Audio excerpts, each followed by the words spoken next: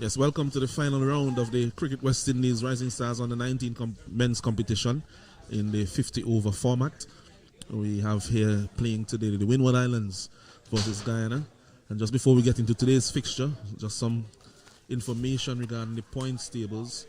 The points table, sorry, for this this format. At the moment, Barbados, they have 18.6 points, Guyana 14.2 points, Trinidad and Tobago 12.4 points, Jamaica 9.8 points, Windward Islands 9 points, and Leeward Islands 7.6 points. So a big win today from Guyana, and the Barbados suffering a big loss. If they can get some points, it might make things a little interesting in terms of who finishes, but definitely finishes first. But definitely this point, Barbados well and truly in front. In terms of the most runs, Rampatab Ramnati has 166 runs, averaging 41.5. Jordan Johnson 159 runs after that big 100 in the last round, 39.75 average. Jewel Andrew 135 runs, 33.75 average.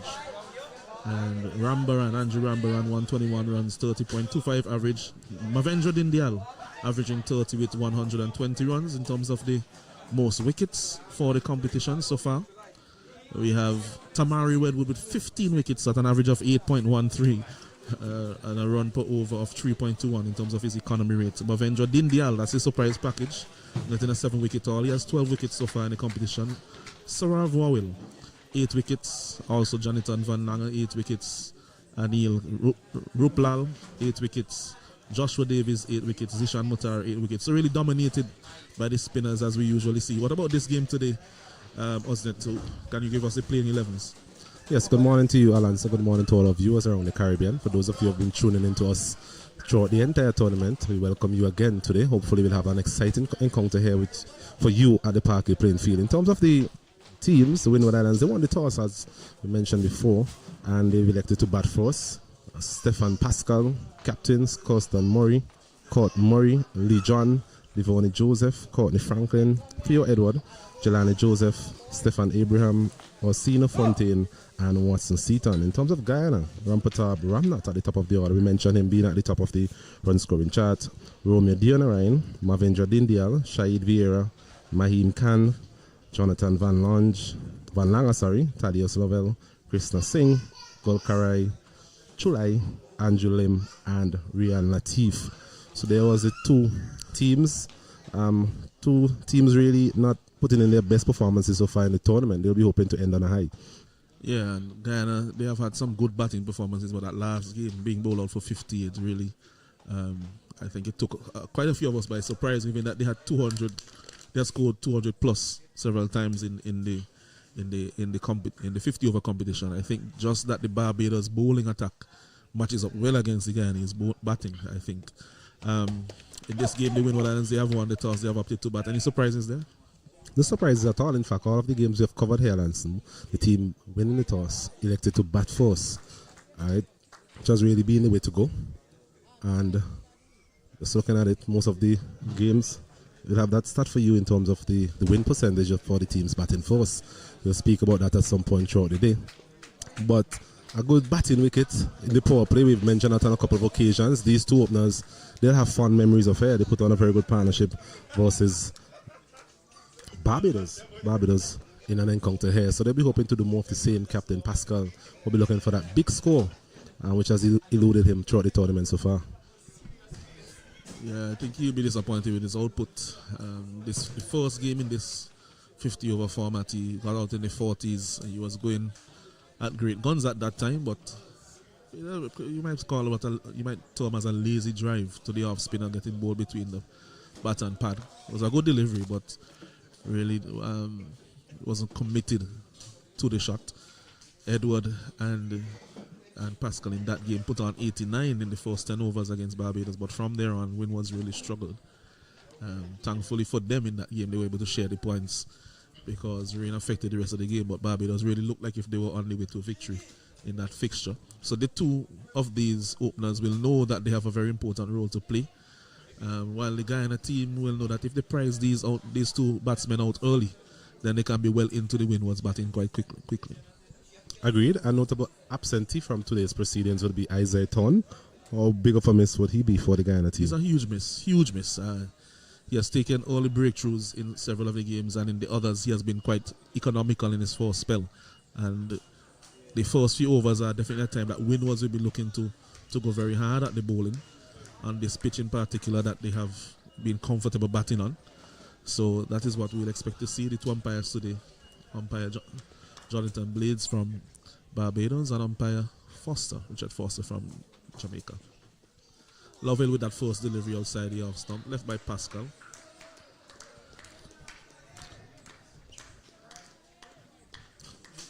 Yes, a bit of carry there for Lovell. Seen quite a bit of him. We were discussing the fact that we've actually seen a lot of the Guyana team, along with the Barbadian and the Jamaican team, most of the games that we have carried.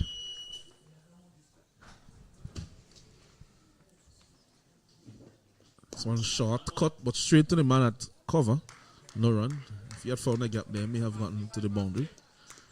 That's a bit too short there from Lovell. It's just his length. An interesting feel right away. They have two men there stationed in the cover and an extra cover. Dindial and Rampatard there. Stefan Pascal can sometimes hit the ball officially through the covers, so from the very start there, employing that particular field. This one is a wide outside the off stump. Signal by umpire Blades. It's actually Robert Foster from Jamaica and Jonathan Blades from Barbados.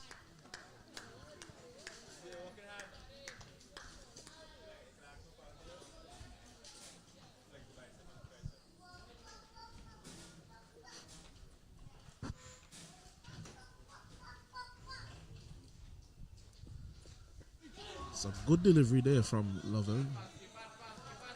This one that's leaving the Windward Islands captain outside the off stump.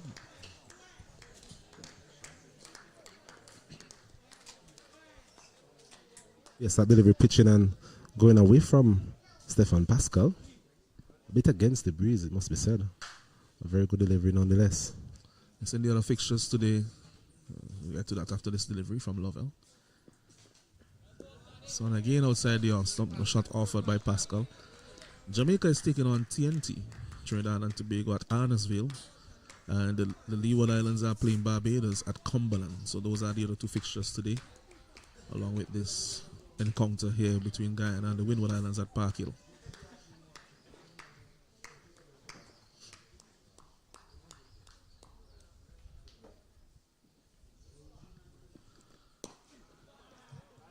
So again, that's the length that he seems to want to bowl, that back of a length. He has to be careful that he's not giving him too much room. Pascal tends to be strong in that area outside the off stump, off the back foot and the front foot. But it can also be his downfall from time to time. Yes, it's a shot that he actually favors. He has to be mindful all around in the innings.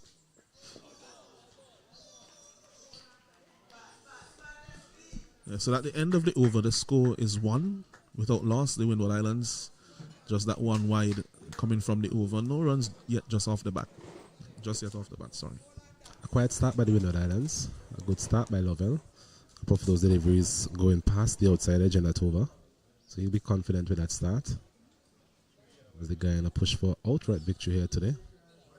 And hope that the Barbados falter at the hands of the Leeward Islands at Cumberland. It's going to be Jonathan Van Langer to start proceedings in the absence of Isaiah Thorne. He's had a very good tournament as well, Van Langer, both with the bat and with the ball. So he'll be looking to end on a high for his team here today.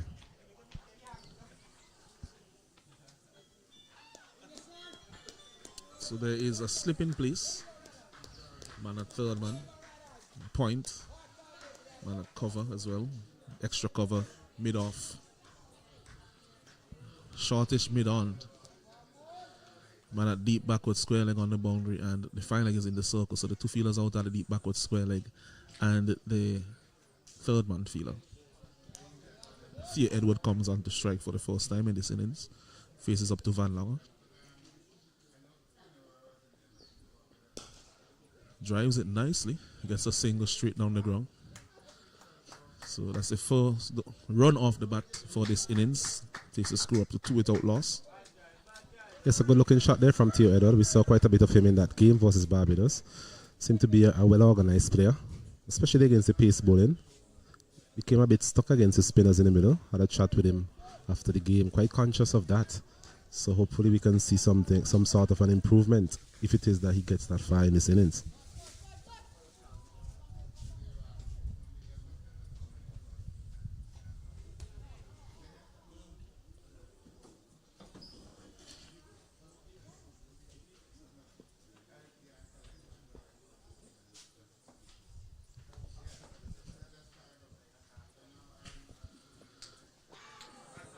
So delivery beating him outside the off stump.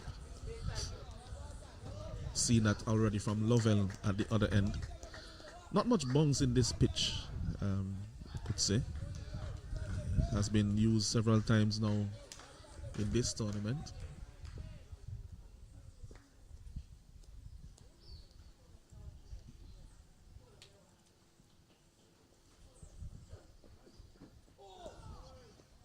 Again, another one that keeps a tad low. So some signs say that pitch just tiring a bit after being used so many times in the competition. It therefore means that you have to really get in on this type of wicket. Spoke about that even in the last round of fixtures. The batsmen who have been able to get in on this wicket has found scoring to be relatively easy. The difficulty starts whenever you're a new player trying to be aggressive too early. And we've seen a lot of players really perishing, wicket falling in clusters on various occasions throughout this tournament. Yes, you make a good point. And we have also seen that when the partnerships get set in, that they could be difficult to dislodge. And it's really about maximizing the opportunities when you get them in terms of the batting, and not really depending on somebody else who is coming after you to make the runs.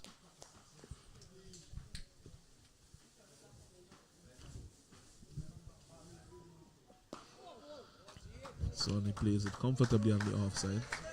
So it's not a bad start so far from Guyana. Into his second over, 2 runs so far, so haven't allowed the Windwards to get away. And we've seen on numerous occasions the likes of Stefan Pascal getting off to a quick start. On this occasion, he's yet to score. He's faced 10 deliveries.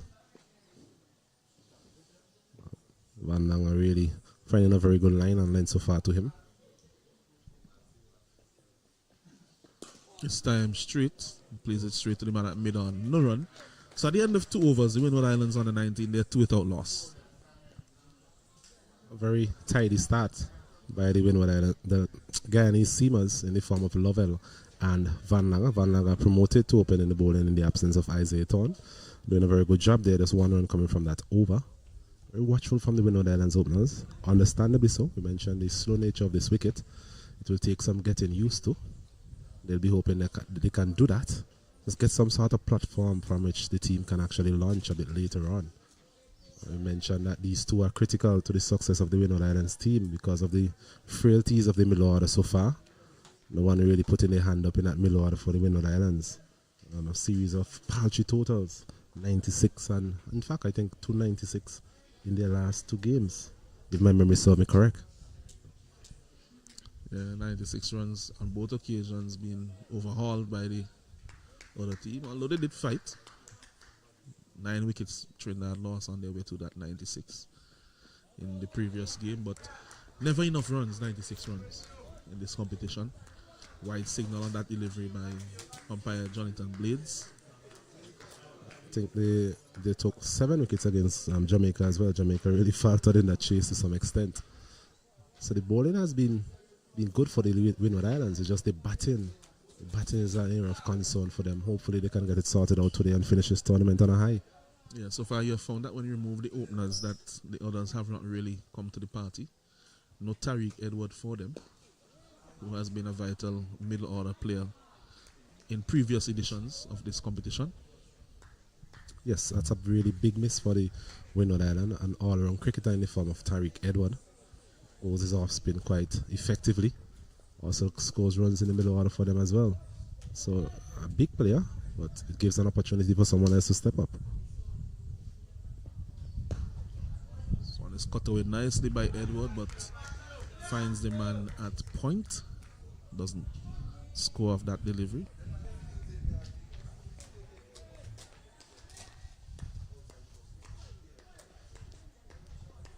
In terms of Guyana, Alan, so that last round fixture versus Barbados, that was a big game for them. They really didn't come to the party. It was more or less a top of the table clash. Barbadians coming out on top quite easily in the end too. Yeah, they would be very disappointed because although they were pegged down in the early exchanges, they had quite a lot of wickets in hand, but they lost their last 6 wickets for less than 10 runs, and that's almost an irreconcilable position in terms of making a comeback from that position in a game. We've seen from the Barbadians, whenever they have really been in a commanding position, they tend to establish and maintain that sort of command throughout the innings. They've really polished off teams with the ball, and whenever they're batting, they tend to form partnerships and score big. So they're quite easily the most all-round team, both in the 2-day format as well as in the 50-over tournament so far. Yes, I agree with you. But Guyana has the potential today to upset the apple cart, so to speak, if they can win comfortably and also secure some points. They'll get quite close to where Barbados are if Barbados doesn't win today. So it will be a close run thing. I think that you get a couple points of bowling, so it may take them maybe close, but not close enough to win if they win and Barbados do not win today. So at this moment, it is looking highly likely that the Barbados team will win this title.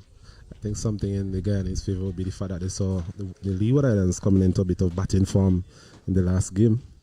But will it really be enough against a rampant Barbadian side? I was excellently fielded there by Lovell.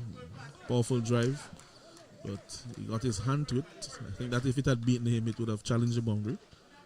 So they have continued to keep Pascal quiet. 12 deliveries so far without a run. He has been striking the ball okay, but I think that probably some of these deliveries he could probably drop 1 or 2 of them and get a single nearby.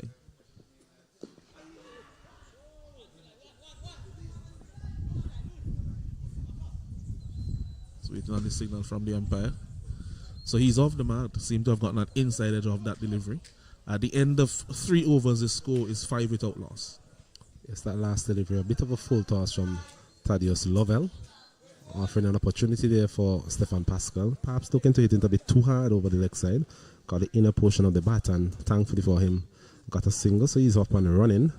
And after 3 overs, the Windward Islands, after winning the toss this morning, electing to bat. They're 5 without loss.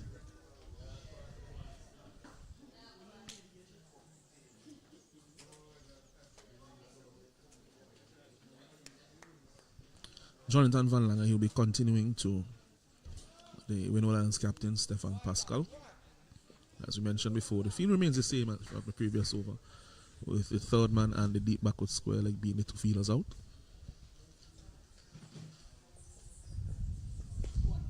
This one, he runs it down to third man. Should be an easy single, comfortably taken. Yes, just allowing that one to come to him there, Stefan Pascal. That's better batting. You mentioned so far he's been quite forceful, trying to get the ball through the covers, his favourite area. But on that occasion, just allowing it to come to him, I think that would be better batting on this particular wicket. Allowing the ball to come to you, not getting too far beyond your head position. And that shot, I think, would be a very productive shot throughout the day. This one is pulled away by Theo Edward to the man on the deep backward square leg boundary for a single.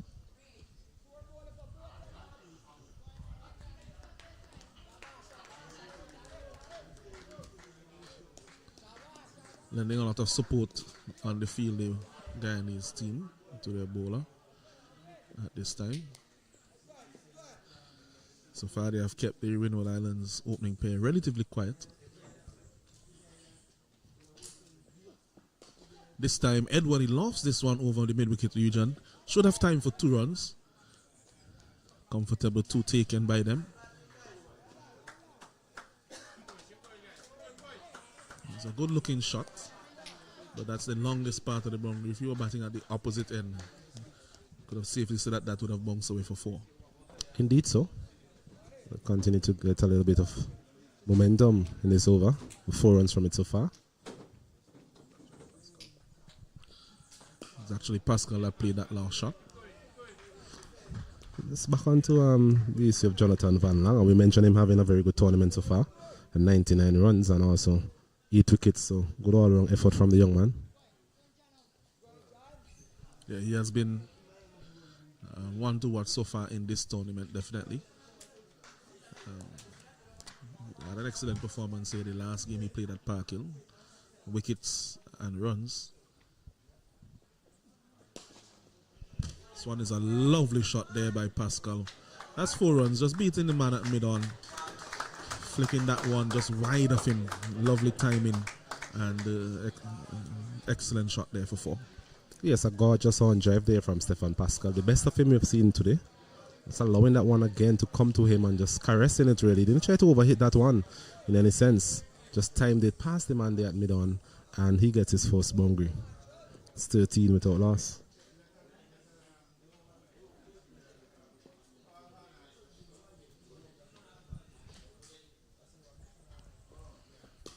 This one turned to square leg, so easy single there as a man from deep back with square leg comes into the feeling.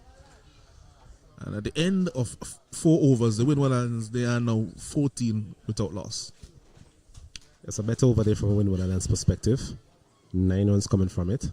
So that's more in line with what we've come to expect from these 2 openers. Relatively free scoring players. Pascal, after taking a while to get off the mark, he's up and running, he's into his stride. We'll be hoping as the captain he can lead from the front here today and allow the Windward Islands to put up a competitive total on the board. Well, in our introduction, Alans, we spoke about the decision to bat first. If you can recall, we've had 4 rounds of fixtures here so far, the first one being a no result. It's a loud appeal but turned down by umpire Blades. Yes, we've had 4 rounds of fixture here at the Parkway playing field, and the first one was a no result between Windward Islands and Barbados. But in the other 3 fixtures, Guyana, they would have won the toss versus Leeward Islands, and they end up winning that game. Barbados, they would have won the toss and batting first against the Jamaicans, if you can recall, making 126 and defending that successfully. And in the last round of games, we saw Leeward Islands winning the toss, batting first, and defeating Jamaica. So winning the toss and batting first here at the Parkway playing field seemed to be the way to go. Windward Islands will be hoping to continue with this trend. I would agree with you based on those statistics, but if you were at these games, how many of those chases were really muffed up by the teams that were chasing? So it may not necessarily be the conditions, but just the pressure of the chase really getting to some of the teams. This one is punched nicely there by Pascal. Will challenge the boundary. It will get there now, so another 4 for him in that mid-on, that wide mid-on area. As mentioned before, he's very strong on the drive, whether through the offside, the onside, or even down the ground, and also off both the back foot and the front foot. It's a very good looking player, Stefan Pascal. We've seen quite a bit of him over the years. Once again, that delivery on the line of the mid-on leg stump and playing it with a straight bat and past the man there at mid-on, the diving man at mid-on, just going to stop it and into the fence for 4. So he's up and running. Seems to be getting into a bit of momentum now into his innings.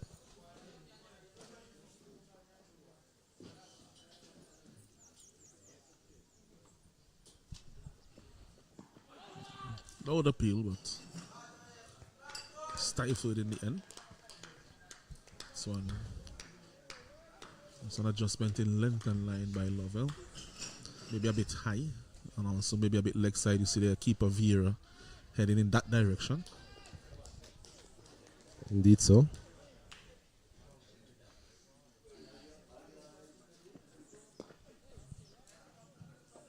Mistiming this one, so it's not a pitch where you can always just stand up and trust the bounce. So it's a shot that he has to be very careful with. Although we know that's one of his favorite shots, punching off the back foot. That's one of those shots that can be very dangerous if there's a little bit of variability in bounce. If it bounces low, he can chop it on, and in a little bit of extra bounce, can go through to the keeper or to the man at slip. Another one that beats him. didn't really come forward or go backward on that occasion. Just stayed in his stance, really. Keeping just a slight bit lower than some of the others we have seen today.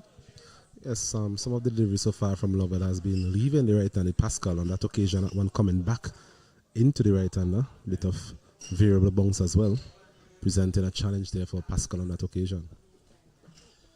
This time it's down the leg side. It should beat the... Yes, it goes all the way for 4. I think it bounced just in front of the keeper here. It didn't collect cleanly. And I think that'll be 5 in all. 5 wides there. So the 4 wides plus... Well, the 4 runs plus the wide. So 5 wides there to the Windward Islands team. So after a sedate start, last couple overs or so, have seen them get up and running. It's going to be a challenge for the wicket keepers as well on this wicket, to show what pace deliveries are going to come through. And once again, we're seeing Shahid Vieira having to dive forward to really effect that stop. Maybe it's a matter of him coming a couple of yards forward. We spoke about that extensively in the last game. Yeah, especially with keeper Williams, keeper for Jamaica, Trevor Williams, and so something that the keepers have to consider, because they don't want to see an edge falling short of them, especially one of these 2 batsmen who are very key for the Windward Islands. So no harm in taking that step or 2 in. I think what they might be fearful of is that one that just flies through and gets to them before they're ready. So lovely looking drive on the up, but straight to Dindial at extra cover. No run. Both of these opening bowlers don't really have the type of pace that, let's say, an Isaiah Thorne would have demonstrated. So it's a matter of just being mindful of the pace at which the bowlers are bowling and the pace at which the wicket is operating. Powerful drive and misfield there by the fielder. It will get to the boundary for 4. Does it? Excellent feeling there by the man at mid-off who does the yeoman work there for his team. And that fielder there is Mahin Khan in for the game today, replacing Isaiah Thorne in the squad. Thorne, we are told, is already in Trinidad. There's some sloppy work there from Chulai, the left arm spinner. Not taking that one cleanly and allowing that ball to get close to the boundary. Thankfully, some good work there from the new man, Mahim Khan. Good start for him in the game in terms of the field. Yes, and Chulai has been switched. This is a good looking shot, but doesn't find the gap. But it was well struck there by Edward. He really looks the part, especially against the pace bowlers. Delving into his history a bit, we see that he has been quite prolific at the under 15 level. So he does know how to score runs and big runs, centuries. Has a history of scoring centuries, which is a good thing. Good to see young batsmen wanting to score big. Another good looking shot. I tell you what, he has played 3 or 4 shots that just with some better placement would have gotten him boundaries, and that's something I think that he has to work on, especially when he's playing the spin bowlers. Tends to get quite bogged down because of that. So as he develops, you'd want to see him applying these things to his game, and it will be interesting to see how he progresses from here on. He's still a very relatively young man, especially at this level. It's on the 19 level, 16 years of age, I've been told. So it's his first time playing at this particular level, the Windward Islands. So it's a learning experience for the young man. Just a few things about his game I believe that he just has to work on and hopefully be able to do so and improve as a player, as an opener in the years to come. But as you mentioned, some good looking shots, but finding the fielders so far on those occasions. Better length there from Van Langen. Pushes it back along the pitch off the back foot. Scores 26 without loss. 1 delivery remaining in the 6th over. Just going back to that point about the batting force, Alanson, and mentioned that is it really a matter of the pitch or the teams themselves? And I think the fact that we have had Jamaica was really chased poorly throughout the tournament. Didn't really help in terms of trying to decipher those statistics. And this one is played beautifully through the covers by Theo Edward. We mentioned earlier that he has found the fielders on a couple of occasions. On that occasion, bisecting the field, and that one raced across the outfield for 4. Good looking shot from the young man. Yeah, that was a top shot, hitting that on the top of his bounce. It was well balanced at the point of contact. And standing tall, freeing his arms outside the off stump, punching it just past the man at mid-off there for a lovely shot for 4. It seemed to be the type of wicket where you really have to bowl straight because of the inconsistent bounce that we are seeing. If you are giving room to the batsman outside the off stump, then he can actually play a bit freely, especially against the new ball on the up. And we saw that in that over versus Van Langer, where he offered whiff on numerous occasions. And Theo Edward, having hit the field on 3 of those occasions, wasn't hitting anybody on that 4th time. So Lovell continues. This one strikes Pascal on the pad. Actually on the thigh pad, quite high, so no appeal. Lovell so far 3.1 overs, none for 13. Van Langer having to open the bowling today, as there's no Isaiah Thorne.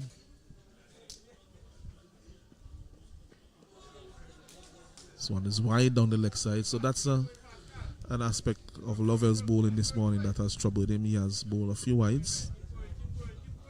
Looking at his action and his general demeanor, he's not really rushing in like his usual self. He seems to be struggling with his action a bit, coming from that end.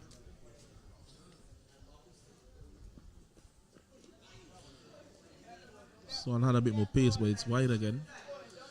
Yeah, I do concur with you. And in the previous game, he was bowling from the opposite end. Maybe more comfortable coming from that end, but had to take the opportunity to fill the gap with the absence of Thorne.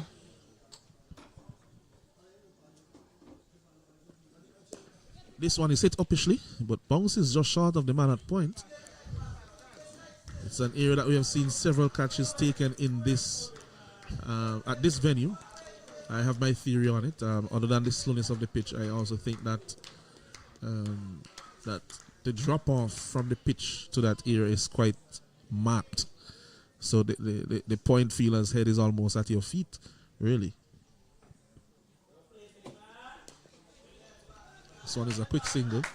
Something that we saw from them in that partnership that they had here against Barbados in the first round. Yes, back to that shot, Alan, so the previous shot. You mentioned that on this pitch. We have seen quite a few dismissals in that particular manner. That man at backward point really becomes an attacking position on this type of wicket, where batsmen are really throwing their bats at those deliveries outside the off stump. Limited foot movement, not really getting close to the pitch or the line of those deliveries, and offering catching opportunities in that particular region. This one is well fielded there by Krishna Singh, diving away to his right. He was quite sharp in the field throughout the tournament, Singh. Saw him earlier in the outfield. He has been solid for the Guyana team in the field.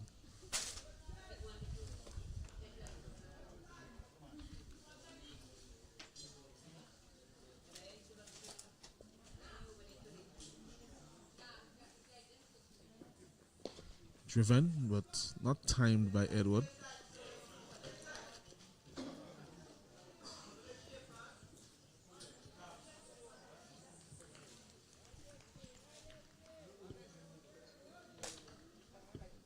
It's a good, solid partnership so far into the 7th over.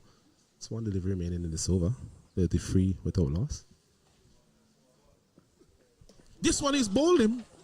So there goes Theo Edward. Was looking to punch that one off the back foot. Seemed to be defeated there by some inward movement as we look at the replay. Going in between bat and pad. And he was bowled by that delivery by Lowell. So that's a big wicket there for the Guyana team. As you see the back of the dangerous Theo Edward.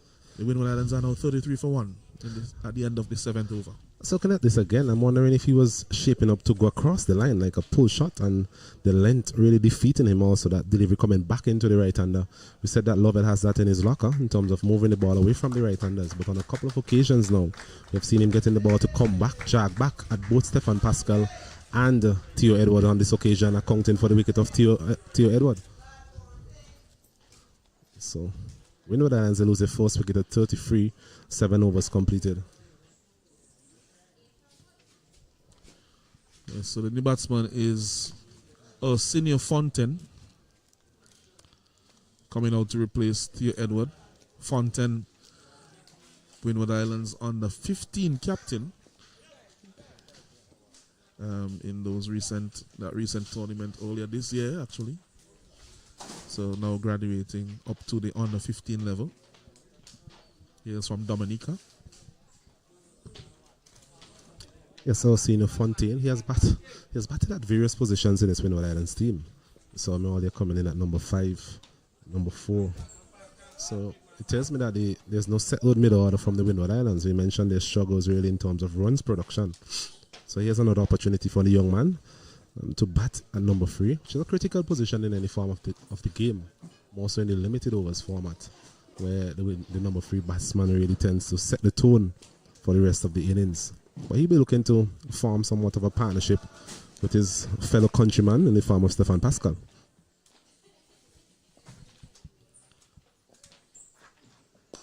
So driven in the gap again, that's wide of mid-on. Should be time for 2 runs, yes, comfortably 2 there for Pascal.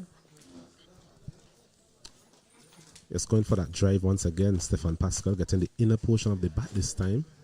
Thankfully for him, went uppishly, but evaded the man there at mid-on and gets himself a comfortable 2 in the end. Pascal coming into this game with 80 runs. So, we mentioned it has been a disappointing performance from him throughout the tournament with the bat. Hasn't been able to lead his team from the front. And being a West Indies under 19 player, West Indies under 19 captain, these returns really nothing to really shout home about for the young man. Yes, I think that he will be disappointed, not just with this 50 over format, but also his production in two-day format. Bearing in mind those 80 runs that he scored, about 40 of those in his first knock, then that also put things into perspective in terms of what has happened in the runs thereafter.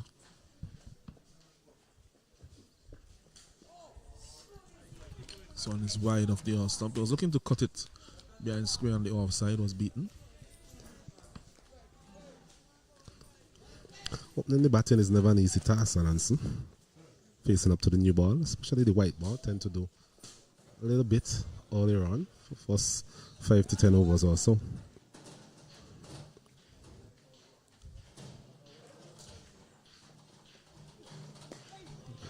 Saw the likes of Jordan Johnson coming to the party in the last game, having gone through a difficult spell as well. Yes, for John, he basically had a bad spell since the regional Super 50, really.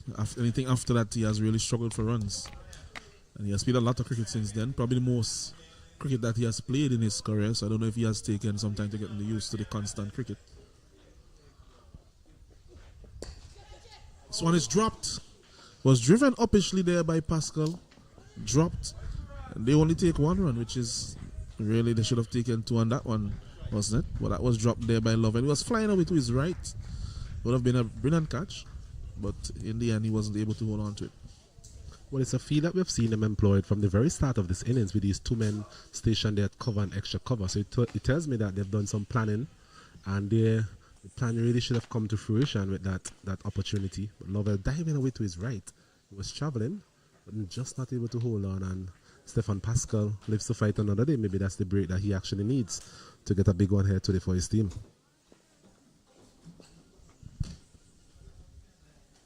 Fontaine on strike now. For the first time in the innings, gets a short one, which he allows to go through to the keeper by swinging out of the way.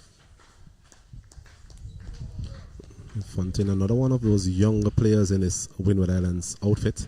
We mentioned Theo Edward, being 16 years. I think Fontaine is somewhere in that region as well. It's really his first time playing at this particular level. We saw him for the West Indies on Windward Islands on the 15 team. Yeah, just looking back at that one where he swayed out of the way, his back was still quite high.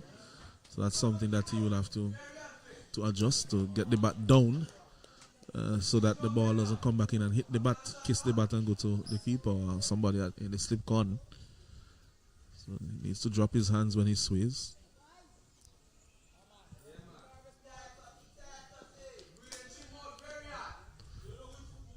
Not the most attacking I've seen of Fontaine is someone more in the mode of trying to bat as long as possible. And at times he can get rather stuck as well, both against the seam and the spin. But as we mentioned before, he's a relatively young man. Hopefully he'll learn quickly. As another over is completed, it's 38 for the loss of 1. Yes, 38 for the loss of 1 wicket. We haven't seen him bowl in the tournament as well. Fontaine does have a useful medium pace. Well, it will be medium at this higher level, but does have a fair ton of pace. Well, it seemed that way at least from the under 15 level, and he has a few more years there. So by the time he gets to 18, 19, may not be considered medium pace again. So 38 for 1 after 8 overs. They have lost the wicket of Theo Edward. Was dismissed in not the previous over, but the last over from Lovell. Bowled. Playing off the back foot.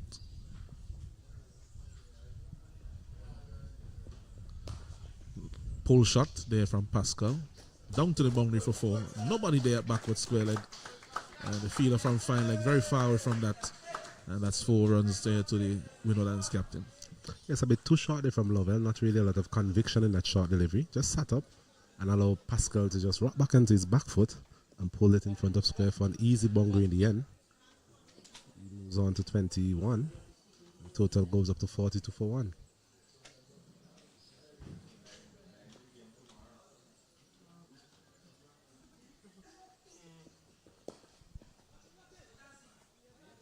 It's driven down to the man at mid-on. So adjustment in length there from Lovell. Drive not timed by Pascal.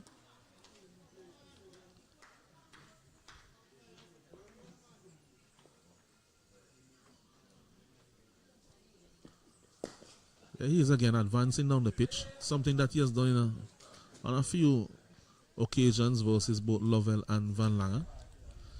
None of them really have the pace to push him back on the back foot. I don't think you want to get too overconfident here, Stefan Pascal. We mentioned the importance of his wicket, having lost his partner in the form of Theo Edward. He'll want to stay there.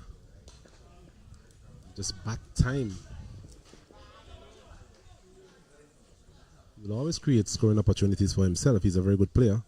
Just don't want to gift his wicket away to the opposition, having, once again, getting off to a good start. Yeah, he's in that danger area now in the 20s, 30s, 40s. Those are his danger areas. As you mentioned, tends to get off to good starts, but then I think maybe you could attribute it to losses of concentration. Gets out in these areas. It's a loud appeal. We call it a celebratory appeal, really. It was half celebration, half appeal. May have been a little high, seeing where it struck young Fontaine. It's not the tallest of players, Fontaine. That delivery again coming back into the right-hander, hitting him just above the knee roll. So I think that in itself would have created a bit of doubt in the mind of umpire Blades out of Barbados, judging it to be not out. As you mentioned, quite a celebratory appeal from Lovell. Appeal. Half celebration, half appeal. Almost after what we see from what we used to see from Stuart Broad sometimes for England. He used to get himself in trouble from time to time with that. I think it's something the ICC has actually clamped down on. I just think it's all in the fun of the game itself, but Similarly, in football, taking off your short in celebration, it really, so there are some things about the game that you look at it and say, they take away some of the fun and the excitement in terms of the bowlers appealing in that way. Yes, 43 for 1 after 9 overs. I tend to agree with you. But I think that they're looking at it from the perspective of it's almost telling the umpire that he has to give the the batsman out because we're already celebrating. So I think that would be the defense from the officials and from the ICC. But we have to always remember that the sport is a spectator sport. So you don't want to make things too dull for the spectators or they will gravitate to another sport which will entertain them. Agreed. 9 overs so far, 43 for 1. Reasonable scoring rate from the Windward Islands, just around 4.8 runs per over. That wicket of Theo Edward though, is a big one for them to lose. Van Langer to Pascal. Just guys, this one down to the man at third man for a single. Pascal. It will bring Fontaine into strike. Fontaine yet to get off the mark after 4 deliveries.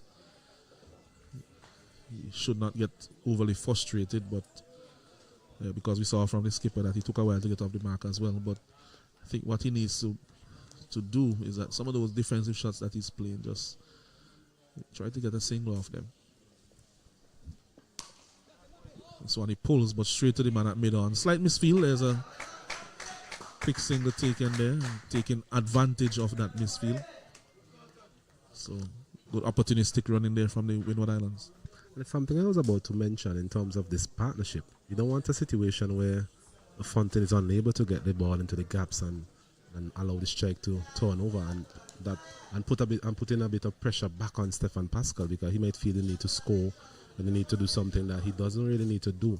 So it's important from a Windward Islands perspective that Fontaine is able to walk the ball into the gaps and keep the scoreboard ticking over and get the partnership going with a bit of momentum, as opposed to him getting bogged down and leaving all the scoring pressure back on Stefan Pascal. Yeah, that's very important because it can lead to a dismissal where you try to do something a bit more risky from the batting perspective.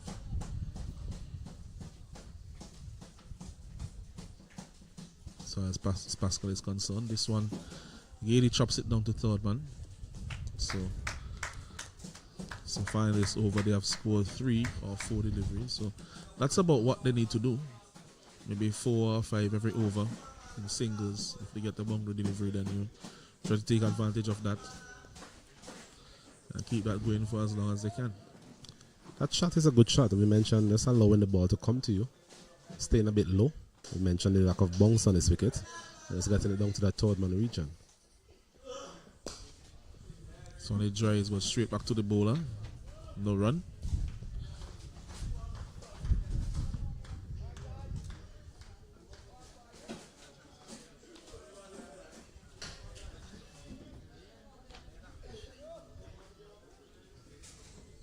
You mentioned Fontaine primarily in this side as a batsman. Haven't seen him bowl at all in the tournament. So when he flicks in the gap, he should get 2 for this one. It was well timed. Comfortably 2 taken in the end. And that brings an end to the over by Jonathan Van Langer. At the end of the 10th over, the score is 48 for 1, the Windward Islands. Yes, that's good batting there from Fontaine, something that we've called for. And it's good to see that he has a bit of tempo into his innings so far. Just faced 7 deliveries, but he has looked compact so far. And has been able to get the ball into the gap. So that's good from the young man. That's good from Windward Island. So 10 overs completed, 48 for 1, a scoring rate of 4.80 per over, which is not bad. I think having won the toss and batted first, they'll be relatively pleased with how things have gone so far. Yeah, they will be disappointed with the wicket of Edward, but it was a good delivery from Lovell. And I think the Guyanese now will be seeing and thinking to themselves that they need to continue to take wickets here versus the Windwards team. They will especially like to see the back of the Windwards captain, Pascal. There will be a change in tempo now as we have the introduction of Chulai, Gulcharan Chulai, who has been truly an exceptional bowler for the Guyanese team in both formats of this competition. Indeed so. Left arm spin. Mentioned his exploits in the tournament so far.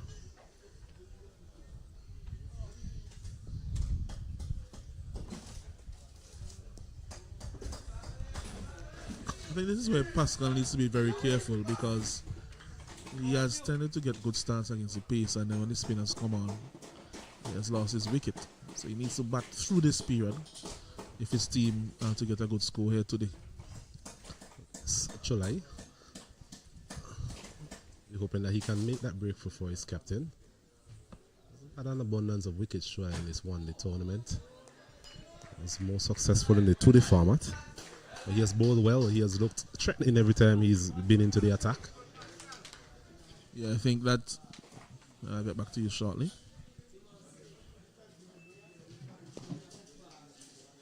This one is punched off the back foot. Missed there in the covers. And another single to captain. Yeah, I think that some of the other bowlers could actually give him credit for some of their wickets because of the pressure that he has built at his end.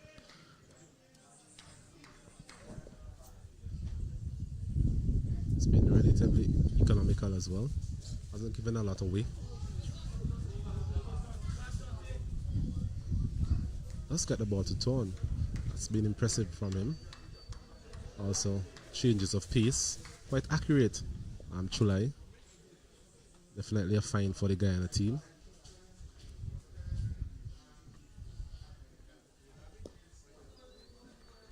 It's a crucial part of the game as well. The introduction of the spinners. Always tend to slow the scoring rate down and also lead to wickets, and in some cases clusters of wickets. So the Windward Islands will be mindful of that. I'll be hoping that that would not replicate itself in this particular game. It's 1 run so far from this over. In fact, it's a dot ball to end. So Chulai, 1 run from his over. Now at the end of the 11th, it's 49 for the loss of 1. Yeah, so looking at that previous delivery, a full toss, a push really tamely by Fontaine into the covers. These are deliveries that he has to see as opportunities to score and get the scoreboard moving, because you won't get them regularly, and then when you get bogged down, what would tend to happen is that you may end up thinking that you need to score now, and then you try to get runs off of a delivery that is much more difficult to score from. So I want to see that intensity, that intent to score more from him. I think at times he just looks like if he's batting in the nets. Not much intent in his shot play. Agreed. Still alone in the game, Fontaine. Mentioned his age, his experience at this level quite limited. So I'm sure that these are all things that he'll be looking to work on as he goes through his professional career. As we see a new bowler from the southern end, it's going to be Mahim Kand. It's the first we've seen of him. Be interesting to see how the young man goes. Mention also that placing Isaiah Thorne. So some big boots to fill. Yeah, well, first he'll be filling them in a different way, bowling off spin. It's punching this one, Pascal. Out to deep extra cover. So right arm off spin from the young man. A little bit tall. Reminds me a bit of Preston Clark from Barbados. Similar build. Tall Guyanese off spinner. We have had several of those. This one is driving at it again. Not with a lot of power, but just enough to get past Van Langer there in the covers. Gets a single. Yeah, we have had several tall Guyanese off spinners. Lance Gibbs, greatest among them. Roger Harper. In more recent vintage, all around the Kush. Hooper not as tall, but also very successful. Over 100 wickets in test wicket. Carl Hooper. Safe to and also I think more recently Stephen Jacobs as well.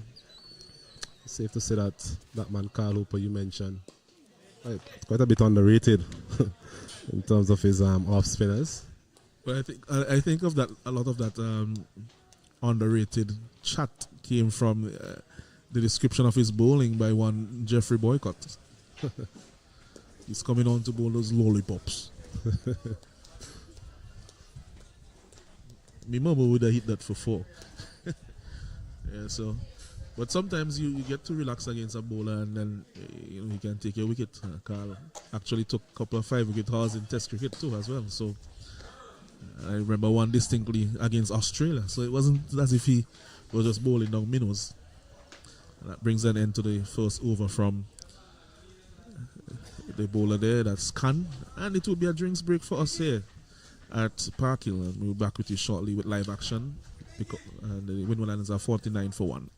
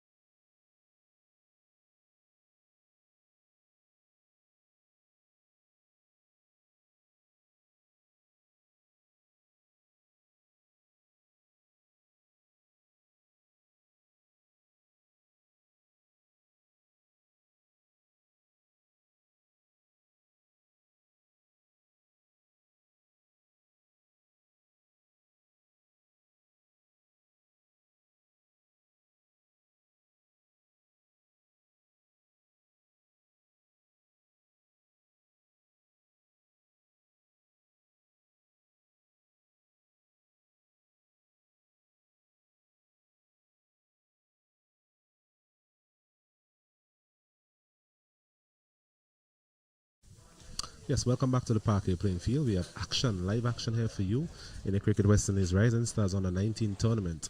The last round of fixtures here between Guyana and Windward Islands. Earlier, Windward Islands, they won the toss and elected to bat first, as we have seen on numerous occasions here. And they've gone on to 49 for 1 in 11 overs. And Fontaine, he's done free. Captain Pascal is still there from a Windward Islands perspective. That's going to be a critical wicket for them, as he can really take them to somewhere competitive here this morning at the Parkway playing field. As I welcome back my co-commentator, Alan Cruikshank. Yes, good morning to you, Ozet. Good morning to our viewers. It's going to be Gulkaran Chulai to continue proceedings from the northern end.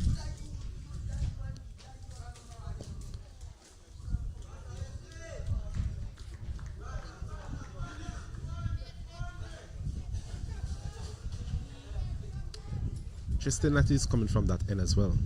It's something that we've really struggled to comprehend at times. But this one is hit officially again, just passing the man there at backward point. They come back for a second. A bit of confusion there between those two. But once again, that delivery outside the off stump, in a bit loosely there from his body. And Pascal, but thankfully for him, just evading the man there at backward point.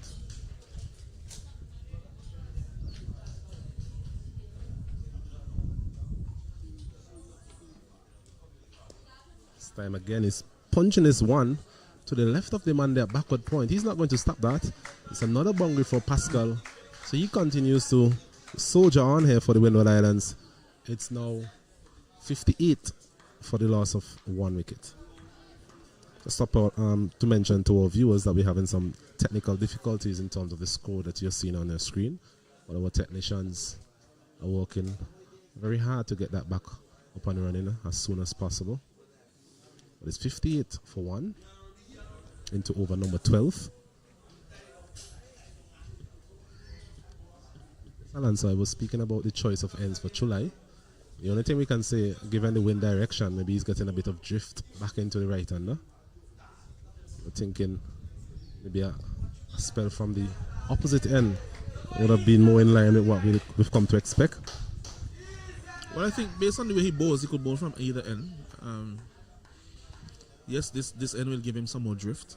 The other end will help him getting some of the turn that he gets. If he slows the delivery down while it is actually in the air turning away, but the drift is what is more likely to be affected by the wind. As the ball is coming in the air, that's a longer path of travel unless he bowls extremely short in his own half, which you won't expect from the spinner. So that's something that they consider. I think so a lot of the spinners tend to bowl from the other end because they're afraid basically of that short boundary on the onside from the end that Chulai is bowling. But I think he has the threat and the discipline to negate that threat from the batsman. It's Khan to continue into his second over. He's hitting this one officially again. Fontaine getting close to the boundary, and I think despite a valiant effort there from Krishna Singh, that ball making its way over the rope. So a fortuitous boundary there from Fontaine, showing a bit of intent, trying to go over extra cover, peeling off the outside edge and making it its way to the boundary. So 62 now for the loss of 1, the Windward Islands. Yeah, seeing a little bit more intent from him. That occasion was a bit fortuitous, peeling off the outer half but not going to hand. Outer half of his bat, eluding the man at backward point, but at least it's some more intent from him. Just has to work on the execution now. This one a bit flatter, a bit quicker. So tends to change his pace up a bit, given what the limited action we've seen from him so far. A couple of occasions so far, he has managed to flight the ball nicely. And this one's a full toss again, hitting straight back to the man. An easy catch in the end from the captain Khan. So he gets his first breakthrough. A disappointing end to the innings there from Fontaine. Gifted a full toss and just hitting it straight back to the man. He goes. It's now 62 for the loss of 2. Yeah, it was a really a delivery that could have gone anyway. Getting it straight back to the bowler, not with a lot of power either. And in the end, that full toss doing a trick. Sometimes these are deliveries, especially at this level, that ends up taking wickets. But really and truly should have done a lot better with that delivery there, Fontaine. He walks away dejectedly. Replaced at the wicket by the more experienced Devani Joseph, who we have not seen a lot of in this tournament. Scored 100 in the last edition of the 50 over tournament for the Windward Islands. Wicketkeeper batsman. There's a lot of disappointment there from Fontaine, and I think once again it goes back to the fact that sometimes he's in such a negative mindset in terms of his batting and the tempo at which he goes at, that sometimes run scoring seems to be the back of the queue as it relates to his execution. So on that occasion, a full toss being served up really. Could have hit it anywhere, and it chose to hit it straight back to the man there, Khan. So a lot to ponder for the young man. Mentioned he's a relatively young player, so hopefully he'll learn from this experience. As Devani Joseph, someone who has a bit more experience at this level, comes in to join his captain. Does hit the ball along with Joseph. One of those attacking type players. Once again, he will need to give himself a chance in terms of starting on this wicket. It's not the easiest wicket to start on in terms of attacking stroke play. It's a man there now, Van Langer coming in at a short extra cover. It's also a man at cover. This one is short. Quicker delivery. I think it's a no ball as well. So a free hit it would be. Facing up here to the spin of Khan. Mahim Khan. Can't move. A step in the front crease on that occasion. A cardinal sin, some would say. Fighting this one on Joseph, winding up for that big slug sweep. Might actually get it out to the deep square leg boundary. There goes Lovell coming around, limiting the batsman to 2 runs. So not getting the type of connection on that occasion, Devonny Joseph. Yeah, it was a good length from Khan. It was very full, not allowing him to get easily under that delivery. So good defensive bowling there from him after conceding that free hit.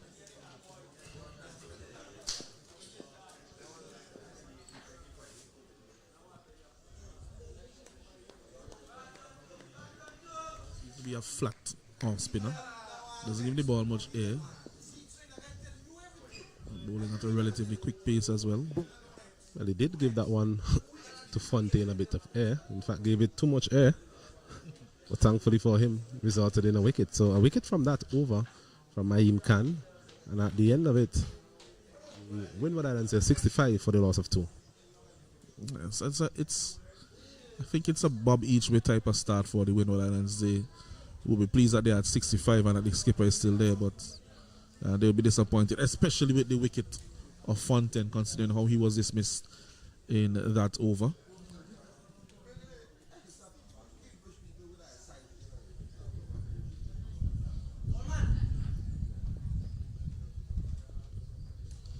Joseph and Pascal, the 2 most experienced batsmen in this 11, so a lot will depend on them now. For the Windward Islands, Chulai has been, in my opinion, one of the more impressive bowlers in the tournament, even though he has not gotten a lot of wickets. Seeing that it's a 50-over tournament, containment is also important. And he has not bowled a lot of bad deliveries. He has gotten turned consistently at the various venues. And I think some of one of the main reasons why he has not gotten a lot of wickets is because all the teams that he has played against have played him with a lot of respect. Almost like what they do to some of the key spinners in opposition teams in the white ball competitions around the world. Agreed totally. It's again a good start to this over from Chulai.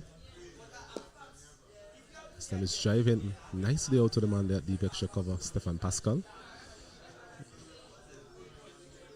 Gets a single. Yes, there's a lot to like about Chulai and his bowling. Always seems to be in control. He's one of those spinners that doesn't look too flustered by what is happening around him. Understands his role, understands his strengths, and sticks to them on most occasions. We're bowling now to the left-handed Joseph. So some slight changes in the field. There's a backward square leg, a mid-wicket. A man at long on. Yes.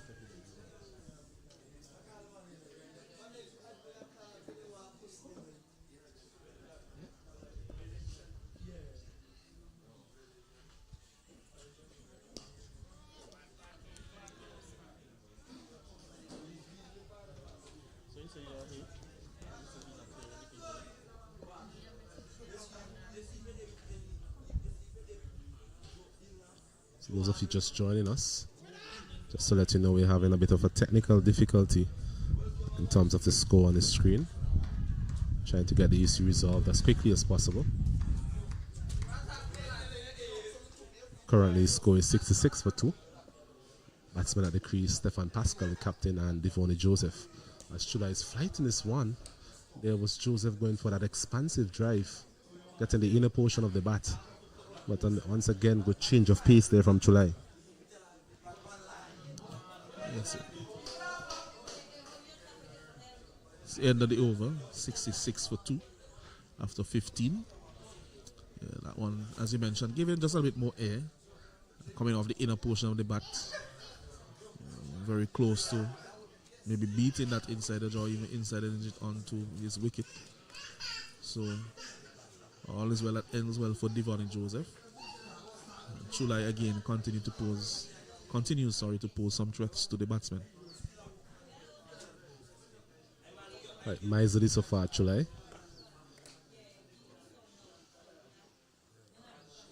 As the Guyana team looking to exert a bit of dominance in this middle period. The use of their spin bowling option going to be critical. We mentioned that man Dindial as well up there in that wicket taking chart. This one is short of a length.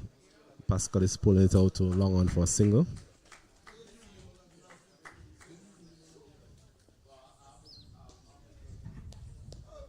So the Guyanese spinners versus these two.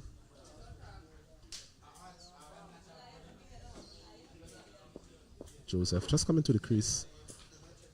Want to give himself a chance by getting used to the pace, what is being offered. Mahim Khan so far we mentioned has been a bit quick through the air. Has had occasions where he tried flighting the ball as well. So one such occasion there, that one a bit fuller. Joseph can't find the gap. The man now going back to the long on position. Ramnot. A bit of tone and bounce as well. He's a tall man. Can. And that one pitching and turning away from the left-handed Devon Joseph. A very good delivery. Yes, excellent delivery there from Khan. He has a slip in place, so that would be one of the areas that he's looking to dismiss Joseph. That bounce and turn around the off stump.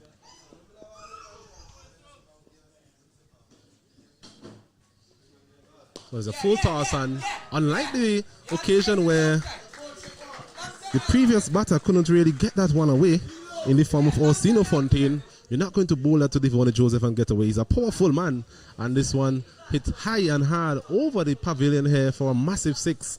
His first, the first of the Windward Islands innings as well.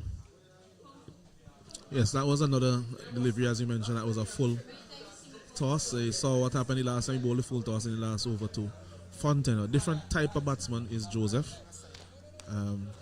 Packs more of a punch. Also has a more aggressive mindset, and I think sometimes mindset can be a massive difference when you're playing cricket. And he was able to get that one well over the mid-wicket boundary for six. Poor delivery and appropriately treated there by Devon Joseph. Yes, really, a delivery that really got what it deserved, really. A full toss again, right into the arc of the left-hander, and managed to get that one over deep mid-wicket for a massive six. Not the biggest of boundaries on that side, but that would have cleared any part of any ground here in St. Vincent and the Grenadines. Yeah, that was well over the boundary for six in the end. I think that it was a comfortable shot for him. Spending some time here as we try to wait on the ball coming back to us. And while we wait on that replacement, we'll take a very short break and come back to you with live action.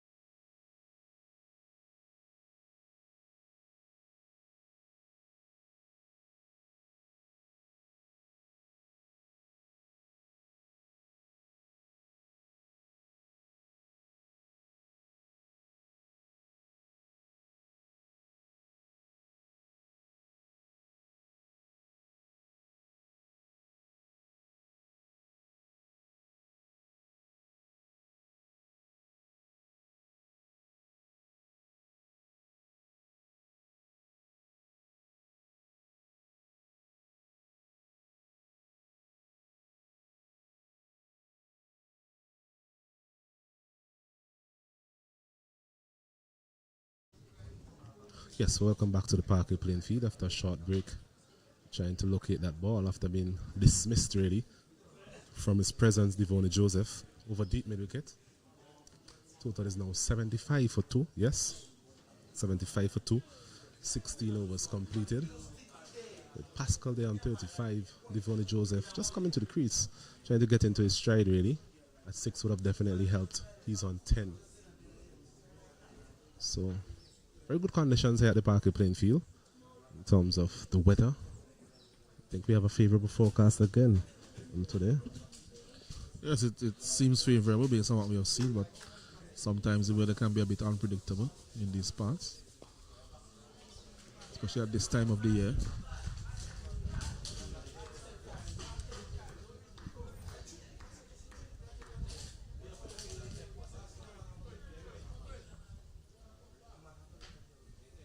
So Chula it is to continue proceedings. Ball into Pascal. That one is played nicely, but just not finding the gap once again. Captain Dindial opting for those 2 men stationed there. Not a straightish cover, I want an extra cover. There's also one at deep extra cover. So quite a bit of protection for Chula in that region. Just there for that drive that Pascal tend to play uppishly at times. The end of this over will update our viewers in terms of the point standing and also some of the scores from the other games in this round. Pascal again trying to go through that offside. Chulai doing what Chulai does.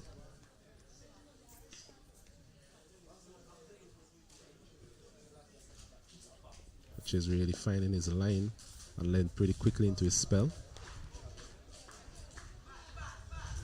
Pascal just need to get through this difficult period. We mentioned the fact that Chulai really is a formidable option for the opposition. It's just a matter of not gifting your wicket to him as a maiden over is completed. And at the end of it, 75 for 2. Windward Island, 17 overs completed. Alanson, you have some updates for us? Yes, just from the fixture between the Leeward Islands under 19 and the Barbados under 19 at Cumberland Playing Field. Leeward Islands 46 for 2. Michael Palmer dismissed for 11. Not out is Devon and Singh on 15. Carlton Pluck also dismissed, and Joey Landry is not out on 6 of 11 deliveries. In the game at Arnisville, we have Jamaica taking on Trinidad and Tobago. Jamaica 60 for 3 after 13.4 overs. The batsmen dismissed Trevor Williams, LBW without scoring. John Johnson 25 run out, A.K. Ruplal, and Stephen Wedderburn has been dismissed, LBW, by Joshua Davis. So not out batsmen are Kevin Andre Vogo on 13 and Brian Barnes, the skipper, on 1. So you see Maim can continue proceedings here for the Guyanese. Facing up to Devonnie Joseph. Of course, we'll have that point standing for you after this over. This one is driven nicely. Similar field employed for Joseph with those 2 men in the covers. So Guyana trying to be innovative in terms of the field setting here. Getting a bit of tone as well, Maim Khan. Saw evidence of that in the previous over. With one spinning pass, Joseph. This one going through for a quick single. Well run by the 2. More of that is needed in terms of just dropping the ball into the gaps. Ever so often throughout this innings, we have seen some powerful shots, but straight to the fielders.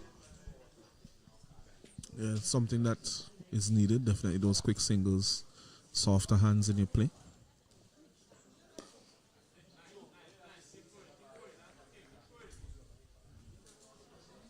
These 2 seem to be getting through their overs very quickly as well.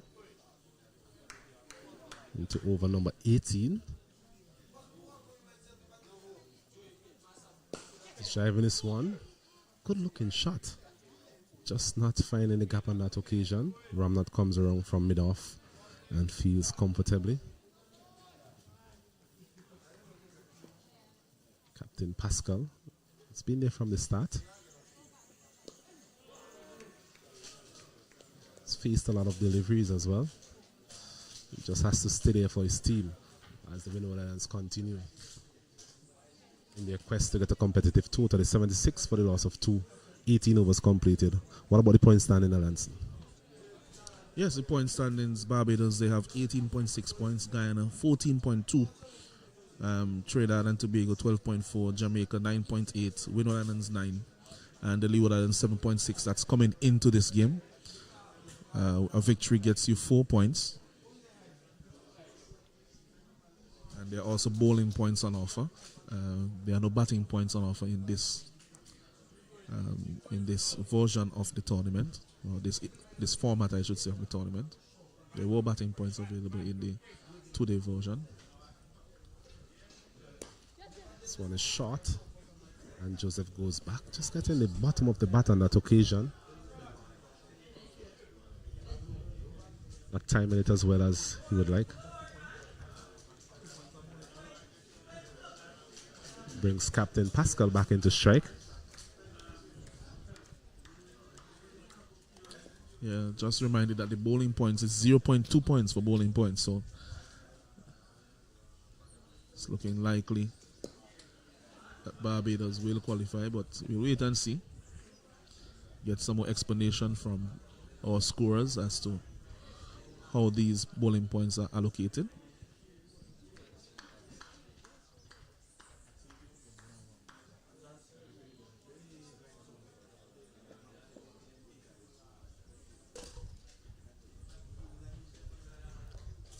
Continues this one a bit quicker on the line of the leg stump. Joseph manages to get it down to the man there at fine leg for another single. So a couple of singles in this over, something that we've mentioned that's going to be critical to the progress of the Windward Islands team.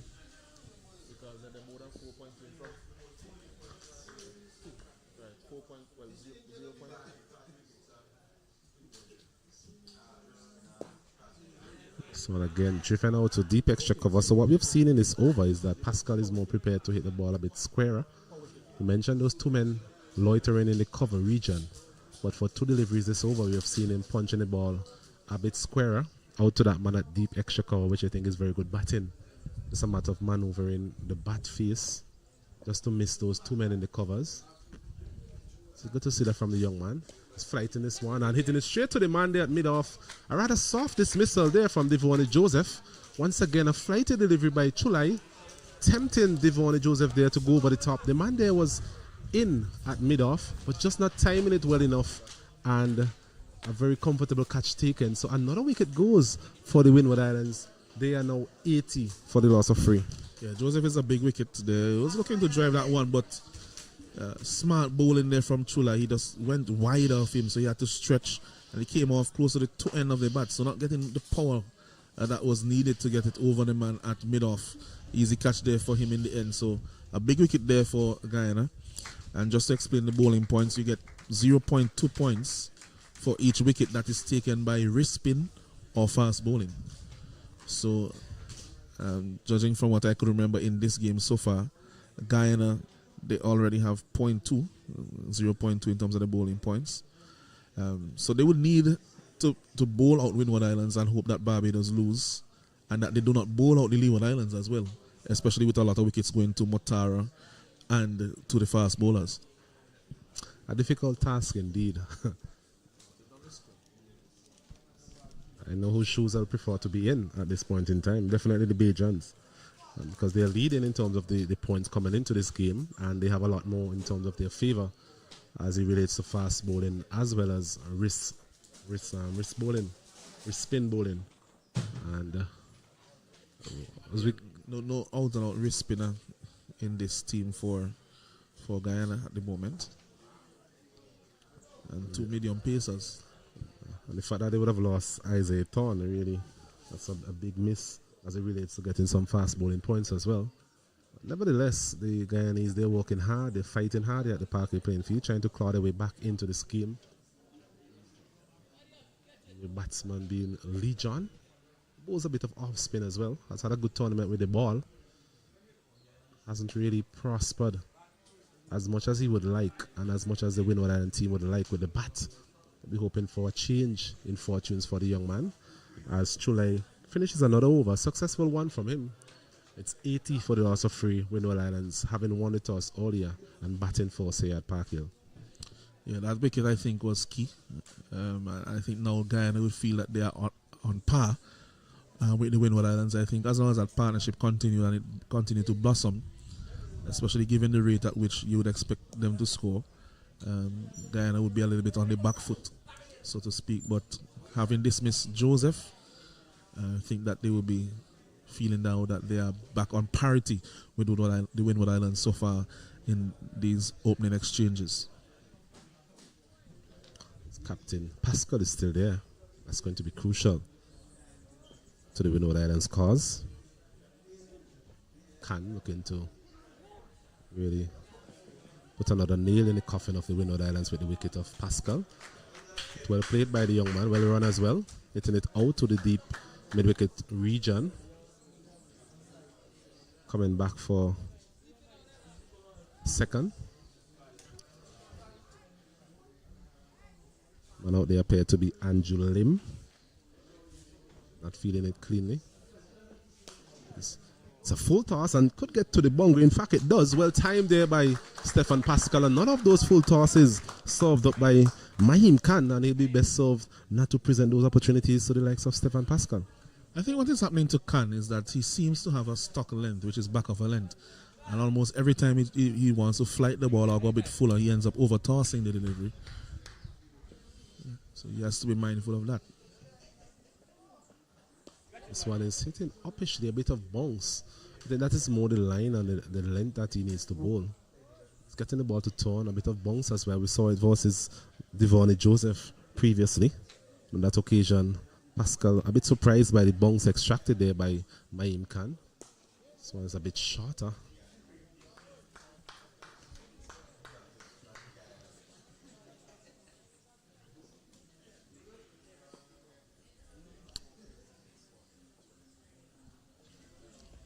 Flighting this one again, and he's misfeeling again, Van Langer. And a brilliant stop on the boundary here, just in front of us. Lovell diving away to his right, really bailing out his partner there in the form of Van Langer. Yeah, it was excellent feeling there from Lovell. He's very quick across the ground, put in the full dive, and prevented that one from going across the ropes. So saving 2 runs there for his team. Really should have been a dot ball. This one is short again and pulling this one out to long on the region for a single. So not a lot of consistency so far in this over. In fact, that's the last delivery of the over from Mahim Khan. Just perhaps striving a bit too hard against the likes of Stefan Pascal. So the score moves on to 89. Yes, 89 for the loss of 3. Windward Islands here at the Parkway playing field. It's 89 for 3. As we mentioned before, will be disappointed with that last wicket that fell. And the manner in which it fell, along with the second wicket, that of Fontaine. And that's something that we continue to see in this tournament, a lot of unforced errors with the batting, so to speak.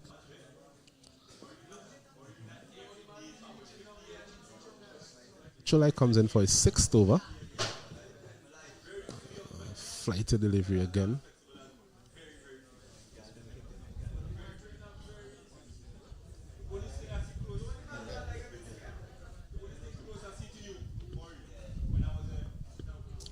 So Chulai flighting that delivery, driven, but feel it there by the man at mid-off, Ramnath. Figures of 1 for 12 so far from Chulai. Mention his economic nature, as this one is punched out to deep extra cover.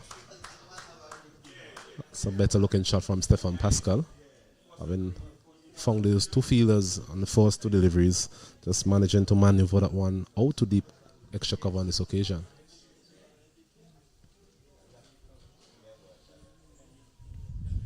Changing the field here for Lee John, just coming to the crease.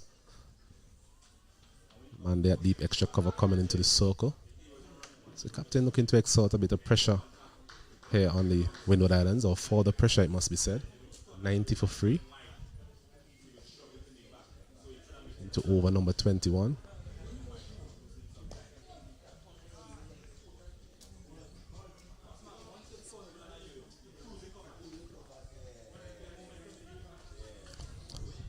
Yes, we are pleased to announce that the score is now back on the screen. Thank you for your patience. All our viewers back in Guyana, and also the viewers in our Windward Islands, likes of Dominica, St. Lucia, Dominica, and of course St. Vincent and the Grenadines. Grenada, my apologies, those Grenadians, as another over is completed here by Chula. He continues to impress very miserly so far in his approach, and the Windward Islands, they're 90 for 3, 21 overs completed. It's 90 for 3 after 21 overs, the Windward Islands. They will be content enough so far with the start. I think they will be a bit disappointed with the manner in which some of the wickets have fallen. They could have been in an even stronger position at this point of the game. But I think they will be satisfied. So far, they would understand that they need to continue batting. There will be a lot of spin bowled to them from here on in the game until maybe later on the 35th over and beyond. So they will need to ensure that they keep the strike rotating and that they push the ball in the gaps against the spinners.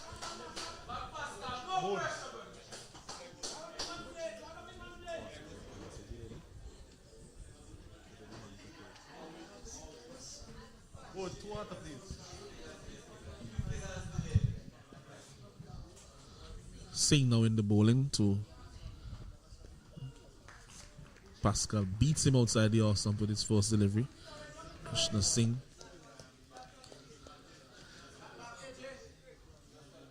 Number 108 on his back.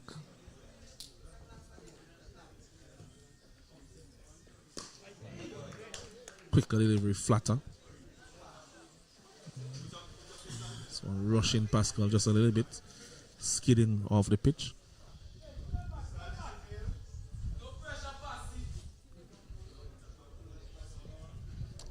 Pascal 47 from 75 deliveries. You mentioned he's a relatively free scoring player. He's really had to toil hard so far. It's good to see the young man digging in, understanding his importance to this Windward Islands team. Yeah, he needs to, and I think he needs to see if he can bat right to the end of this innings. It will be his last opportunity in the tournament, so no more opportunities to bat beyond this. So really needs to end on a high from a personal standpoint and also in terms of the development of West Indies cricket. So quick delivery, it was flatter. Has to be careful of the back foot against Singh. He seems to be type of off spinner who gets the ball to skid through off that back of a length delivery. So he's playing it down to the vacant third man area. Should have time for a comfortable 2 runs.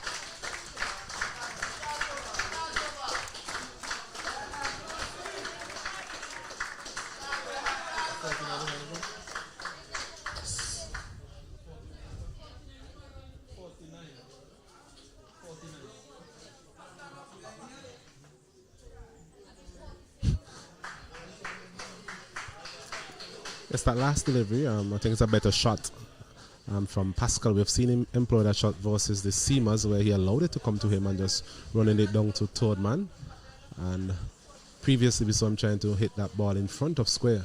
And as you mentioned, with the inconsistent bounce and the pace at which Krishna Singh is bowling was always going to be a difficult task. So with adjustment there from Stefan Pascal onto 49, bit of a premature celebration from his teammates on the sideline.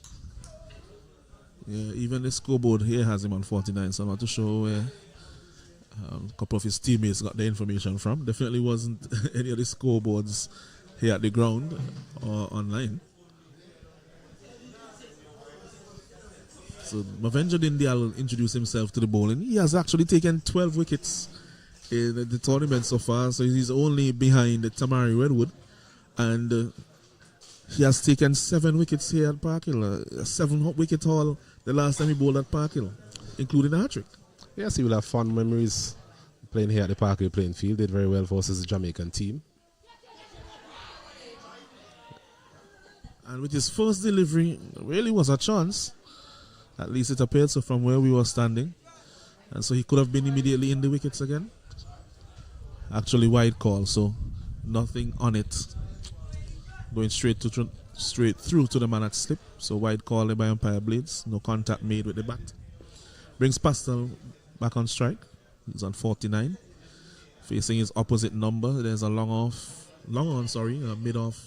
mid wicket, deep mid wicket. Extra cover. Very full delivery, which he punches down to long on. Now he can applaud his 50. So that's 50 there for the Windward Islands captain. Well played to him. Yes, well played to the young man. Mentioned the importance of his wicket to the Windward Islands cause. And he's been watchful so far. It's been an innings littered with class as well. On occasions, he's managed to really get those bad balls to the boundary. And I think that will be the important aspect of his batting in terms of keeping out the good deliveries. But we all know he has the class, the ability to put those bad deliveries to the boundary. Yeah, and also getting some singles off some of those good deliveries as well. Just knocking it around. Lee John yet to get off the mark. Should not feel too much pressure because his scoreboard is moving. But there's also a personal aspect to batting. Sometimes there can be some personal pressure on you. But from the team perspective, should not be too pressured with the way that the scoreboard is moving at the moment. So Dindial into the attack. We mentioned that he's an underrated operator. We've seen quite a bit of him over the years. Does give the ball a bit of a rip. Get it to turn. So no surprise to me really in terms of him being amongst the wicket. Maybe not to the extent that he has in terms of that 7-wicket haul in the last game versus Jamaica. Yeah, he got 4 wickets in and over in that game. A remarkable spell really. This one slowed it right down for Lee John, who at one point was looking to drive forcefully but then checked his shot.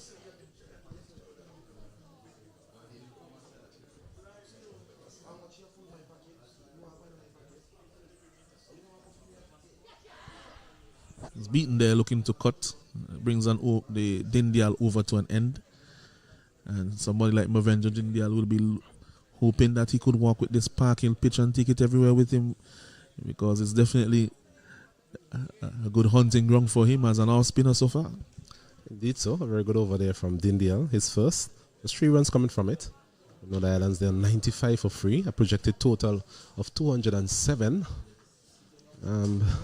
It's very difficult to really ascertain a very good total here at the Parky playing field. We've seen the likes of Leeward Islands in the previous encounter scoring 208, and that proved to be too much for the Jamaicans. So I think 200 is a good base from which some of these teams can operate from in terms of setting a total. Well, we could put it this way, that nobody has chased 200 in the tournament, so that's enough information there for us to see. This one is short and it's cut away behind point. It goes all the way down to the boundary for 4. He wasn't looking to get it that fine. He was looking in the vicinity of a backward point, but a bit more bounce there from Singh, and got it finer than he aimed. But in the end, I think he ended up with the result that he was looking for with a boundary. Yes, just offering a bit of room outside the off stump there, Krishna Singh, and there was Pascal going back on his back foot and getting the outer portion, as you mentioned, not looking to get the ball so fine, but in the end, getting another boundary. So the Windward Islands will be pleased with that. Up to 99 for free, into over number 24. Still scoring just around 4.2 runs per over, so the scoring rate has been relatively satisfactory given what we've seen on this wicket.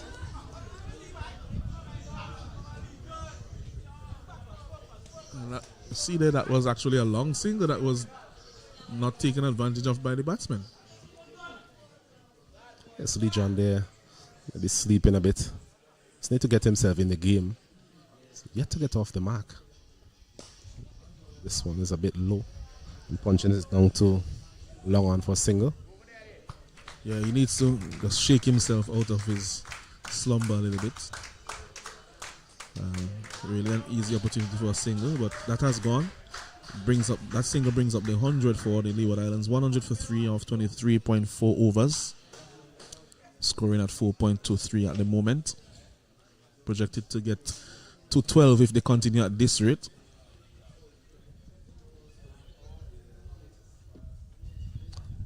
Safe to say that a lot depends on the presence of Stefan Pascal at the crease.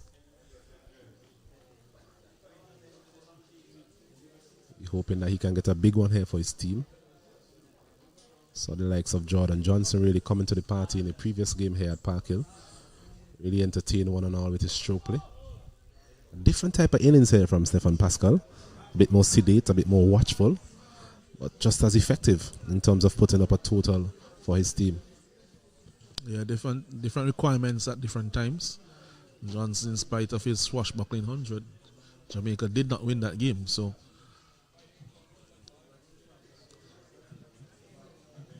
just something to think about as it overcomes to an end. After 24 overs, its score is 100 for 3. Yes, 5 runs coming from that over from Krishna Singh. Good returns for the Windward Islands team. Just need to score just around 4 to 5 runs in this particular period. Get the ball into the gaps. The occasional boundary. I mentioned the ability of Stefan Pascal to find a boundary. So they'll be hoping that somewhat of a partnership can develop between these two. Lee John, none from 11 deliveries so far, so he still yet to get going.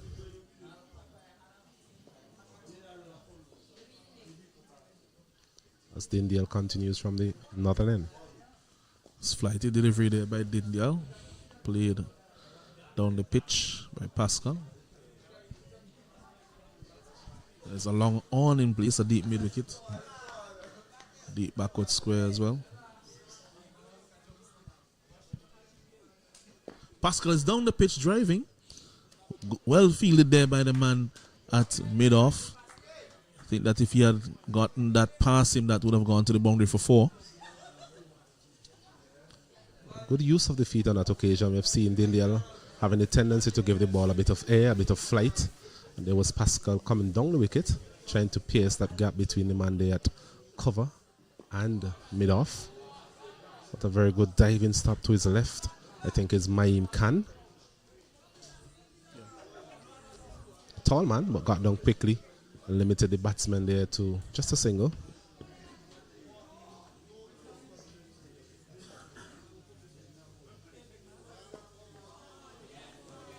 I was about to say that Dindial and Pascal would know each other very well, both members of the West Indies under-19 team.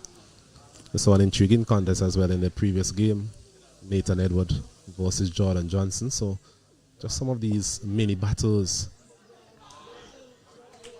Yeah, with that slight misfield, Lee John finally gets off the mark of his 14th delivery. So he will breathe a sigh of relief. Yes, I'm sure he'll be a very relieved man. As a batsman, you normally just want to get that 4th single.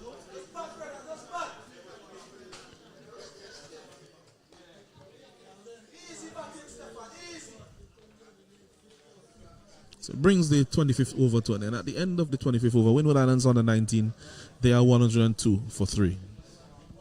Yes, a partnership developing here. In its infancy stage so far, 22.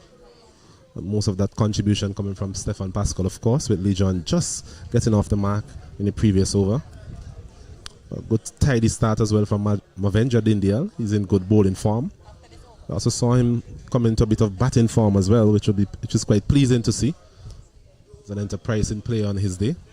About 120 runs in the tournament, along with those 12 wickets you mentioned. So reasonable returns for Dindial, but I'm sure he himself would have had higher standards that he wanted to meet, especially as it relates to his batting.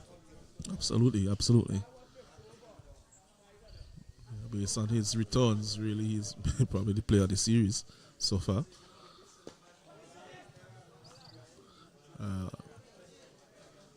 Has taken several wickets, and he's thereabouts as far as the run scoring. And has another innings to come later today. This one has been smashed over the wide long on area by Lee John for a flat 6. Really travelled quickly to the boundary there, given just a little bit more air from Singh, and John was all over that one. Well, we haven't seen a lot of flight from Singh. What we have seen him pushing through the ball to both of these right-handers, but on that occasion, opting to give the ball a bit of flight. And Lee John, his first shot played in anger really, and it was effective in the end. Just to the right of the man there, long on, hitting the rope on the full for 6. It's a very good shot from Lee John. It's a shot that he likes, a shot that I think that he was dismissed on in his previous game here at Park Hill as well. That game against Barbados, the first game in the 50 over leg of the CWI Cricket West Indies Rising Stars under 19 men's competition. He's a short man, but does have a bit of power. We saw him in the two-day tournament as well, hitting quite a few. So having got through that initial period, where a lot of pressure was on him in terms of the lack of scoring opportunities, I think he'll be buoyed and would have gained some confidence from that last shot for 6. This one, he's going wide up, getting off the man at long on, just to his right. One moment he would have had his heart in his mouth, but got this one away for 4. The placement was good enough on that occasion. Yes, both of these shots well placed to the right of the man there at long on, who is a bit straight, it must be said. This one a bit riskier, it must be said, just falling short of the boundary on that occasion. So just playing games here with that man out at long on. Lee John. Just need to be selective. 10 off the over so far.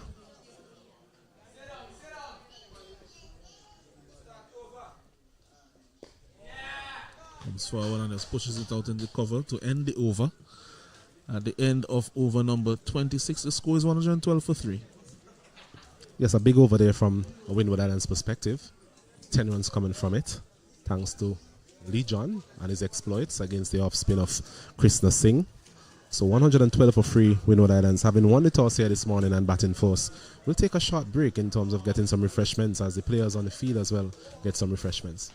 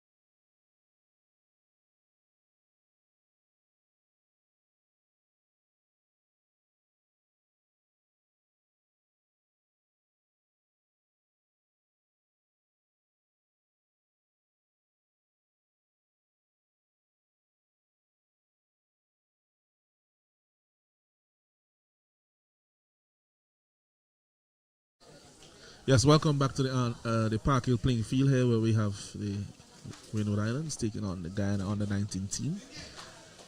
Skipper to skipper, Dindia will continue to Pascal. This one is short, looking for the cut. Loud appeal. Not upheld by umpire Blades. They'll be desperate to see the back of Pascal. It's a shot that is very difficult to play on this wicket, largely due to the inconsistencies we've seen in bounce. We've seen Pascal attempting it on a couple of occasions now without any sort of success. What he has done well is allow the ball to come to him and run it down to third man, as they would say. I think there's a shot that has been more successful for him, but the full-blown cut shot really has struggled for any sort of consistency in execution.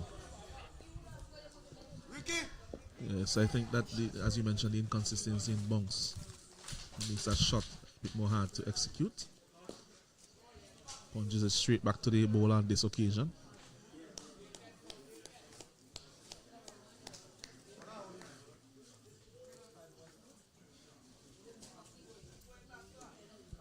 Down the pitch, but should be cut off by the sweeper cover. Only time for one. Strong return coming in from the fielder there on the boundary. Yes, good decision there to limit themselves to one. Andrew Lim onto on the deep extra cover boundary. That's a good arm. Strong man as well. So he hit a big six in the previous game. Pascal once again using his feet on that occasion. Getting the ball on a full, but not really timing it as well as he would like. So he's prepared to use his feet. That's something to see. That's refreshing to see from the young man.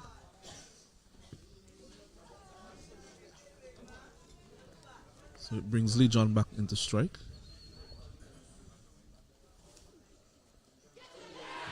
Good delivery there. Loud appeal, but not upheld by umpire Blades. John was prodding forward to that delivery. As soon as he collected it, that one, Vieira, he was up. It's one of those celebratory appeal that we alluded to earlier. We saw the likes of Lovell employing that. On that occasion, Dindale following suit. Umpire Blades standing his ground, adjudging that one to miss the outside edge of Lee John's bat. Difficult for us to tell from the replay we saw. We need some more technology in the form of Snickle. John's forward and just pushes it back down to the bowler. Brings the over to an end. At the end of 27 overs, the score here 113 for 3. And just to give you some updates from some of the other games, Leeward Islands now they have sunk a bit further into trouble. They are 71 for 5 against Barbados on the 19 at the Cumberland playing field. And Jamaica, batting at Arnisvale, they are 76 for 4. So they have also lost an additional wicket. The wicket of the skipper Barnes, who has only made 4. So Matthew Morgan now at the crease with Kevondre Virgo. This Jamaican team continue to struggle with the bat. They've really struggled for any sort of consistency in terms of their batting. That has reflected in their position in the table. I think several of the teams have struggled with consistency in terms of the batting. I think Windward Islands as well, and the Leeward Islands. I think Trinidad too. Only Barbados and Guyana, I think, have had fair enough batting performances throughout the tournament. And even Guyana, although they scored over 200 twice in the last game, they were dismissed for 50 odd. So batting not really shining through in this competition. I've seen a lot of good bowling performances.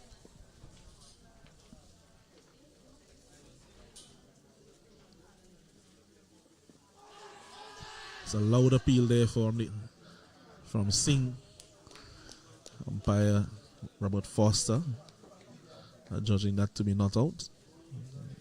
It's just striking Pascal outside the line of the off stump. Should not be given out. It's a tall man, Pascal. Does have quite a bit of a stride forward as well.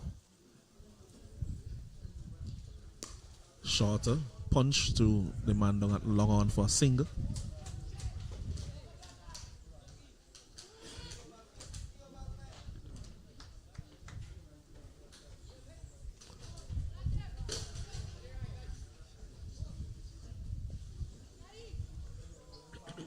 Slight change in the field here, understandably so.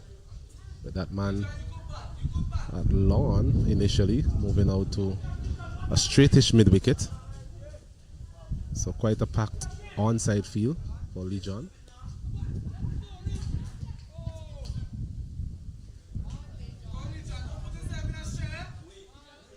edging that one to the man at slip, but edged it on the full, so it bounced before it got to the man at slip. Yeah.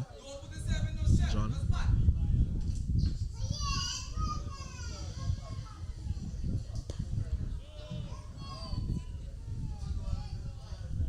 Brings the over to an end at the end of 28 overs. Windward Islands under 19. They are 114 for 3. It's a partnership of 34 between these two. Just the type of partnership that the Windward Islands were looking for, having lost that crucial wicket of Devonny Joseph. And they'll be hoping that this partnership can bat deep and perhaps for another 10 overs or so at least to get them close to that 40 over mark. Lee John coming into his own after being rather sedate at the start. We've seen him branch off with a couple of strokes over long on, one for 6 and the other for 4. So I'm sure that will give him a bit of confidence as he look to build a partnership here with his captain, Stefan Pascal. Pascal will be on strike. Long off, long on in place. Man at sweeper cover, and there's also a deep mid wicket. Those are the 4 outside the circle. 5 in the circle. There's a man at extra cover, backward point, short mid wicket. Fairly straight short third man, and a man at slip.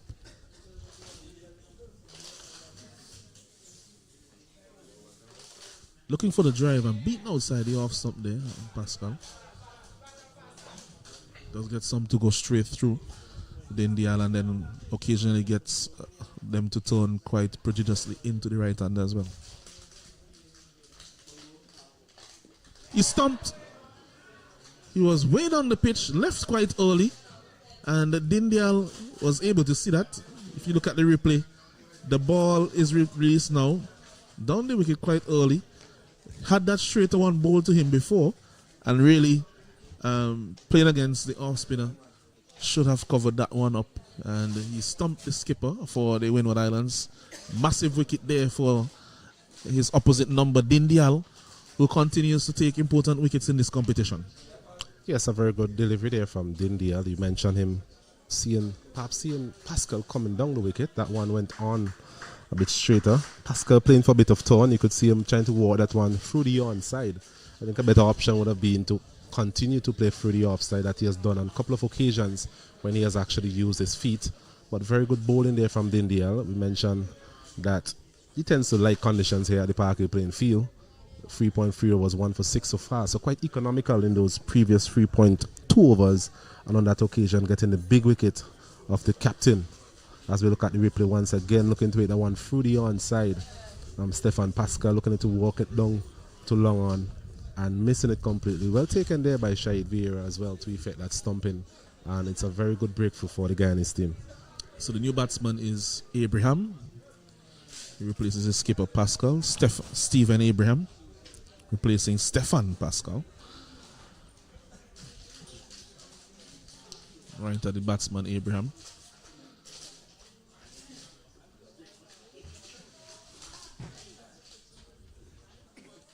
Definitely not the wicket the Windward Islands would have wanted to lose at that particular stage.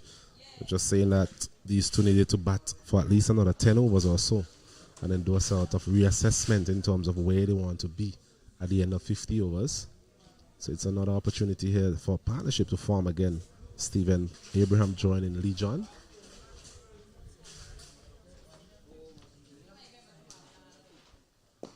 This one driven firmly but straight to the man at extra cover. Does the feeling. There's a slight change in the field. The man at the sweeper cover has actually switched and come over to a deep mid-wicket region. So there's a deep square leg, a deep mid-wicket, and a long on in place for Abraham.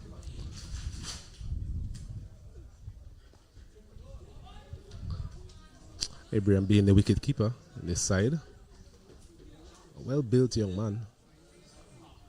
Hasn't really had the volume of runs once again. None of those players in the Windward Islands middle order was really struggled for runs. This one coming off the edge will challenge the boundary.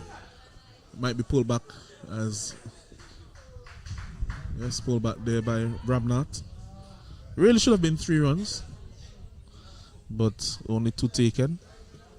So at the end of the 29th over, the Windward Islands are now 116 for 4. They're going at exactly 4 runs and over And you have at the wicket Stephen Abraham, who has just replaced his skipper Stefan Pascal, and he's partnering Legion.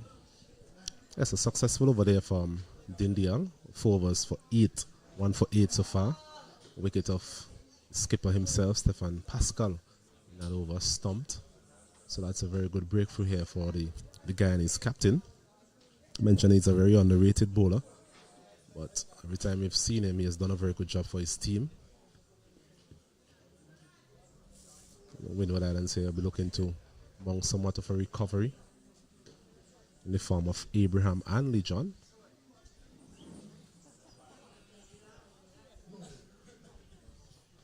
Yeah, that mid-wicket in place there from Legion, that shot that he likes to play, that flat slug sweep.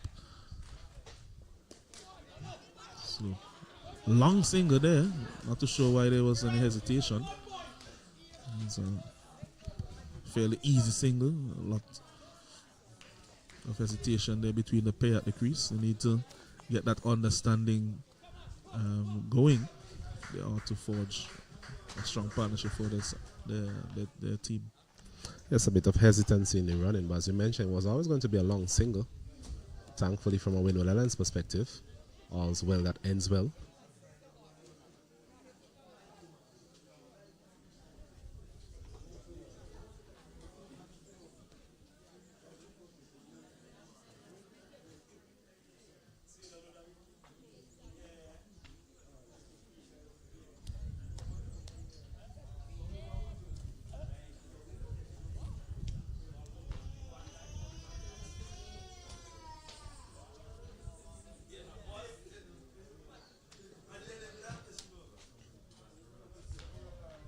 Singh continues there to Abraham. Quicker delivery, flatter. He fended off the back foot. Has to be careful there if that strikes him on the pad. I'm sure that there will be a massive appeal for LBW.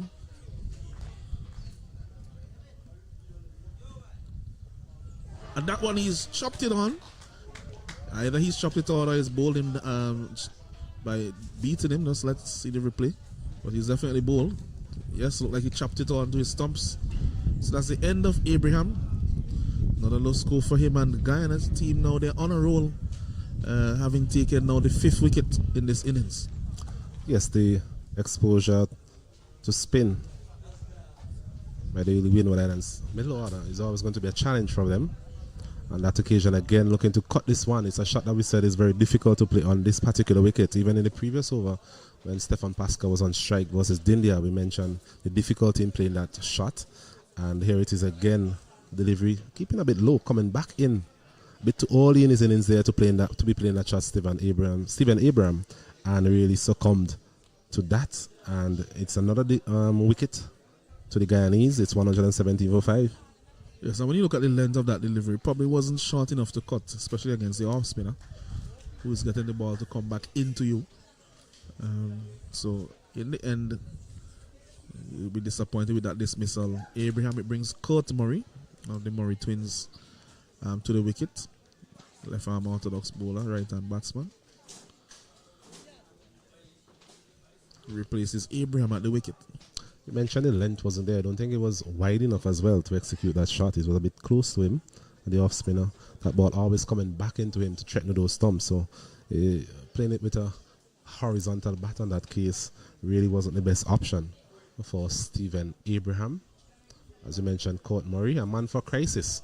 And the Windward Lions definitely having lost those last couple of wickets so quickly are in a bit of a crisis situation here at the Parky playing field. So 3 overs left in the 3 deliveries left in the 30th over.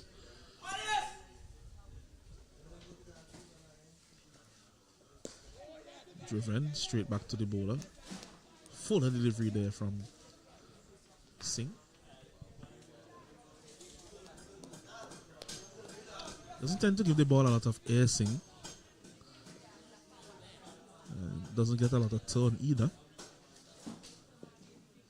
But he's very consistent with his line and his length.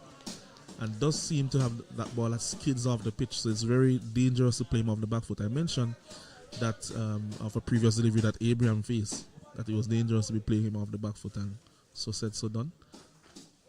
This one is on the sweep there, Murray. Should be a comfortable 2.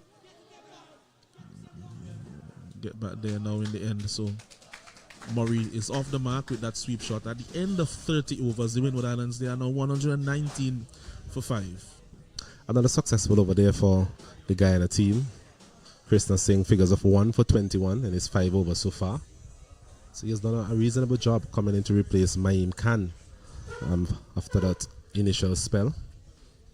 Windward Islands will definitely need partnerships all the way down for the 20 overs remaining in this innings. So they want to bat as much of these overs as possible. It's something we saw in the previous game with the Leeward Islands. They were able to bat all of their 50 overs, having been in a bit of trouble at one point in time.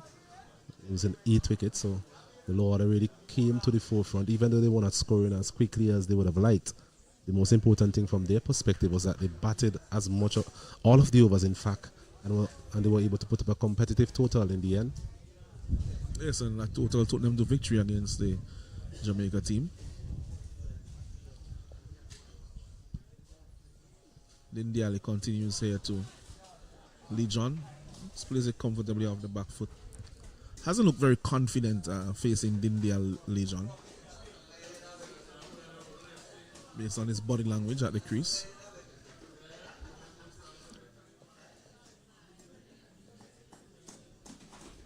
Full delivery and he's beaten, looking to drive that one. It's been somewhat of a block hit type of innings from him in terms of going for those big shots. We saw him executing perfectly on a couple of occasions. He got a 6 and a 4, but we haven't seen a lot of singles from him. He's faced 27 deliveries so far. So a lot of dot balls nestled between those 2 shots we saw from him versus Maim Khan.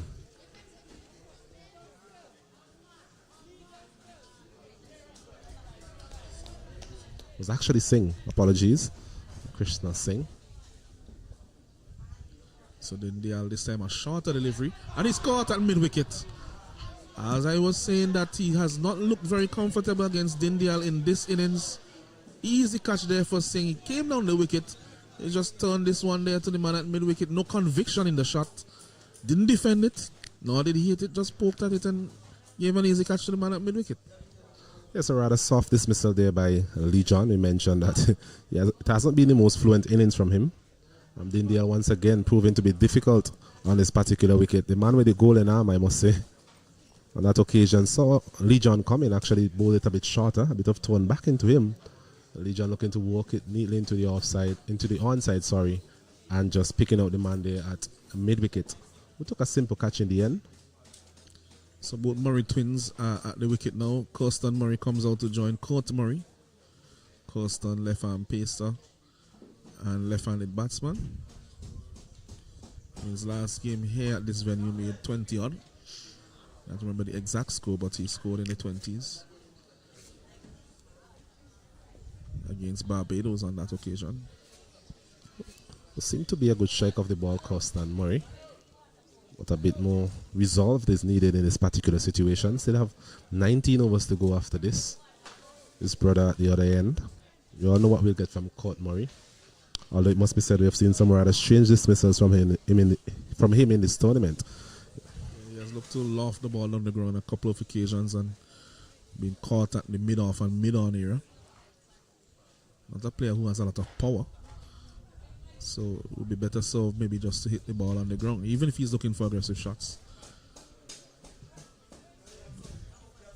May not clear the field as easily as some of his teammates, including his brother, who we have seen can hit the ball fair distance. So Captain Dindial really coming to the party here for the Guyana team into his 5th over, 2 for 8. So not only has he been able to exert a lot of pressure by way of dot balls, he has also been penetrative in terms of getting those 2 wickets. None more so important than the captain himself.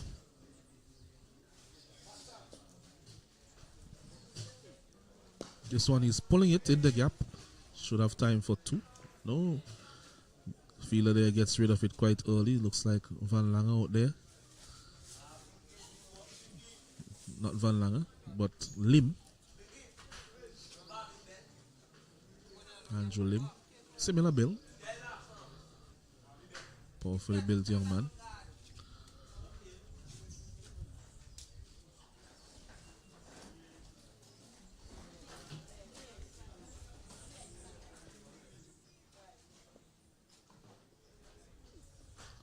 Fuller delivery, pushed to mid off by Murray. Home easily in the end for a single. So now that's the end of the over. After 31 overs, the Windward Islands, they are 121 for 6. Yes, 121 for 6. Current run rate of 3.9. So just falling off a bit in terms of the scoring rate. Understandably so, having lost the captain, as always going to be the case. It's the projection for just around 200 or so. If they're able to bat these remaining 19 overs, a projected total of 195 on your screen. But these two have the ability. The ability, just a matter of execution against two confident Guyanese spinners in the form of Dindial and Krishna Singh.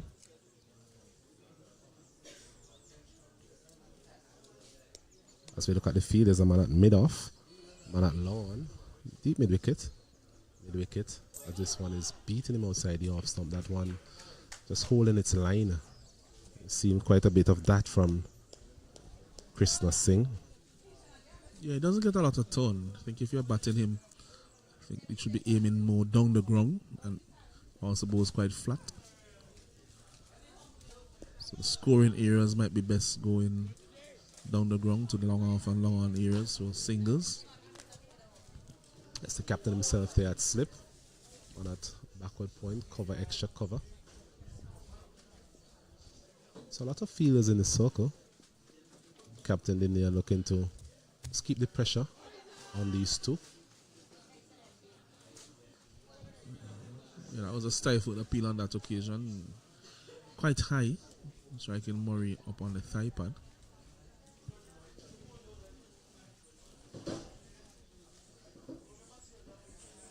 Working this one neatly, caught Murray. Chance for second, and they will oblige. Chulai there at square leg position, had to get around to that fine leg position, but cannot limit the batters to a single. They get 2 runs. It's now 123 for the loss of 6. Yeah, that's all they really need to do. Just try to get some singles. The twin brothers, Court and Corsten. Just knock the ball around and see if they can keep the partnership going for a few overs for the Windward Islands. So one punch, but straight to the man at cover by Kurt Murray. Fielded there by Lovell.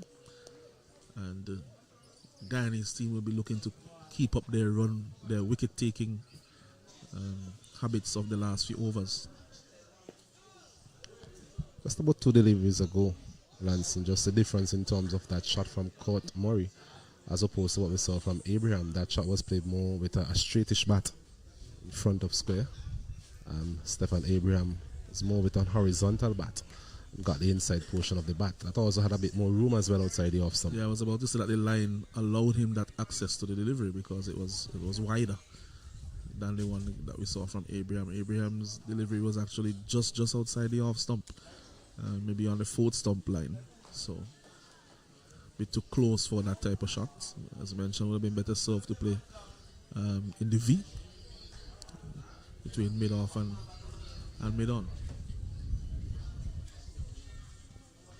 So Dindial it is to continue. Don't think anybody will get the ball from his hands anytime soon. Well, after taking 7 the last time he bowled and already among the wickets today, don't think that you can argue with him for that. It's coming into his 6th over. Figures of 2 for 10 so far. It's just around 2 runs per over, economy rate. It's again slowing up that delivery. Getting a bit of tone. He's a short man, but does have a high arm action. Dindial. Yeah, he bowls it that skip a hop and a jump.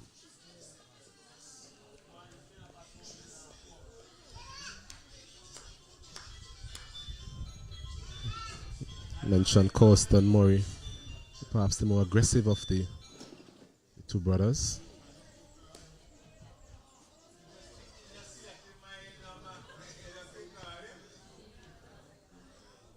Definitely need a bit more guile here in terms of how he's going to go about operations. That's a good way to do it in terms of walking the ball into the gap, getting himself off strike.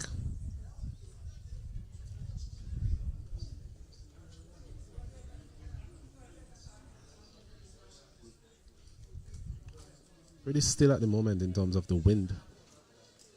Generally get a rather stiff wind coming across the ground.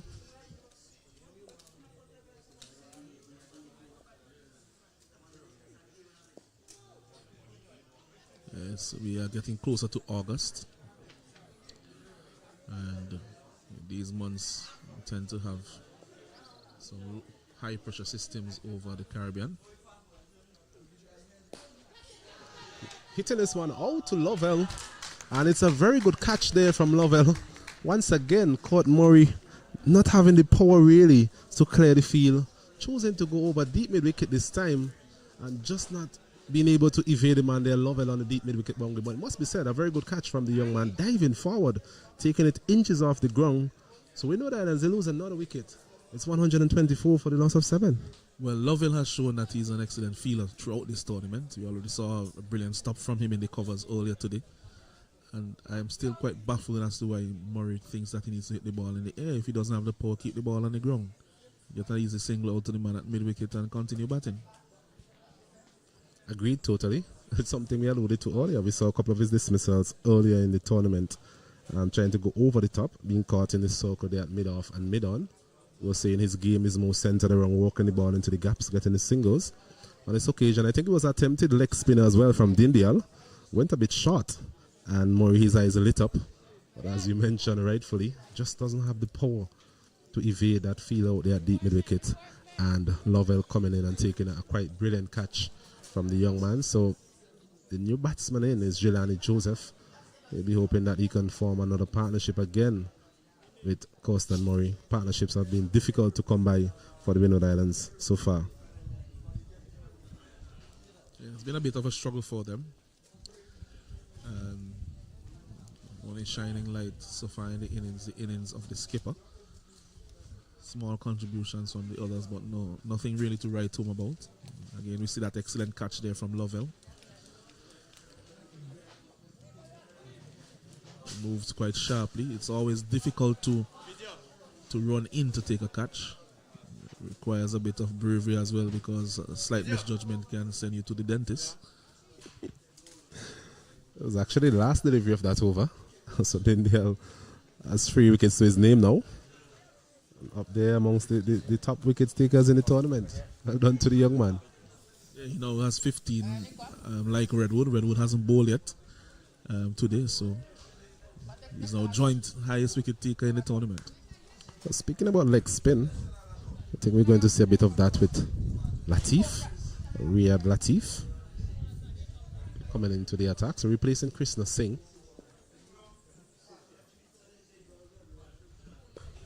So there's a full toss, swept nicely there by Constant Murray. Oh, and it goes right through the field there on the boundary. That looks like Jonathan Van Langer, the offending fielder. Really should have only been one. Went all along the ground to him, and somehow it went through his legs for 4. Well, I tell you what, we mentioned that he has had a brilliant tournament in terms of the bat and the ball, but today his fielding has left a lot to be desired. So a couple of misfields from him earlier in the circle, and on that occasion again, really no excuse allowing that one to go through his legs.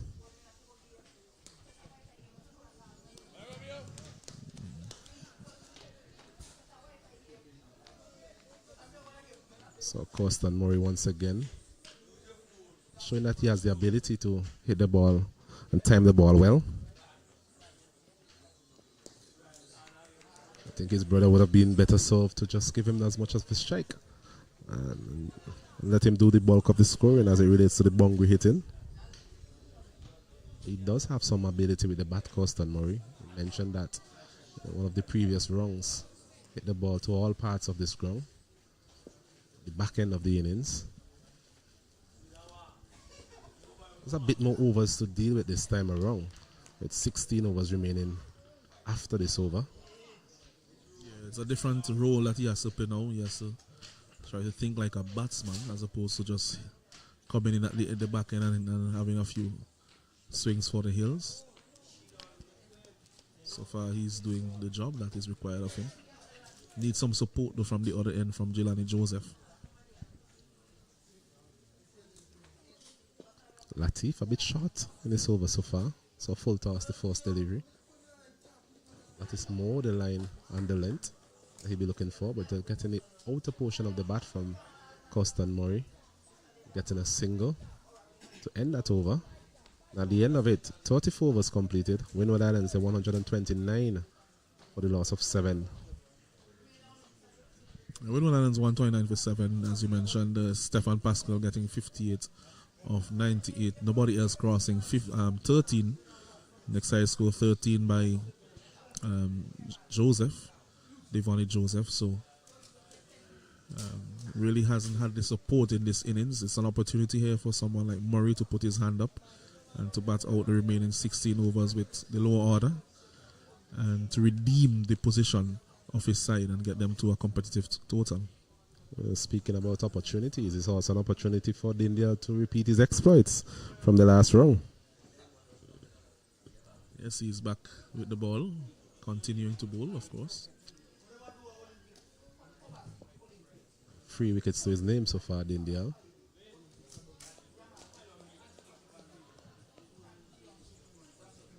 The 6 overs, 3 for 11. So less than 2 runs per over he's conceding.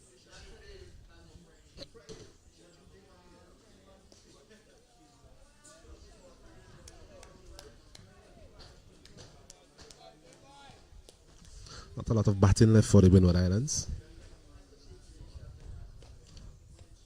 Likes of this one is a short delivery. Once again, maybe attempting that leg spinner. Signal wide by umpire Blades.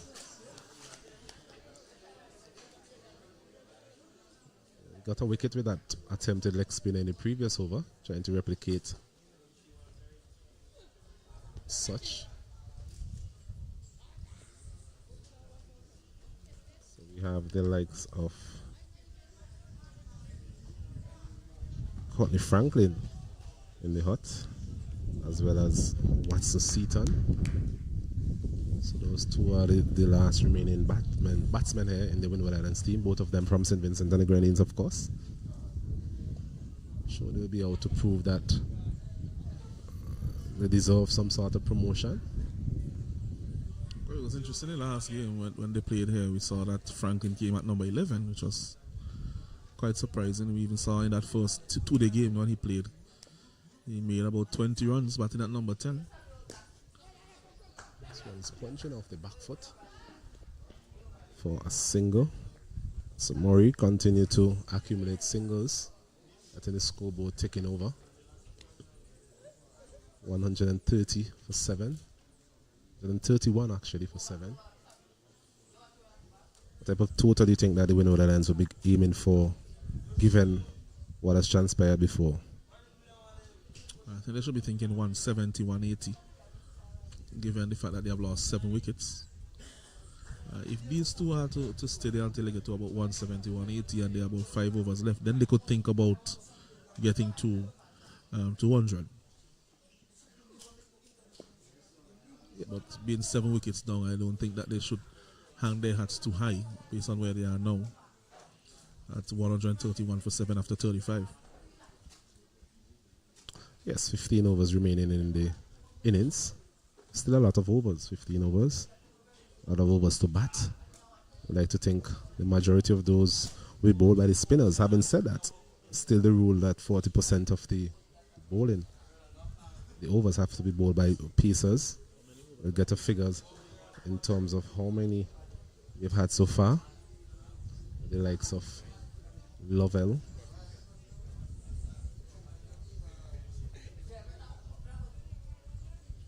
Yes, only 10 overs having been bowled by the pace bowlers so far. So if they're not introduced quickly, they may end up having to bowl the last 10 together. Yes, Lovell and Van Langer, the fast bowling options utilized so far in this innings.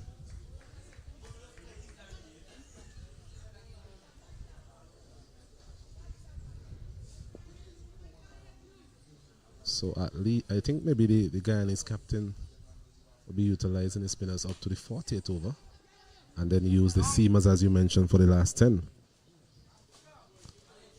It seems like that could be a solid plan.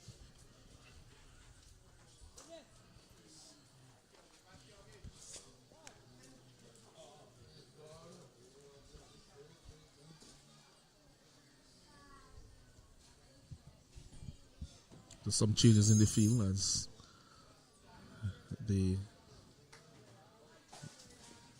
number 9 batsman comes on strike, Joseph.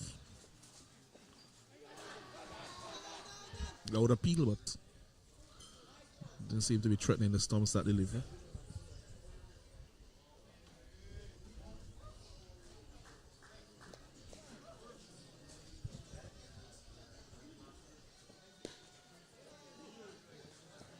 That's the leg spinner Latif. Try to find his line and length. Last couple of deliveries more in line with what I'm sure he'll be expecting. Getting a bit of tone. So a bit short, and he's pulling it out to deep mid wicket for a single. Joseph.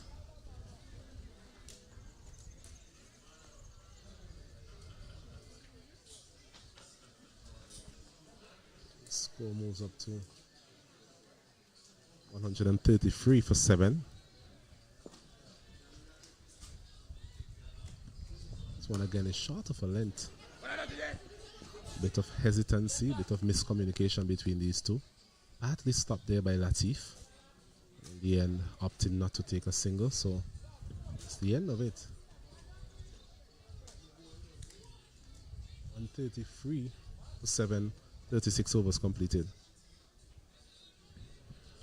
It's 133 for 7 after 36. We were speaking in the last over about a possible total here for the Windward Islands, maybe 170, 180. However, if the wicket of Murray is to fall quite quickly from now, then it may have to be throttled back even further. Although we know that Franklin has the ability to score runs, even if he doesn't suggest a lot of prominence at the crease, but once he's there, you will get the scoreboard moving.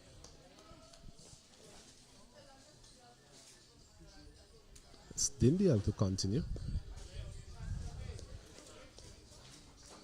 Jelani Joseph long forward. So these two looking to bat and bat for a long period of time, get some sort of partnership going, get some sort of momentum back into the innings. It's been an innings where dot balls really have been the order of the day, and that has really quelled the progress of the Windward Island team, as this one is short of a length. It's walking it neatly down to the man there, Chulai, at short fine leg. Gets a single, Jelani Joseph. That's all he needs to do. Gets Cost and Murray back on strike.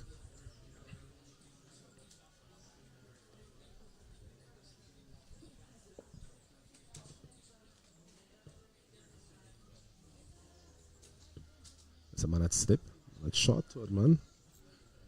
Deep mid wicket. Short mid wicket cover, backward point. Deepish extra cover.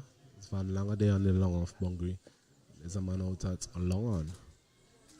So I think he's looking to get Murray out in the slip region, or maybe caught behind, or even in the covers with that fuller delivery. But so far Murray has been quite circumspect to that length against Dindial.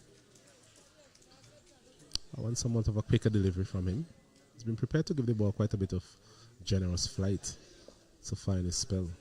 Dindial. This one's punching, and a chance for a direct hit. I tell you what, a direct hit on that occasion might have led to an interesting result for the Guyana team. Yeah, it's that man Lovell again. Excellent fielder. Really a live wire in the field for the Guyana team. Another 13 overs remaining after this one.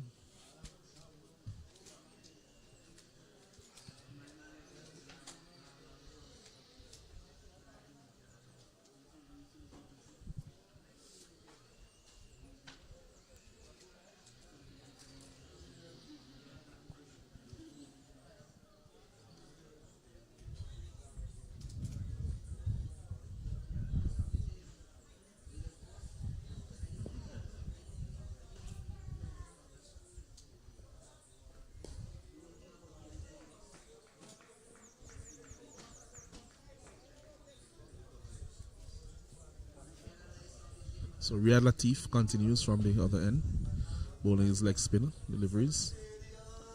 This one is swept powerfully in the gap. That's 4 runs there by Murray. Was a full toss by Latif. He apologizes to his teammates. But that was a very good shot there by Murray. Sweeping that one through square leg for 4. Yes, the power of Murray there coming to the forefront once again. Another full toss served up there by Latif. You saw him doing that, the first delivery of his spell. And was duly dispatched by Constant Murray once again, taking full advantage of that. Constant Murray. So that's good to see from the young man, being able to take advantage of those misdirected or misline deliveries.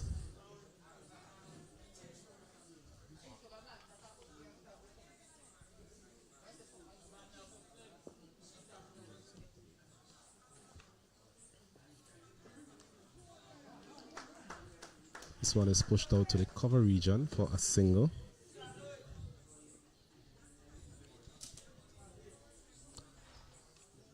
Let's go batting there from Constant Murray. You mentioned that he does have some batting ability. Saw it a couple of the games we've done with Windward Island so far. Maybe it's a case of him batting a bit high in the order as well, Ranson, given what we've seen from the middle order for the Windward Island players. I cannot complain with that at all. Especially if he's willing to put his head down, because he has shown that his game is fairly organized against both spin and pace. So if he's willing to put his head down and say, well, I'm going to bat long and play an innings, then why not?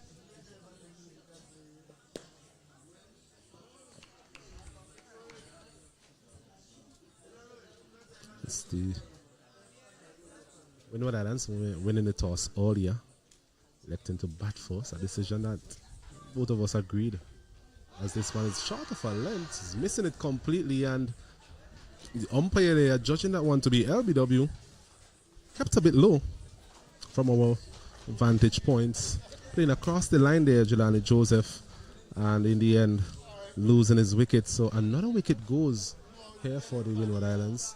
They're 140 for the loss of 8, as the players are going to take a drink, and we're going to take some refreshments as well in the commentary box.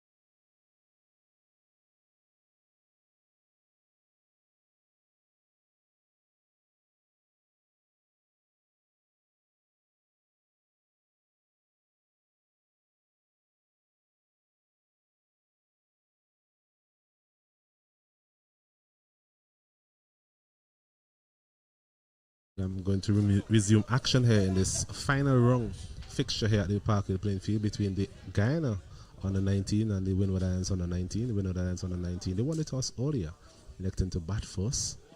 So far, they've lost wickets at regular intervals. Haven't really been able to forge that massive partnership.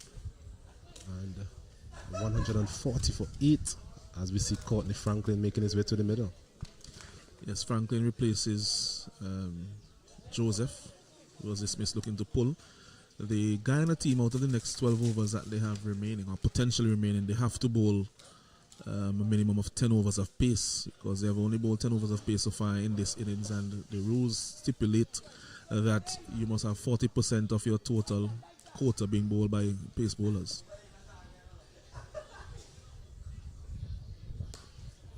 So we see Lovell coming back into strike. Bowling strike, that is. Got that initial wicket of Theo Edward. Also did very well in the field. So a couple of brilliant stops in the field. Of course, topped it off with a brilliant catch to dismiss Court Murray. Courtney Franklin.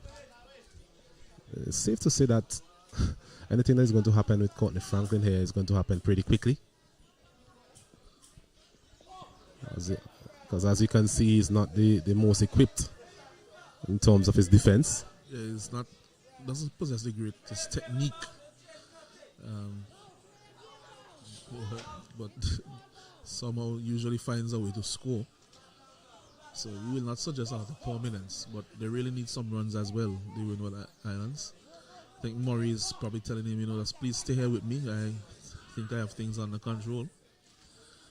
I'm not too sure if that is something that, an approach that we have seen from Franklin too often, but it definitely would be worthwhile for his team, at least for the next few overs for sure. This one is hitting it uppishly, out to a deepish square leg. Should be able to get a second. He's pretty quick. Courtney Franklin, you mentioned, he's a very good athlete. Really all-around athlete as it relates to playing different sporting disciplines. A very good footballer as well. So a lot of talent in terms of sporting talent flowing in his veins. I'll be hoping that a combination of all those sports can lead to something substantial here for the Windward Islands at the back end of this innings. And most importantly for him today will be cricket.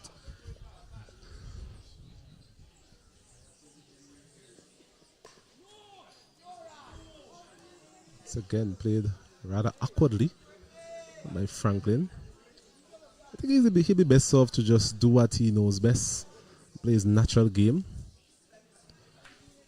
Yeah, he doesn't possess a great technique by any means. Does score in some unusual areas, play some unusual shots. Can be quite effective. Once again, for those of you just joining us, I'll give you an update in terms of the other scores as well as the point standing coming into this game, as that force over pace after the drinks break comes to an end. At the end of it, 144 for the loss of 8 Windward Islands. Yeah, just to give you an update concerning the other games, we have Leeward Islands under 19 taking on Barbados under 19 at Cumberland. Leeward Islands 97 for 9, 97 for 9, and really in some deep trouble there at Cumberland. 4 wickets so far to Sarav Wawil, 4 for 24 to him. And in the game with Jamaica on the 19s versus Trinidad and Tobago on the 19s, Jamaica 128 for 7. And the not-out batsmen are Samuels and Winter. So far the top scorer was Kevandre Vogel. And we'll get back to you with the wickets as we have a short break there. Now, yes, we could get back to you with the wickets. 3 wickets for Andrew Ramban, 3 for 22 from 10 overs. Yes, it's just this morning off air we were speaking about not being able to see the Trinidad and Tobago team live at any point during the competition. But Ramban definitely is a good player. We saw quite a bit of him last year in terms of his all-round batting. As Latif continues and he's powering this one out to deep mid-wicket. Should get a boundary. Yes, he does.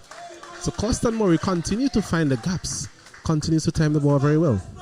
That was an excellent shot because that gap is just about 5 meters or 6 meters wide, maybe 7 meters, and he was able to get the ball exactly between those two mid wickets, and perfectly placed as well, bisecting the man on the boundary as well. Yes, Latif continues here. It's really taking a liking to Latif on this occasion, striking him on the pad, returning past the leg stump. So that update in terms of the points standing, we'll get that for you at the end of this over.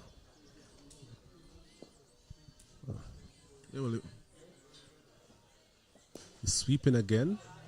The shot that he has really utilized effectively so far, that sweep shot. Gets it out to Van Lange there on the deep square leg boundary for a single.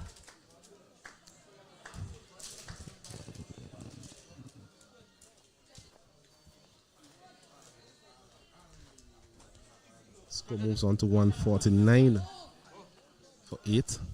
Once again, just want to apologize to the viewers in terms of the scores you're seeing on the screen at this point in time. Some technical difficulties, but the score is 149 for 8. Come on, Franklin. It's Franklin there in no man's land, really. Neither forward nor back. I don't think he has that in-between game, Alanson.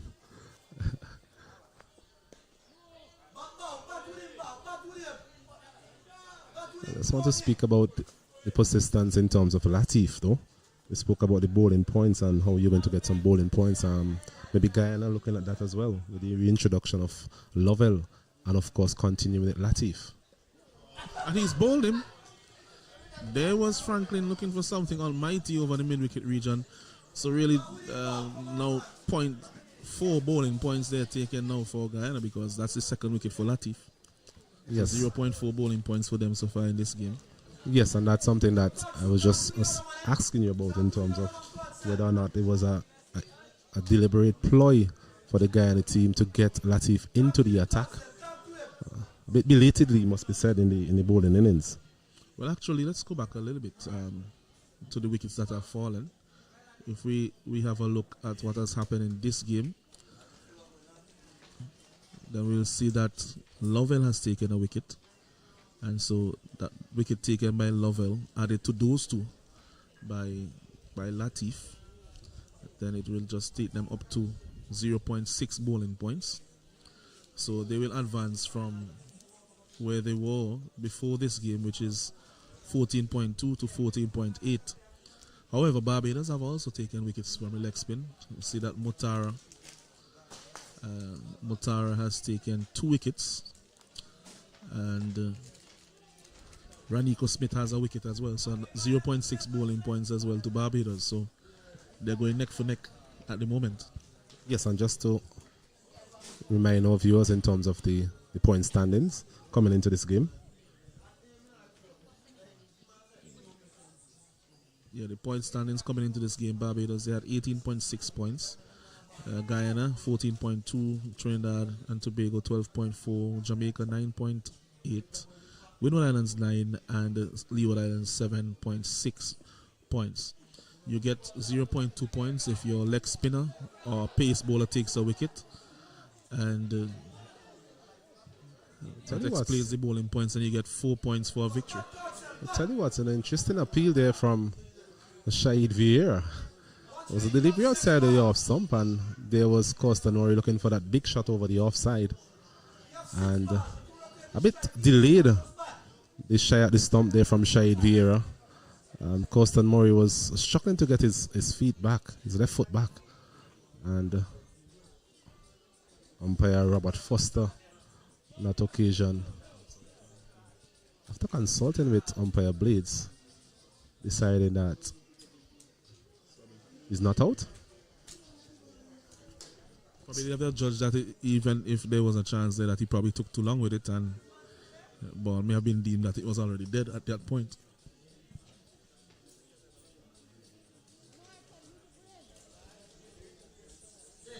So 149 for 9. on 49 for 9. Windward Islands, having won the toss earlier and batted first here at Park Hill. As Lovell again comes in. He's pushing this one out to long on. Should be catch. Yes, it is a catch. So a rather tame dismissal, a rather tame end to the innings here from the Windward Islands. There was Constant Murray, not hitting it with any sort of power, just trying to time it really. That's the longest part of this ground. And the field out there, which I think is limb, just came around and take a comfortable catch in the end. So it's the end of the Windward Islands innings. They've been dismissed here at the Park Hill playing field for 149. Yeah, 149, half century to the skipper earlier, Stefan Pascal. Saw some key wickets going down to Dindial, including the wicket of Stefan Pascal, and some wickets at the end there for Latif. And of course, Lovell just mopping up the tail, taking that last wicket of Constant Murray, who was looking fairly organized at the crease. So the Guyana team, when they come back out to bat, when we resume, they will need 150 runs to win.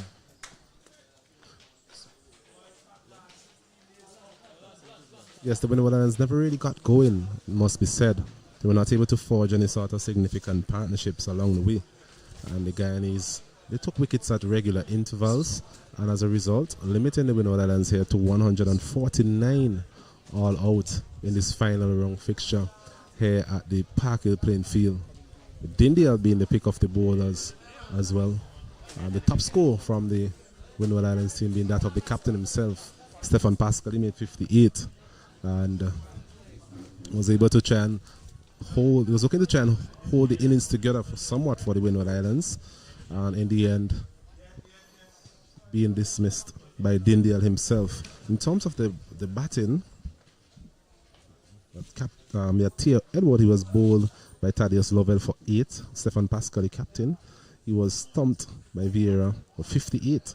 And Fontaine, caught and bowled, my kind of full toss really, should have put that somewhere out of this ground, but he was caught and bowled for 8. Devoni Joseph made 13. He was caught. Krishna Singh bowled Chulai. Lee John was caught. Krishna Singh again bowled Dindial for 12. Stephen Abraham was bowled Krishna Singh for 2. Caught Murray, he was caught brilliantly by Thaddeus Lovell off the bowling of Dindial for 5. Constant Murray, the last man to go, he was caught. Andrew Lim bowled Lovell for 21. Jelani Joseph, he was LBW2, right? Riyad Latif for 2. Courtney Franklin was bowled Riyad Latif for 2. And the last man, Watson Seaton, not out without scoring. What about the bowling, Alanson? Yes, look at the bowling. Thaddeus Lovell, he had a spell of 6.2 overs. No maidens, 2 wickets for 24 runs. Jonathan Van Lang, 5 overs, none for 26, no maidens. Gulcharan Chulai, 6 overs, 1 maiden, 1 for 13 off his spell, miserly as per usual. Mahim Khan, 5 overs, no maidens, 1 for 29. Krishna Singh, 6 overs, no maidens, 1 for 23. Mavenjo Dindial, again amongst the wickets, 8 overs, no maidens, 2 for 15. And Reality, 4 overs, no maidens, 2 for 17. Those were the 7 bowlers who did the damage for Guyana. So what we'll do now, we'll have lunch and we'll be joining just around half an hour's time.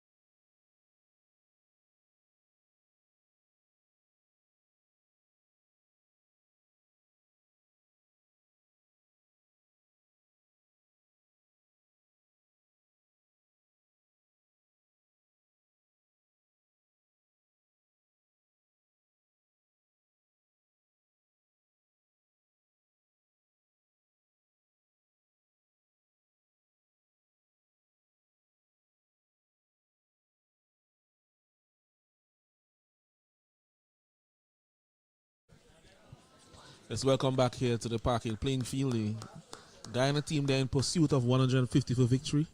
After the Windward Islands, they were dismissed for 149. This is Alanson Cruikshank, and with me in the commentary box is Osnet Kato. Good afternoon to you, Osnet. Yes, good afternoon to you, Alanson. Good afternoon to all our viewers. I think we're in for some good cricket here this afternoon. Not a huge total to chase down, but I'm sure the Windward Islands, in terms of their determination with the ball, they will make life difficult here for the Guyanese this afternoon. Yeah, so the opening batsmen are the Ramnath to face up to Murray, Coston Murray. Good delivery, good line, good length. Well played by Ramnath. Batting at the other end is Dionarine, Romeo Dionarine. I think we've seen quite a bit of shuffling, it must be said, in the top order of the Guyanese side. We've seen Balgobin at times opening the batting. We've seen Rampasad Ramnath, the brother of Rampatab Ramnath, opening the batting as well. So the top order has been a cause of concern in terms of somebody to partner Rampatab Ramnath was being a constant. Yes, and he has been among the runs Rampatab Ramnath. Coming into this game, he has the most runs in the tournament. Hasn't done such a quick strike rate. Been striking at around 60 per 100 balls.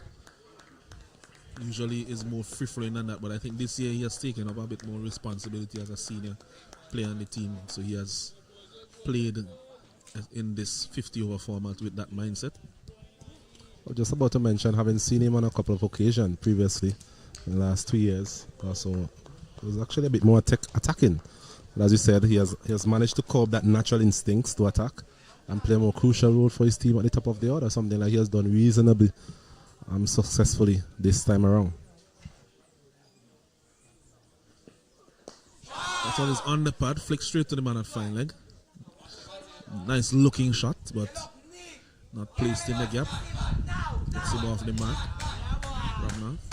It's a strength of his. Anything reasonably straight, you find that he'll be able to play it effectively through the onside. Times the ball beautifully, Ramnath. It's a feature of his batting. In terms of Coston Murray, I've been reasonably impressed with him. He's a good lower order batsman. Opens the bowling, gets a bit of swing, has a bit of pace as well. That's strongly built, so maybe it's an area he can work on. Dionarine this time on stride. This one touches the pad, so no wide call by umpire Blades. Two umpires in this game, umpire Jonathan Blades and umpire Robert Foster. Blades from Barbados, Foster from Jamaica. Yes, and the wind as we speak is picking up to some extent, so that will assist Coston Murray in trying to get that ball to leave both of these left-handers. The captain has rewarded him with 2 slips.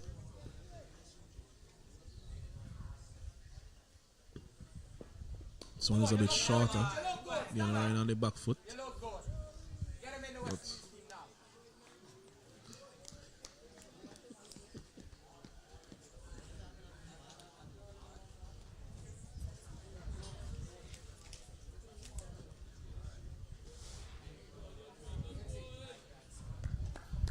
the bad start here so far from Murray. In terms of the field, there are 2 slips. The men out of the circle are third man and fine leg on the boundary. There's the time there from Dionarine, but well fielded there by Murray, who brings his over to an end. After 1 over, the score is Guyana under 19, 1 without loss in pursuit of a score of a target of 150. That's a good start there by Coston Murray. Equally good start by the 2 Guyanese openers. Just being watchful, first over of the run chase. I mentioned that Rampatab Ramnath, the top of the run scoring chart in this tournament, will be looking to give his team a good start once again. What he would like though is a partner who is able to build somewhat of a partnership at the top of the order. It's always crucial when you have a good opening stand in a run chase. Makes the life easier for the likes of Dindial, Van Lang and these guys coming in the middle order of this Guyanese setup. Yeah, and those would be what we call the engine room of the batting. Attacking batsmen in the middle order. Skipper Dindial at 3 has been in good form. Hasn't really got that exceptional score, but so far has been quite consistent in this tournament. Franklin will be opening the bowling for the Windward Islands. 2 slips, man at point, a man at extra cover, mid off, mid on, man at forward, square leg, and a fine leg in place. Bowling to Rampatab Ramnorth.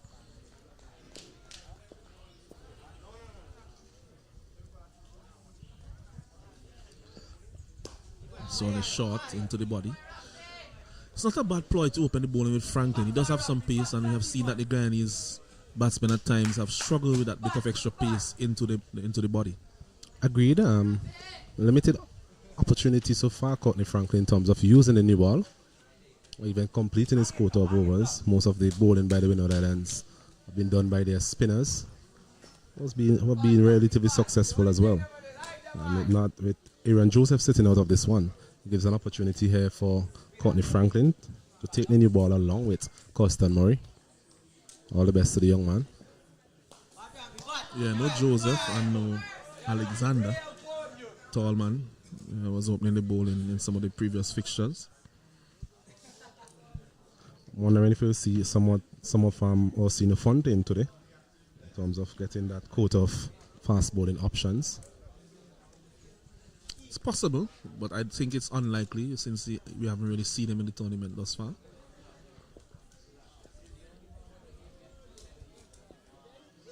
Is there a feeling at mid-off currently?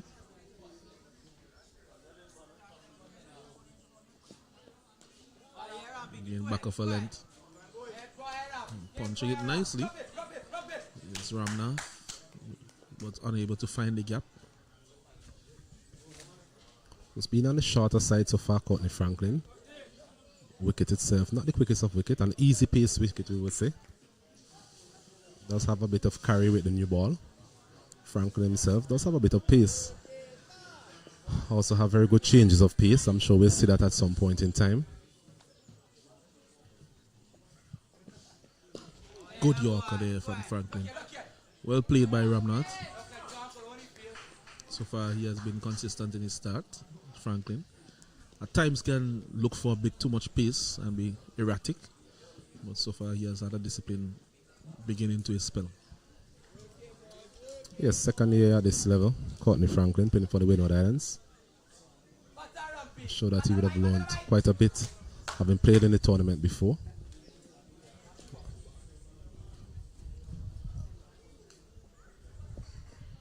Again short, but straight to the man at point. Slight misfeel there from the skipper, Pascal.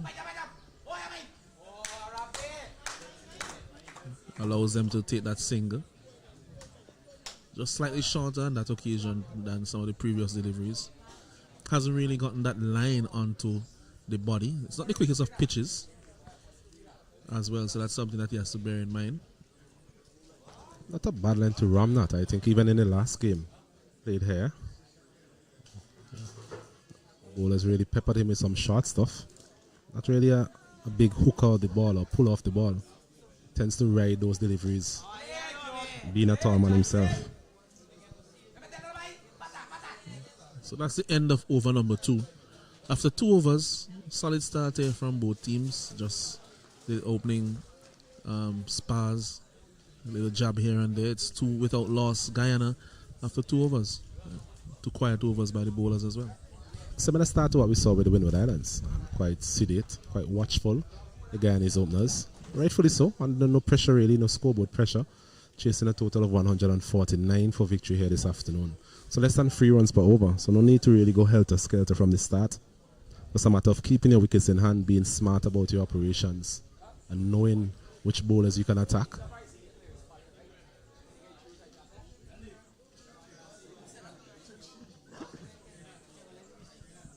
So Costan Murray would continue. Costan Murray to Ramnath.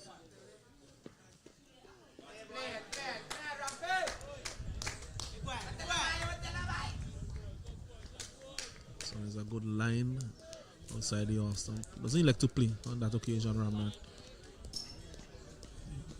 Ground bathed in sunshine here at Park Hill. Has been really wonderful weather in the last 2 rounds for these games throughout St. Vincent.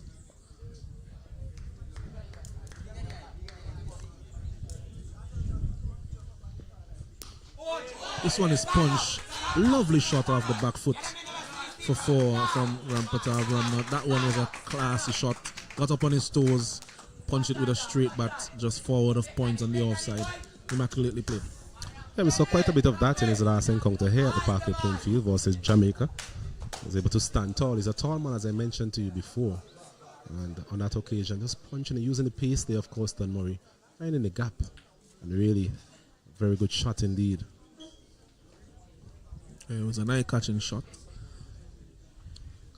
As we mentioned several times before, having seen him bat, he has a gift of timing. Never really looks to be hitting the ball with any anger or force, but tends to leave his bat nicely. Murray will have to adjust.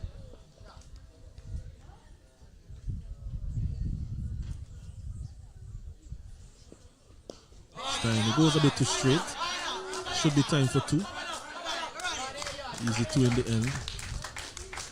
Feeder comes in with a throw now. So 2 runs there to Ramnat. So in this over, starting to get the scoreboard ticking along. Struggling for his line at the moment, Coston Murray. So even in his first over, a couple of deliveries on the line of the leg stump. And definitely need to get more on that line and length we saw from the first delivery of this over.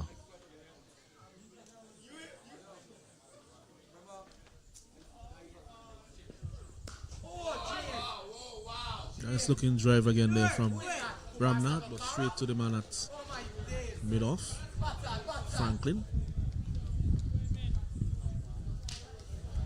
Just looking at Coston Murray, comparing him to his brother.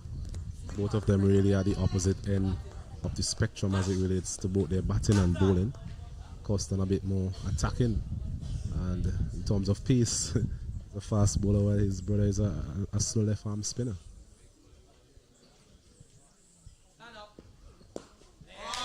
This one is flicked nicely just forward of square on the onside. Should have time for 2. Mid-wicket region. That's all there will be. So as you mentioned, just getting a bit too straight on a couple of occasions in this over, Coston Murray.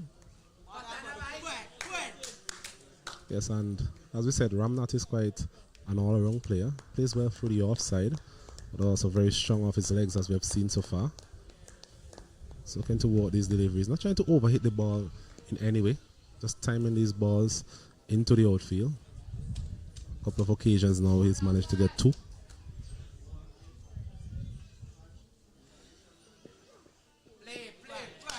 It's a better delivery there from him, and electing to leave that one alone. That one also had a little bit more effort, a bit more pace there from Murray as the over comes to an end after 3 overs.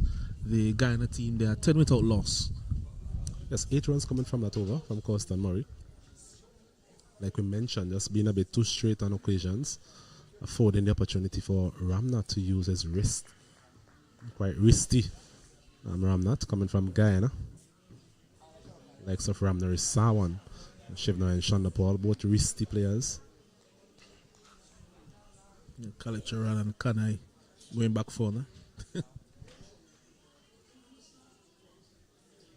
Hooper. Probably other people's favorite batsman, Carl Hooper. Just didn't really produce the goods, but what a talent Carl Hooper was.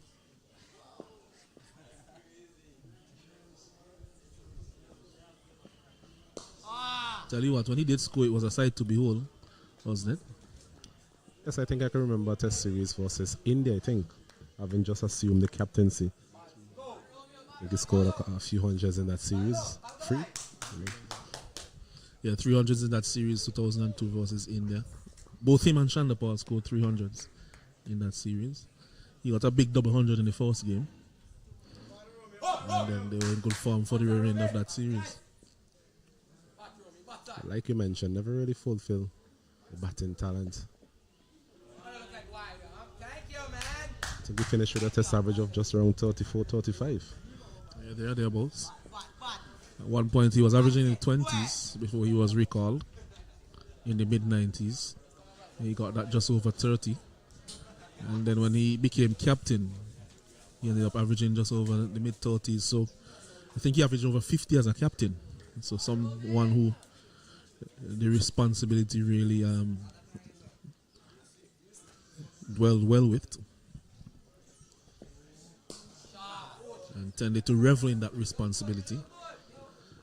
As we see Dion Ryan coming forward, driving on the up. Lovely shot from him, but straight to the man at mid-off. Can clearly see not a lot of pace in the wicket. The batsmen here have a lot of time to really negotiate whatever Courtney Franklin is serving down. Not to say that the young man is slow by any means, but just like the pitch, such is the nature of the pitch, the easy nature of the pitch. This one, so wide on the leg side. So Franklin, after bowling very well in his first over, just strained on the leg side here. Needs to regain his line and his length.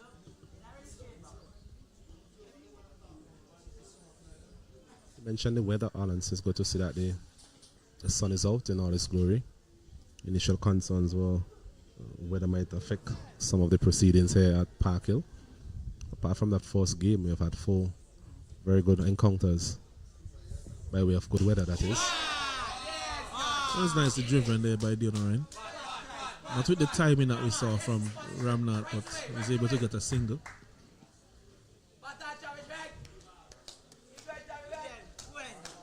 Yeah, you mentioned the weather, and having a tournament itself in July in the Caribbean is a bit dicey sometimes, I mean, with the weather, but so far we have been able to have most games coming to completion.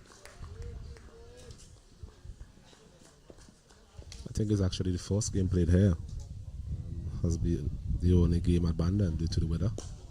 We've had results in all of the other encounters, which is good to see. Yeah, I think at the moment and over the last maybe couple of weeks, we have been affected by some Sahara dust in the region, which has really quelled any formation of tropical waves and depressions and so on. But the news that I'm hearing recently is that dust is moving away and that we will be getting the rain coming back to us shortly. Farmers won't be complaining unless it's another hurricane. Indeed so. So for those of us who maybe not geographically inclined, I know you would have taught geography at varying levels. What's the relationship between the Sahara dust and weather, as they would say?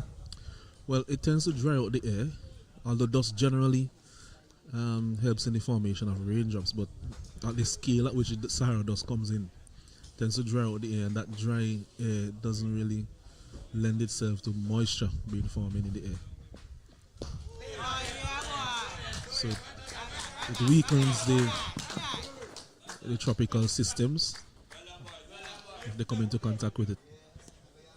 There you have it from our very own geography specialist, Alan Cruikshank, as we see a good looking shot to end the over from Ramnath again, timing it out to the deep mid wicket boundary for 2. So at the end of it, 4 overs completed, 15 without loss. Yeah, he has looked good so far, Ramnath, and Dion Ryan has looked fairly solid at the other end. The Windward Islands, they need to understand here in this game really that wickets would be the order of the day. If they are able to see the back of Ramnath and maybe Dindial, things can get a little bit interesting as they go down the order.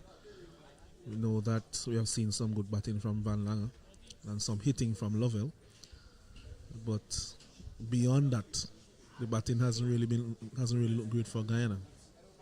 So a few wickets here and they could be right into this game, even with a score of 149. Definitely so. We saw Barbados defending 126, made here versus Jamaica, the second round of fixtures. So it can be done here at Park Hill. Guyanese will be hoping that they'll be able to just quell any sort of thoughts that might flow through the minds of the Windward Island players as it relates to getting a victory here this afternoon by batting for a long period of time. The longer partnerships are able to develop, the less confidence the fielding team will get in terms of searching for victory. Step going back in place.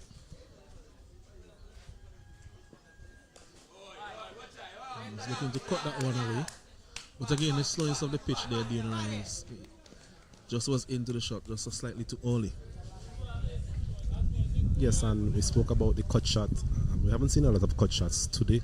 In fact, at Parky, we haven't seen a lot of cut shots being played with any degree of conviction, really, due to the slow nature of the wicket. What we have seen is players allowing the ball to come to them and guiding it down to that third man region. So maybe that might be a better option here for Dion, right? So it's too straight. Again, you mentioned Murray struggling just a little bit with his line. He tucks it to the man at square leg for a single. So it brings Ramnath back into strike. Maybe Murray just trying to get that delivery to angle back into the left-handers. But on each occasion so far, just affording the opportunity for the players to play off their legs. Both of these have shown that they can be quite adept at working the ball onto the leg side. Yeah, just to say that the target is actually 149, not 150. So 148 all out the score by the Windward Islands. Had some scoring issues today.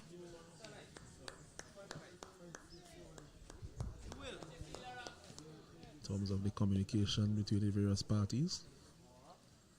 But that's the correct information. Driven down to the man at mid-off.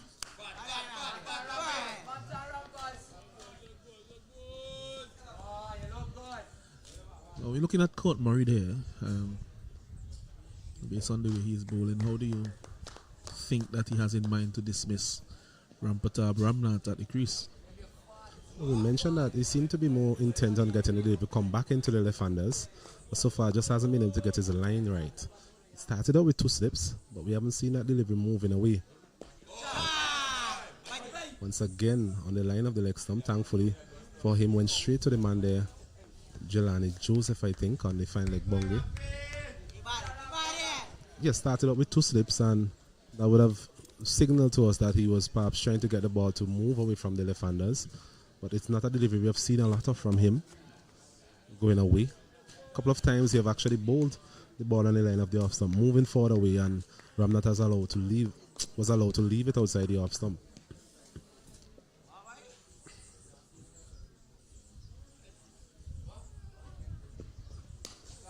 Some punch, but well fielded by the... Oh, and then he gives it away by that throw. Backed up there by the man coming in front of the boundary, Watson Seaton. But after doing so well and feeling that so cleanly off his own bowling, just that adrenaline throwing down, looking to throw down the stumps, but the batsman was in his crease. So in the end, giving away a single. Murray. It's quite needless in the end. It's offering a simple opportunity for the batsman here to get a single. Windward Islands, they don't have a lot of runs to play with. So they want to make it as difficult as possible for the Guyanese in terms of run scoring. It's a good delivery there. Almost on a Yorker length. Looking to drive was Ramnath, but missed timing it. Brings the 5th over to an end. At the end of 5 overs, Guyana, they are 18 without loss in pursuit of 149. There's 3 runs coming from that over. A couple of singles. Of course, the Murray still struggling to find the right line and length to both of these left-handers.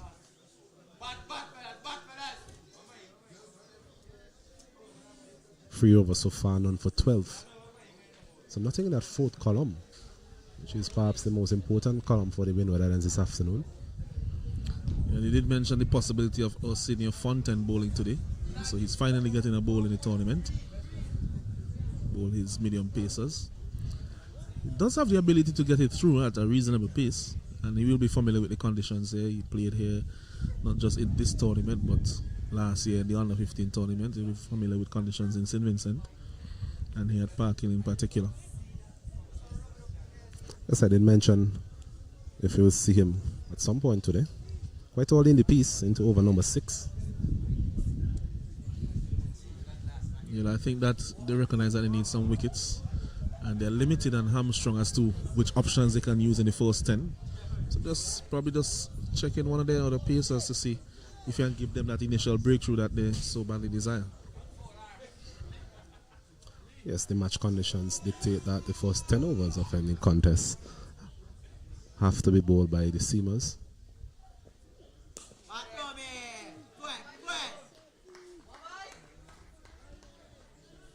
Dion Ryan, he has an interesting technique. Moves very late into his shots.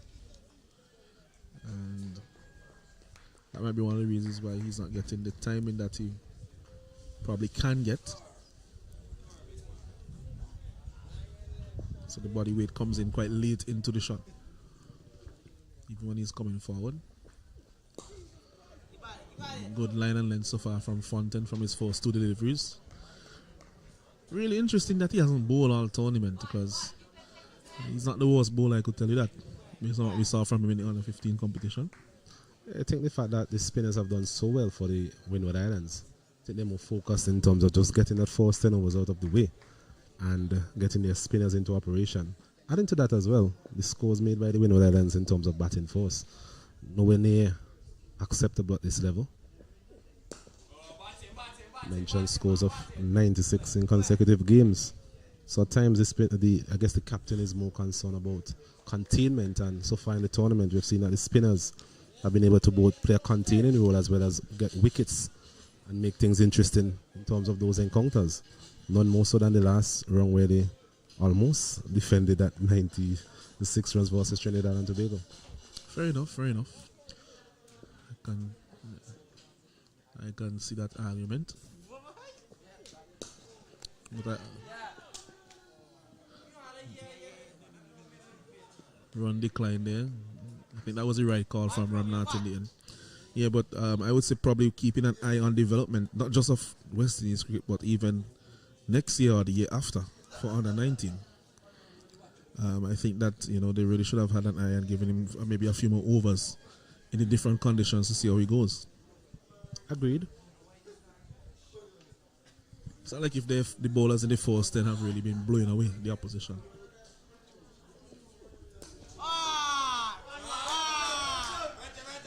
He's looking for the York on that occasion. Driven to the boundary for 4 by Dion Ryan. Full toss. So that first boundary to Dion Ryan would give him some confidence. It was full and he was able to find the gap and get that to the boundary for 4. A bit too full on that occasion, Fontaine, offering a bit of room outside the off stump. Dion Ryan mentioned that his timing has deserted him so far, but on that occasion, just timing it well enough to beat the man there at a shortish extra cover into the gap. Courtney Frank, we know he's lightning fast. Just going to prevent that boundary. Seems to love that drive, Dion Ryan. Body shapes in a manner almost looking for that in terms of his pickup and his foot movement. So that the end of the over, 22 without loss after 6 overs, the Guyana team. It's a steady start.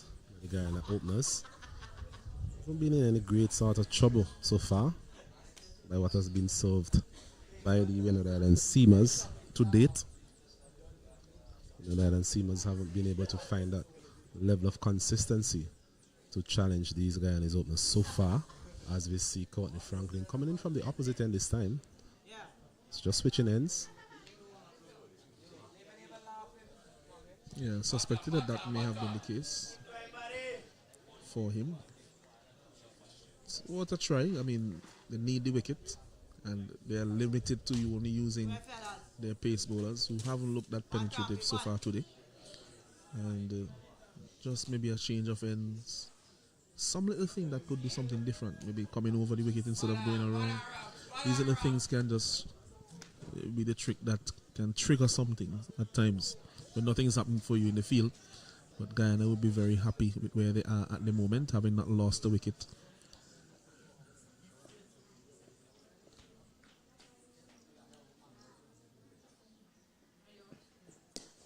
This one is punched a little uppishly to point.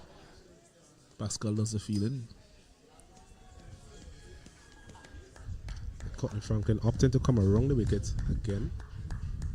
to both of these left-handers.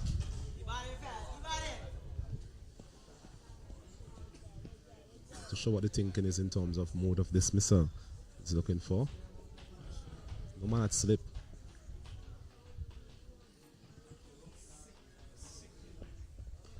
This one is coming off the edge down to the man at third man. It was a good delivery from Franklin. Not too sure that I agree with no slip if you have your fastest bowler bowling in the first 10 overs. Most likely to win this game, you need 10 wickets. Wicket is not a quick one, yes, so you might understand that, but get the slip in. Get him a little closer than you would have him maybe at a different venue. Yes, and the problem with this wicket as well is that it's hard to really judge the pace at which the ball is going to come off the wicket. We spoke about the wicket keepers. Wicket keepers having such a torrid time. Likewise, the men in the slip. It's really difficult as we see some rather poor cricket from the Windward Islands once again, affording the opportunity for a single when clearly there wasn't any chance initially of getting a single. Yeah, that was ridiculous there from the Windward Islands. Really no need for that throw from the skipper to the keeper. Keeper just continuing to run towards the wicket. And not in the position that Pascal last saw him in when he was releasing the ball.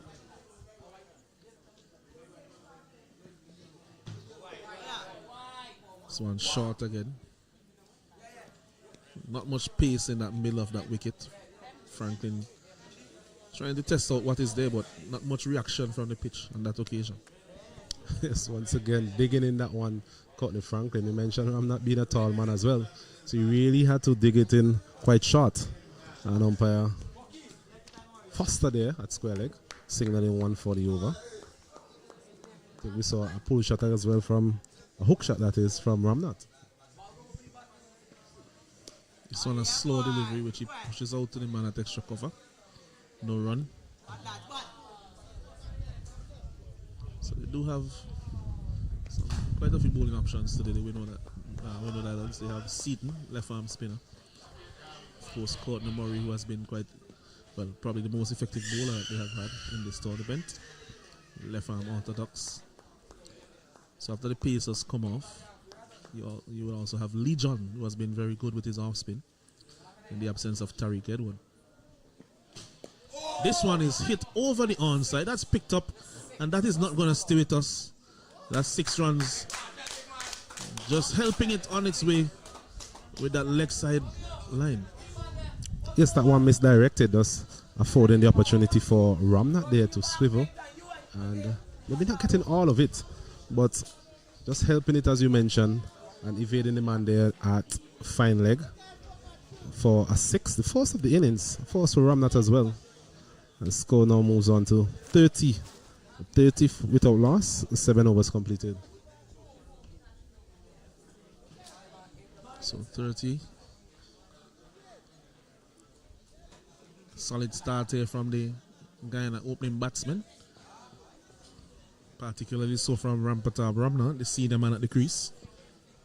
Picking that one up for 6 off his pads. Very strong off his pads. We have seen that from him throughout the tournament. Anything that is too straight, he really cashes in on those deliveries. So that way, that one was even more so badly lined considering who he was bowling to on that occasion, Franklin. As Fontaine continues from the opposite end.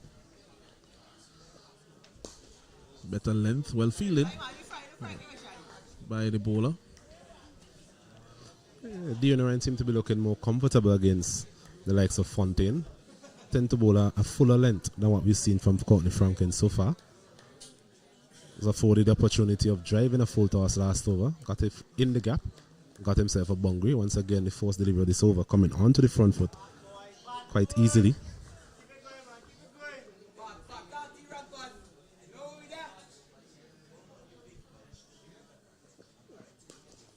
Another good looking drive, but well fielded there by Joseph at extra cover. Jelani Joseph. So it seems to be an area of strength for him, wasn't it? Yes, indeed. And both right arm seamers so far opting for coming around the wicket.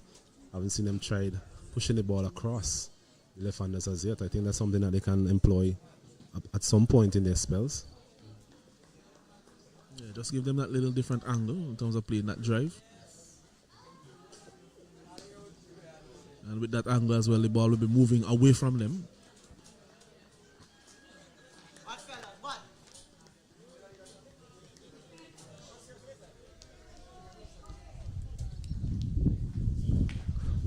Mentioned the easy pace nature of this wicket. We also mentioned the fact that whenever batsmen have really got themselves in, at times they can be very difficult to dislodge. This partnership now into the 8th over. Looking a bit more confident than they were looking at the start. Everything seemed to be coming out of the middle of the bat. Yeah, you're definitely right. Yeah, looking a bit more confident. Windwards getting a bit more quiet on the field. They were filled with encouragement earlier.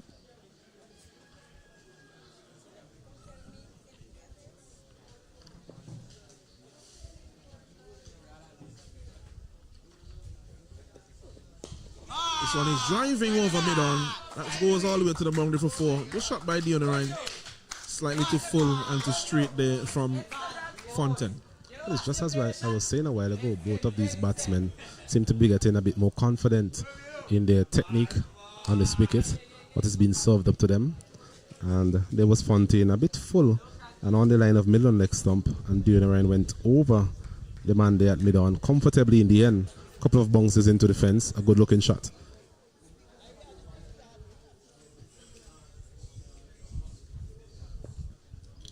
Just too full there from Fontaine and too straight. This time similar length, but more on the off stump. Brings his over to an end. At the end of 8 overs, the score is 34 without loss. Guyana, the end pursuit of a target of 149. They are 115 runs adrift. Yes, the Guyanese continue to soldier on here, march on to victory. Well, at least that's what they'll be hoping here at Park Hill. A good start, a good solid start by the openers. Ryan on 12. And his senior partner, the man with the most runs coming into this game, he's on 20, Rampatab Ramnath. 20 from 25. So he is scoring at a reasonable rate as well. And both of these batsmen seem to be complementing each other as they go about this run chase.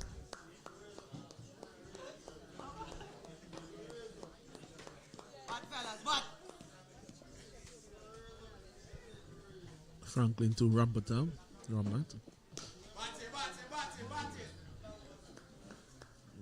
Pushed out to extra cover.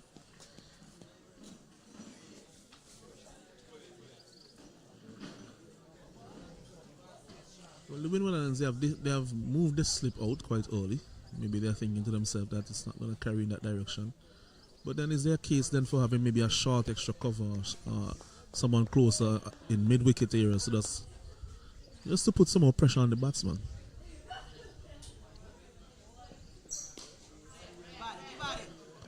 Well, we saw from the Guyana when they were in the field, even from the very start, they had 2 men stationed there within the covers region for Stefan Pascal. Reasonably short as well, so it's a type of wicket where you might see some drives being played uppishly. We saw that on a couple of occasions, and as we mentioned, that man at backward point becomes an increasingly important man as well in terms of run saving as well as an attacking position. This one is looking to whip it on the onside. Comes off the leading edge down to the man at third man. So Franklin generating a foul shot there from Ramnath, but doesn't dismiss him. Some encouragement there for the pace bowler, but Ramnath will be saying, well, I'm still here. It's the first false shot we have seen from Ramnath. Delivery on the line of the middle leg stump. Looking to work it on the onside as he has done quite effectively so far. This occasion getting the outer portion of the bat and going wide of the wicketkeeper. In fact, wide of the any poster that would have been stationed at slip for a single. It brings Dion Ryan into strike.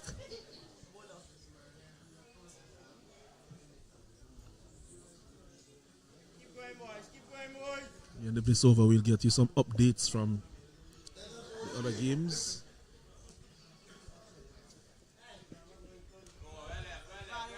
So, outside the off stump and left alone by Ramnath.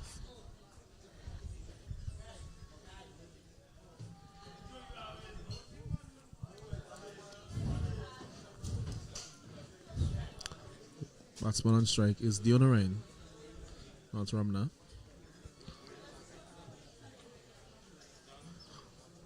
We mentioned at the start this is an important innings for Dion Ryan. He has been in and out of the lineup for the Guyanese throughout both the 2-day format and the 50 over format. So from a personal standpoint, he'll be looking to try and get somewhat of a score. And it's the last round of fixtures. So there's something to end on a good note. They've really twinkled with their top order. We saw the likes of Balgobin, as we said before, the top of the order. We also saw Rampasad Ramnath be neutralized at times in the top order. So with this opportunity, I'm sure he'll be hoping to grasp it with both hands.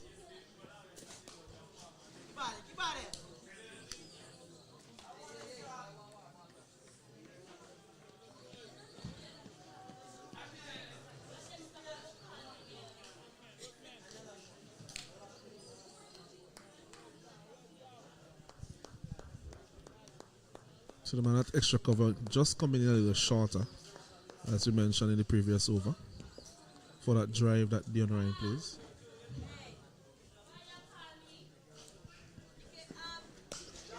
This one just bouncing just short of him. So as we mentioned before, it can be a wicket taking era. As it brings the over to an end, 9 overs have gone. And Guyana, they are going on 4 runs and over. They are 36 without loss in pursuit of 149 runs for victory. It's just 2 runs coming from that over. Franklin so far, 4 overs, none for 16. But they did have something in that fourth column. Sorry. Yes, and there's updates from the other games. Windward Islands, they were bowled out for 105. And Barbados, they are currently 20 for 1, chasing 106. So 20 for 1, chasing 106. And Jamaica, they got to 181 for 9. And Trinidad, they're currently 1 without loss, chasing 182. So just some quick updates from the 2 other games. Jamaica total boosted by 36 not out, or 50 deliveries by Odell Samuels. Jamaica, they'll be hoping to end the tournament on a high. Having been in some winnable positions throughout the tournament, it must be said. Really snatched defeat, jaws of victory on a number of occasions. Some loud appeal and he's out. It's a massive wicket there for Fontaine. He celebrates the Ronaldo celebration. It's a big wicket there for the Windward Islands. That's the wicket of Rampatar Ramnath. Looking to drive this one and pinned on the pad by Fontaine. Well, he attempted a similar shot in the previous over. Got the outside edge down to the man there. Third man, once again, is delivering the line of the off stump, coming back in. Playing slightly across the line there, Ramnath, and really paying the price. Umpire Foster on that occasion, taking his time, but in the end adjudicating that it would have gone on to hit the stump. So a very good breakthrough from the young man Fontaine and for the Windward Islands. They are now, Guyana, they're now 36 for the loss of 1. Yes, it brings out the skipper Dindial to the wicket. So important wicket there taken by Fontaine, first for him at the under 19 level. You'll be pleased with that. You saw how overjoyed he was in the celebration that he did.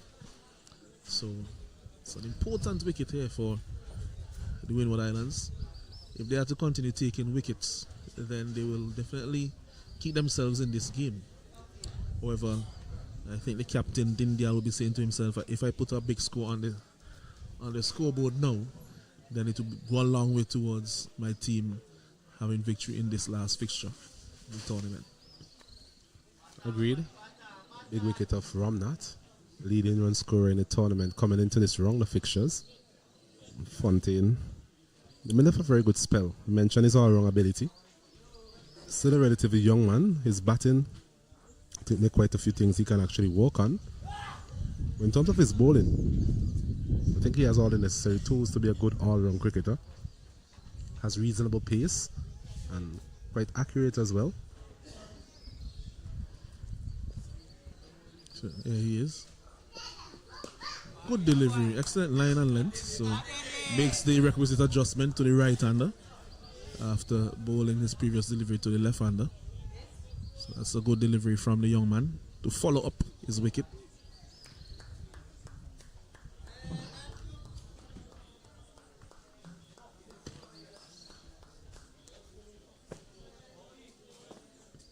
You see that the slip is now in place for the new batsman.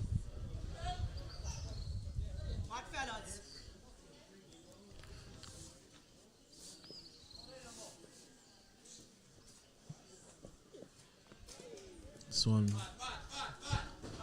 he's beating him outside the off stump as he was in two minds as to whether to play or not. I think for Dindial, who loves to drive, that man has short extra cover there. Franklin is in a key position. You've seen that the pitch has not been as quick as it has been in some of the previous fixtures. Just may mean that sometimes the batsmen may not necessarily be over the drive.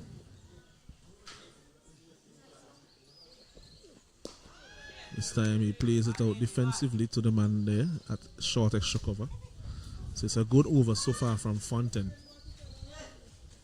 Keeping an excellent line and length on that off stump. Yes, indeed. Dindial spoke quite a bit about him previously. 120 runs so far in the tournament. Also moved up to 15 wickets today. So, but this is more his strongest suit in terms of has made more of a name for himself as a batsman at this level. So he'll be hoping that he can actually produce the goods here for Guyanese and lead him to victory here in his final encounter.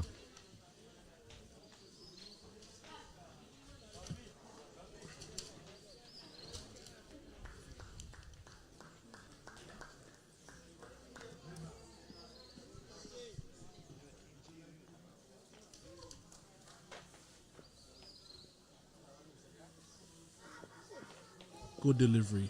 Well bowled there from Fontaine. Brings his over to an end. Successful over from him. After 10 overs, Guyana there 36 for 1. So that's a wicket maiden there for a senior Fontaine. Yes, well done by the young man. He came in to replace Courtney Franklin from this end. So far, figures of 3 overs, 1 for 8. So he has been quite tidy and quite neat, economical. And of course, he got that big wicket of Ramnat in that over.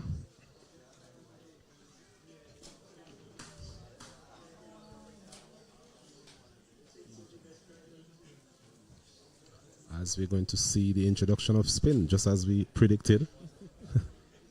Just wanted to get through that initial 10 overs period where they are mandated to use their seamers, and now we are seeing Lee John being introduced into the attack. The kids had a good tournament with the ball, Lee John. Some of those low-scoring encounters. He's really forged a very good partnership with Court Murray.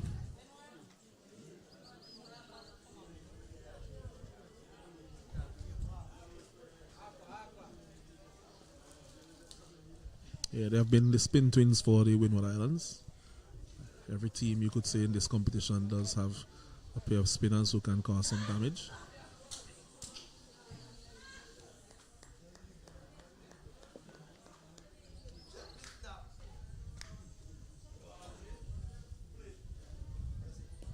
Ooh, that one he was looking to leave it, and it came off his bat as he was looking to shoulder arms.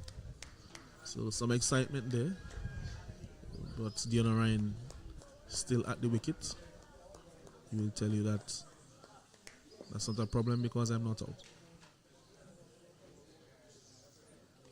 This time he comes forward a bit more assuredly, pushes it out into the covers.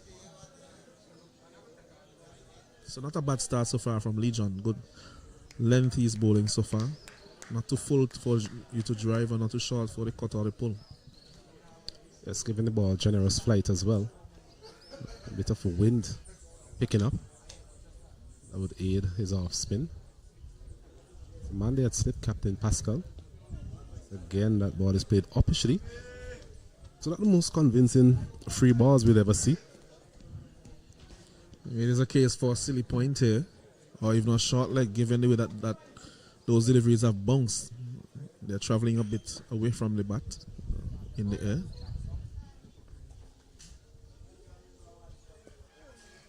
This one he plays much more comfortably on the offside, the on the line. Crucial part of the game, the introduction of the spinners. We like to think that the Guyanese should be reasonably adept at playing spin. Mentioned Dindial, a very good play of spinner. This one is hit straight to the man there at mid-on. Corsten Murray getting an awkward bounce. In the end, both Dindial and Dionarine relatively safe. Yeah, if there's an aspect of Dindial's batting that has left him suspect in this tournament, is that he has been a bit giddy-headed against the spinners. He does play spin well, but then when the spinners are on it, it's almost as if he gets over-aggressive and gives it away. Agreed. So I'm using the feet against Mackenzie, I think, when they played against the Leeward Islands here. He was stumped. I'm going to chat with him after, just saying that we needed to curb your natural instincts to some extent. He was already in control in the middle of a very good innings. Yeah.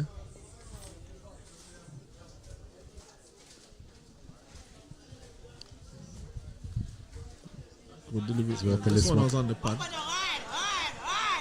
He's working this one fine. Out to the long leg region. Got 2 runs. Yeah, looking at the field that he has, Legion. Although we're just going to take a drinks break now, but just before we do so, we just want to say that he had a slip in place, which is important, so that you could see that the mindset changes when the spinners come on. The captains are thinking wickets immediately. And at this time, we'll just take a short break as the players have their first drinks break for the afternoon.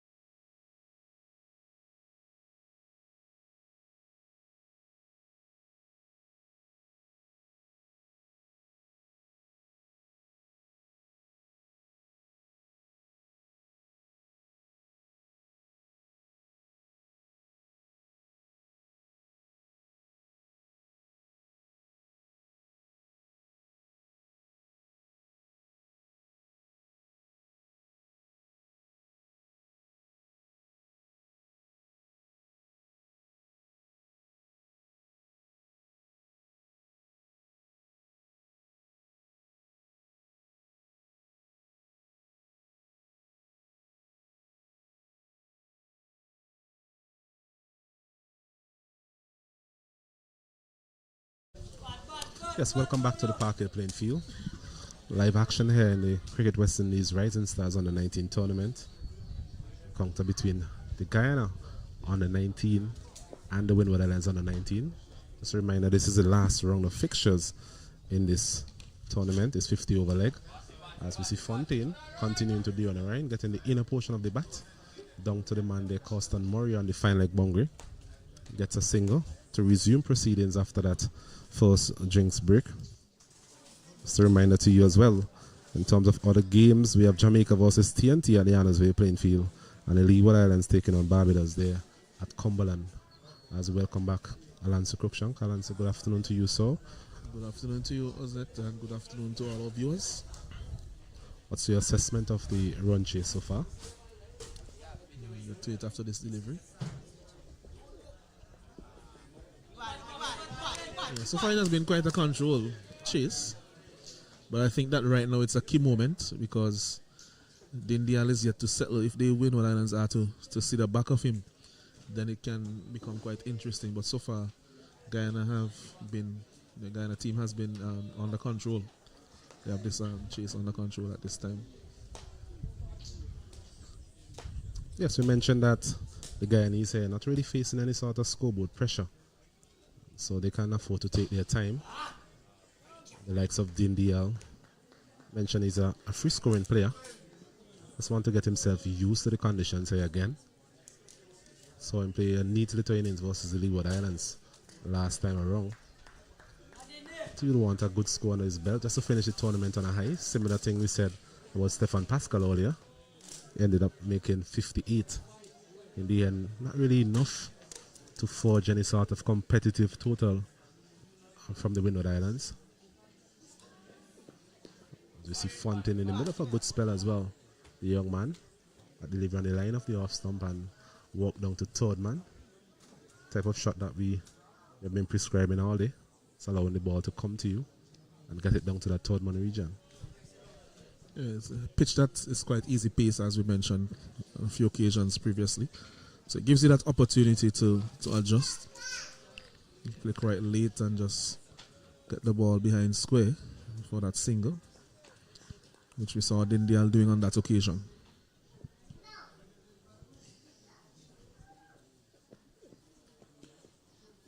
This one is outside the off stump. Duran going for his favorite cover drive. He'll do well to pace that offside field. There's a man at point. There's a cover. There's an extra cover. Quite short there, Courtney Franklin. There's a man at mid-off in the circle.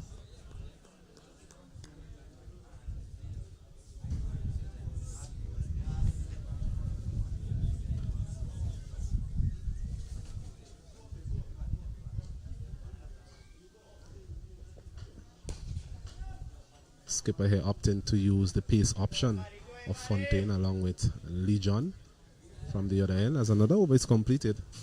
At the end of it, Guyana in their chase of 149, they actually 41 for the loss of one. Yeah, we spoke about the fact that the Guyanese team, they are in a strong position here at 41 for 1. They need another 108 runs to win. They have all of 38 overs to do it. So, really in an advantageous position, but we have seen enough in this tournament to see several teams give up these advantageous positions, especially when chasing. As you mentioned, some teams have grasped, defeat from the jaws of victory. And that is something that the Windward Islands would have at the back of their mind.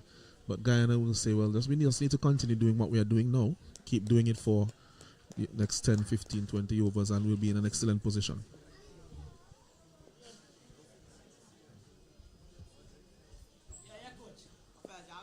It's Lee John to continue. Identifiable Durag. Right arm off spinner. Let's give the ball a bit of air. So far, Dindial resisting the urge to use his feet. Mentioned him being dismissed against the leg spin of Micah Mackenzie versus the Leeward Islands using his feet. I think he would have also seen his fellow West Indies under 19 captain loses wicket earlier and being stumped. This delivery is winding up for that big cover drive, getting the inner portion of the bat. It takes it down to Causton Murray on the long on boundary. It's not in the area that he intended, but thankfully for him and the Guyanese, not really going anywhere close to a fielder. As we see Dion Ryan back in strike. Captain Pascal in the search for wickets is now employing 2 slips. He himself stationed there at a second slip, hoping that Legion can actually extract a bit of tone. Dion Ryan a very long way forward, trying to negate whatever spin Legion might actually get.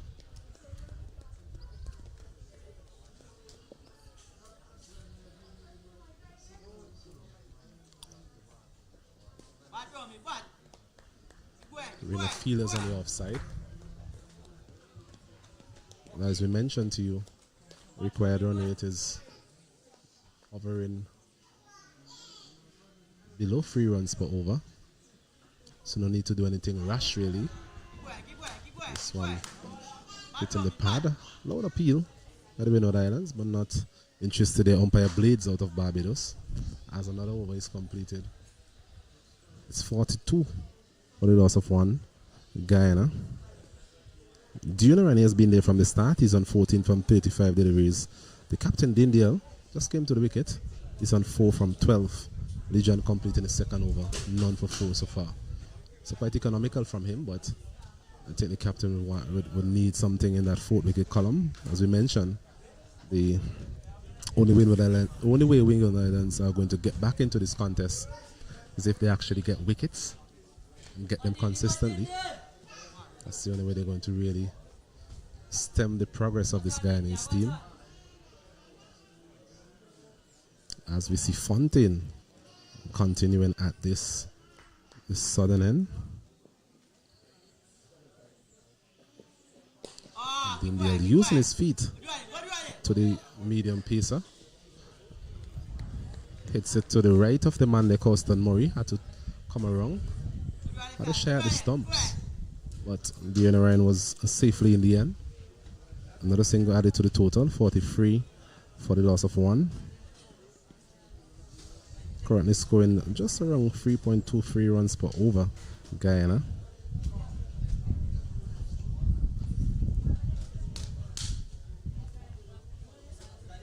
Coming to you from the northeasterly side of the country, village of Park Hill. The game's being played at the main Annisvale Sporting Complex and Cumberland.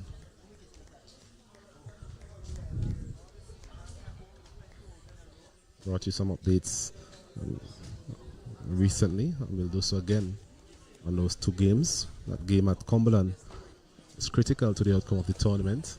I mentioned if Barbados are to win that game, that they will be champions, so they will be crowned double champions of both the 2-day format as well as this 50-over tournament.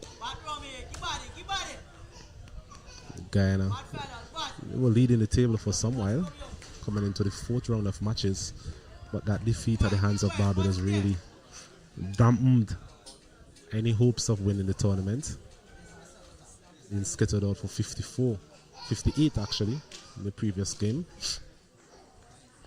Well, they want to finish well. They want to win this game and win it quite comfortably.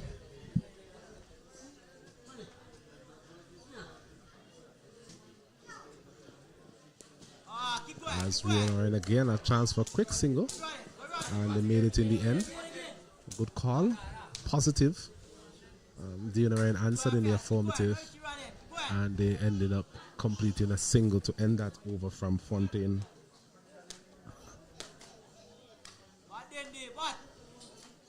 So at the end of the 14th over,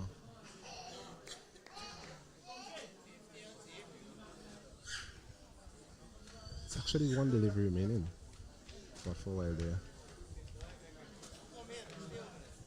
It was completed, 44 for 1.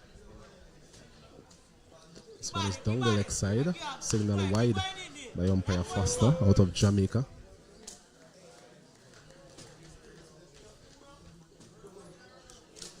Orsino Fontaine into his 5th over. 5 overs on a trot. Be getting a bit tired. Still a relatively young man. Conditions quite humid here at the Parkway playing field.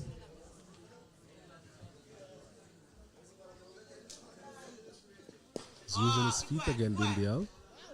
This time hitting it straight to the man there, Courtney Franklin. Got quite a bit to say. They asking him how was his lunch, and how was his stay being so far in St. Vincent and the Grenadines.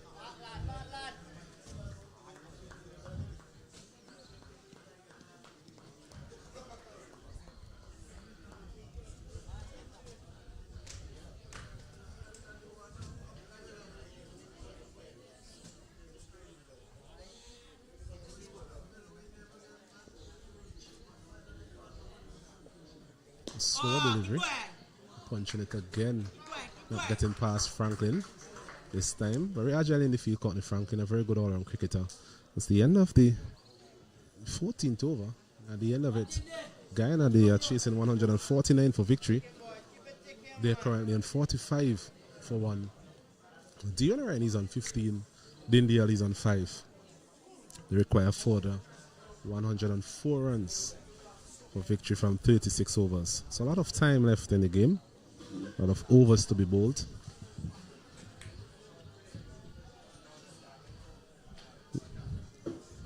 Just to update you on those 2 other fixtures I was referring to. Jamaica, they made 181 for 9. And Trinidad and Tobago, they are currently 15 without loss. And in the other game, Leeward Islands 105 all out at Cumberland. Barbados on a 19, they have 50 for the loss of 2. 50 for 2. So remember, victory there for Barbados will really hand them both the 2-day format and the 50-over format. Yes, and you wouldn't begrudge them because they have played the best cricket among the teams, I think, overall throughout the 2 tournaments. Hasn't been a flawless performance from them either, but I think they have just been able to be more consistent than some of the other teams, and they have, I think, more bowling firepower with both their pacers and spinners. I think we're going to see Court Murray being introduced into the attack. So Lee John removed from that end. Court Murray, a consistent performer for the Windward Islands over the last couple of seasons, and even this time around, they're go-to man as it relates to their spin bowling options. Yeah, he's very consistent, smart spinner, varies his pace well, and usually puts the opposition under pressure, which is what the Windward Islands want to do here at this point. Having taken the wicket of Rampartop Romnod, since then things have been a bit quiet, and they will want to continue to mount that pressure on the Guyanese batsmen.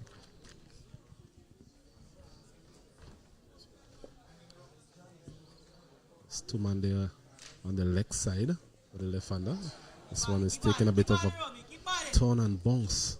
Seen it on a couple of occasions. And a short leg would have had a comfortable catch on that occasion. Been calling for it since forever and it's not happening, so I guess I should probably just leave it as it is. Is it safe to say that captains are a bit reluctant to utilize those positions, especially in the shorter form of the game?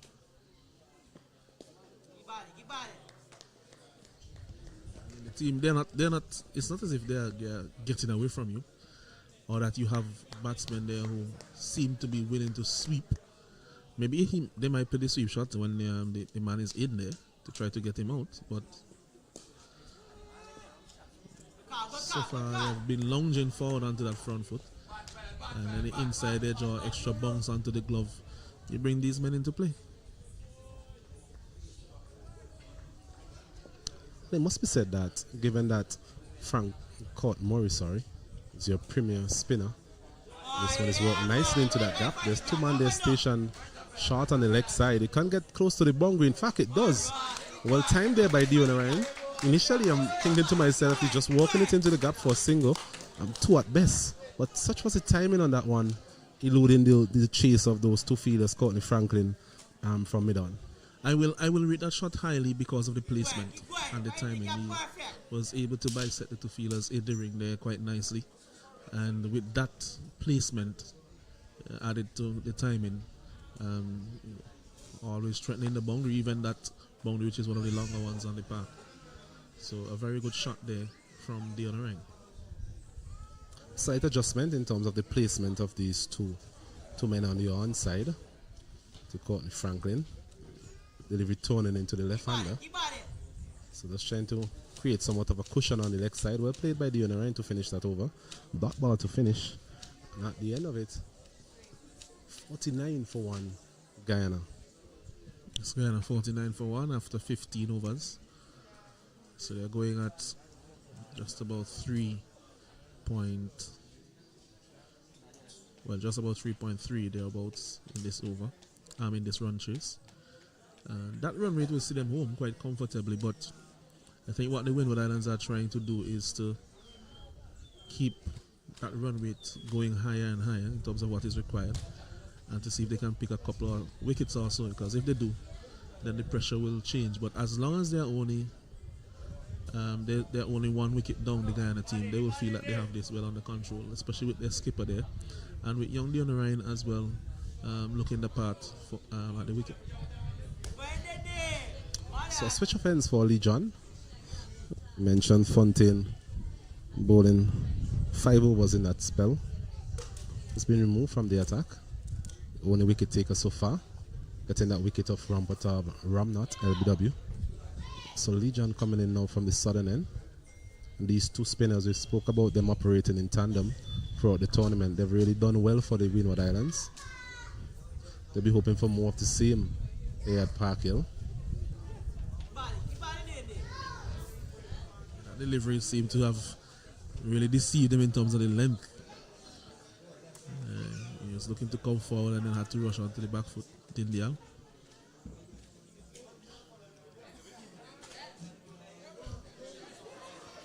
He's using his feet, and I thought for a second I heard an edge or something there, Alansi. In the end, I think the appeal was more for a stumping opportunity. Got a bit of bounce as well. I think that's what really caused the discomfort there for the wicketkeeper. Wicketkeeper Stephen Abraham. Dindial was a long way down. There again, that's what I said about Dindial against the spinners. Can get a bit giddy-headed.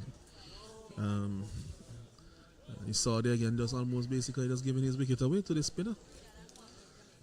If it didn't have so much bounce on it and really took that extra split second for the keeper to be comfortable with it in his hands, it would have been the back of him for sure with a stumping.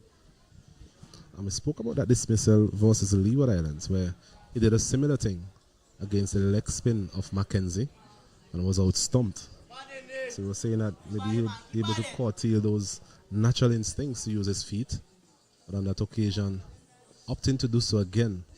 But thankfully for him and the guy on his team, wicketkeeper not being able to effect that stumping as he's punching this one down too long on for single. So life being given to Dindial there on 5.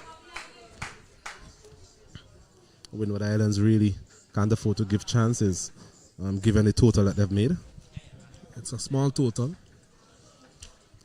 Only 148 runs on the board, 149 needed for victory. And as long as they remain one down, as we said before, they get closer and closer to 100, having lost only 1 or 2 wickets, then they will feel that they are almost there.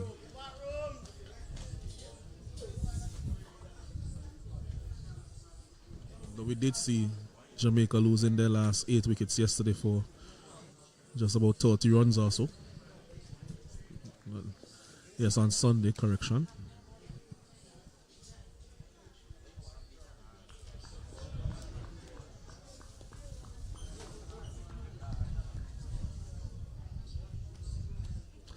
Also have the likes of Watson Seaton in the first 11 today. So left arm spinner. Some short sometime. And this one is swinging across the line. Just as when we were saying he's looking the part, Dion Ryan. 2 rash shots in this over. Unfortunate again for the Guyana team. That one evading the man there at slip. So Guyana trying their best to really give Windward Islands a wicket, I must say. I'm not sure where he was looking for that shot, that slog sweep shot. Especially against the off spinner with the ball turning away from him. It'd be a better serve to go through the offside, and we've seen him play some good shots to the offside already.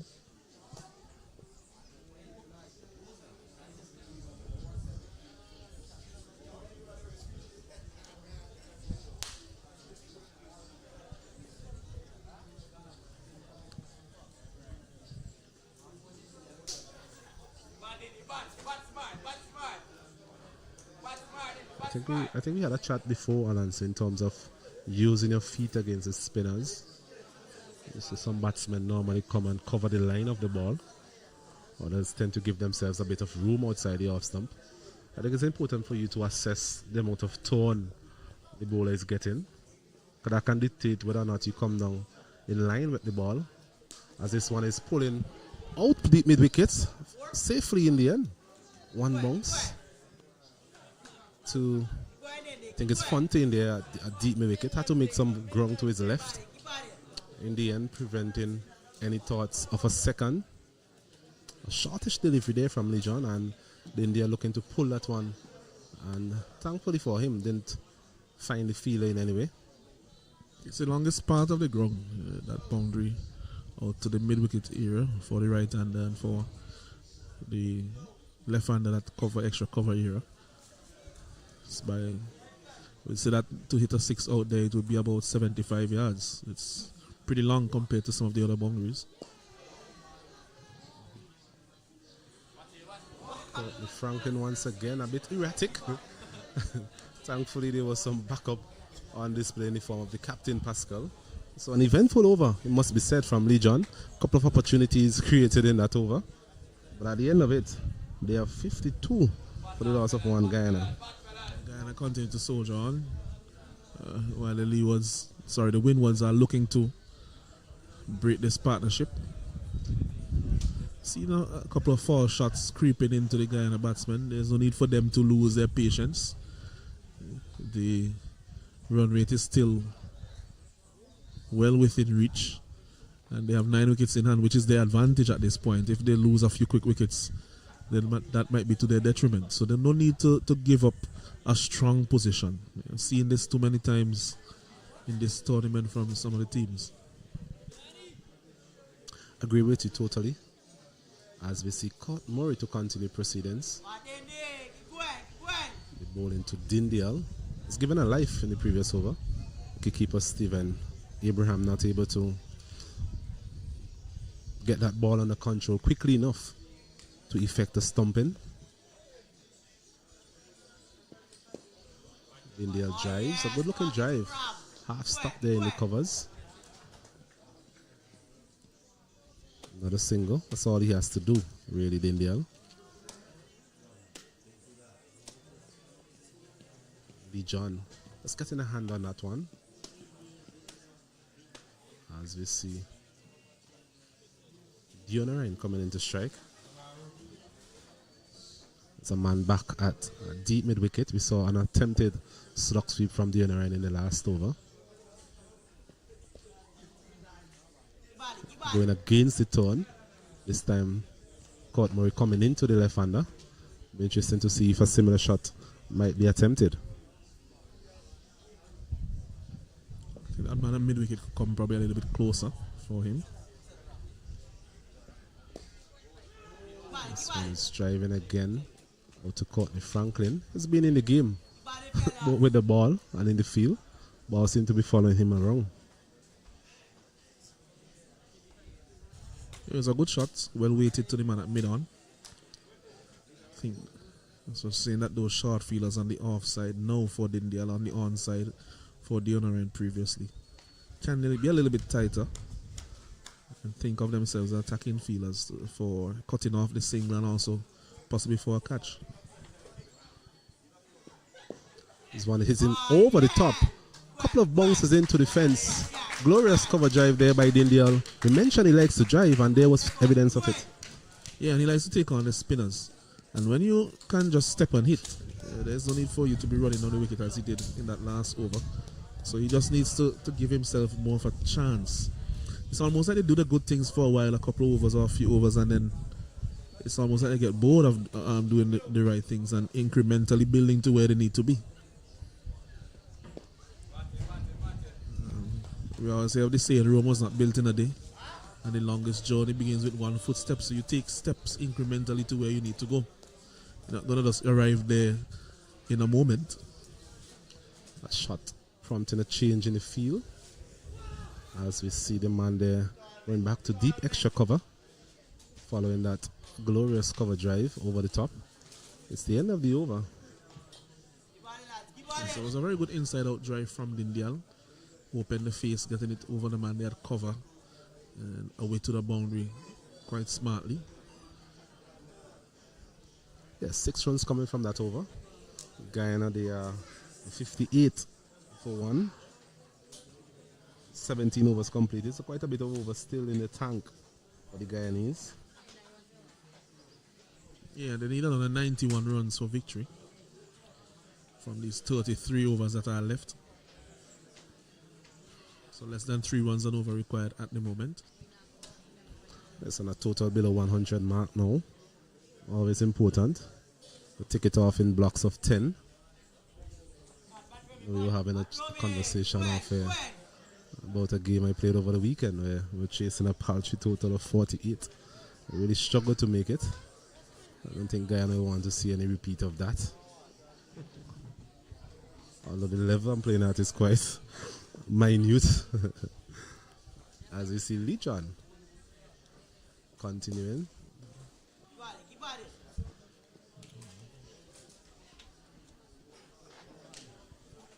Spoke about the batting performance of the Guyanese over the tournament, the 50 over tournament. They started out very well. It just goes to show that you just need to be up for it every game.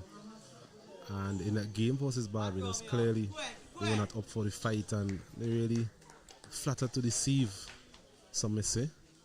They bowled out for 58 in that encounter, leaving themselves a bit short now in their quest to win this tournament.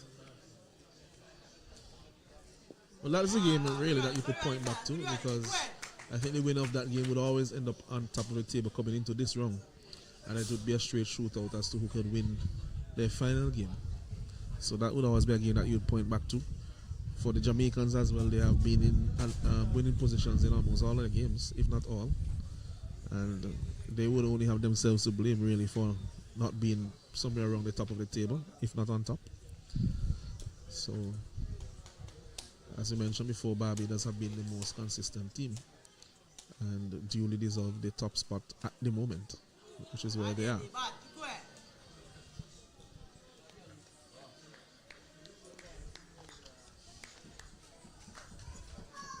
An appeal there by the Windward Island fielders.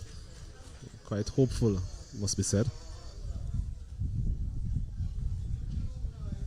Then they are just going back and pulling this one out to deep mid wicket for a single. Bit short there from Lee John.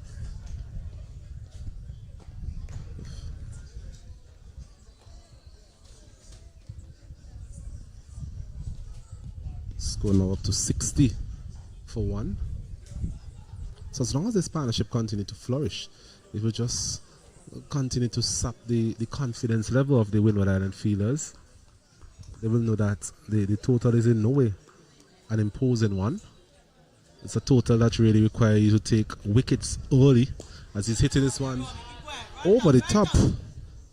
Would be fielded just inside the boundary.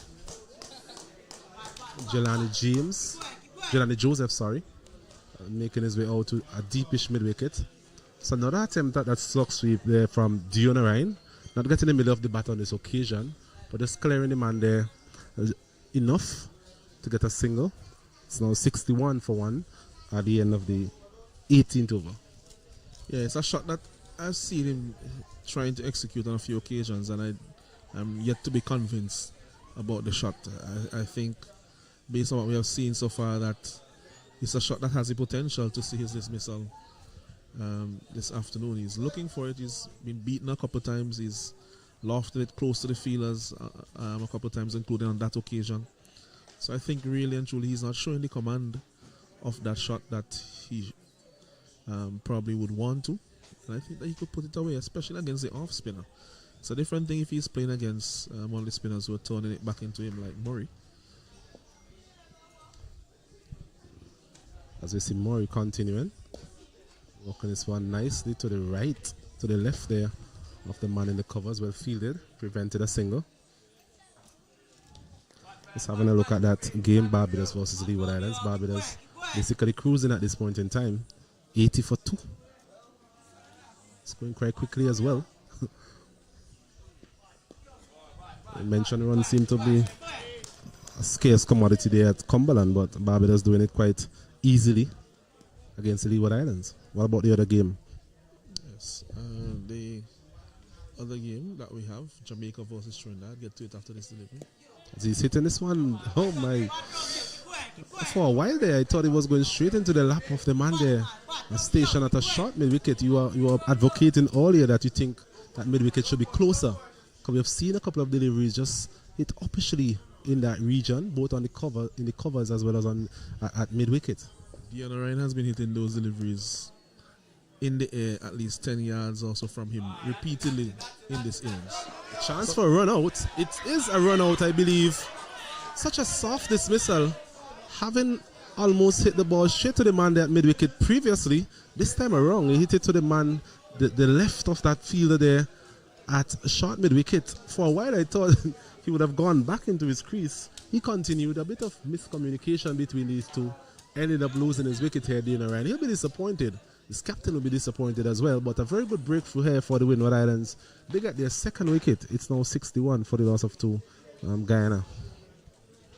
Well, we saw a couple of those wickets in some of the chases so far, some runouts, and really and truly that occasion was a good feeling from the man there at mid-wicket, but really you would have to say that that's a wicket given to the Windward Islands as opposed to them taking a wicket. That miscommunication there between the skipper and Guyana Ryan. So it ends his innings. Gutsy innings from him, Guyana Ryan. It brings Jonathan Van Langer to the crease. We were talking about the other game, Jamaica under 19 men. 181 for 9 from their 50 overs so far. Trinidad and Tobago going quite slowly. 27 without loss after 11. Yes, I think it's a matter of slowly but surely for the Trinidad and Tobago team. The batting as well, I mean, it's some repetitive here, but the batting throughout the tournament by some of these teams have left a lot to be desired, and Trinidad and Tobago is no different. It's good to see a partnership of some sort at the top of the order. Yeah, they still have Andrew Rambaran to come, who was the only batsman to score a century in the two-day competition. So they're not out of it, but run rate has really been slow for them so far. The good thing is for them, they have not lost a wicket. So Jonathan Van Langer, one of the players of the tournament, coming in with Guyana in a reasonable position, 61 for 2, chasing 149 for victory. I think what we'll see from Van Langer is him trying to get himself in. This one is kept a bit low from Court Murray. Always seem to cause some sort of problems whenever he's into the attack. So a run out in that over, that of Guyana Ryan, and Guyana, they are 61 for the loss of 2. Chasing a total of 149 here at Park Hill in this CWI Rising Stars Under 19 tournament, the final round being played. Yes, as you mentioned, 61 for 2, Guyana. I think in the last maybe 9 overs or so, they've scored about 20 runs, just over 20 runs. And such has been the measure of the control that the Windward Islands have exerted. So they have put themselves back in the game here, especially with the wicket that they have taken.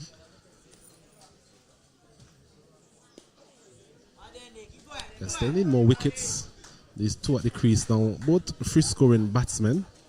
Van Lang, as we mentioned, 99 runs in the tournament so far. Also has some wickets to his name, so he's a relatively confident young man. Take the wicket of Dindial will be key here. Just seem to be in that mood where he wants to express himself, Dindial.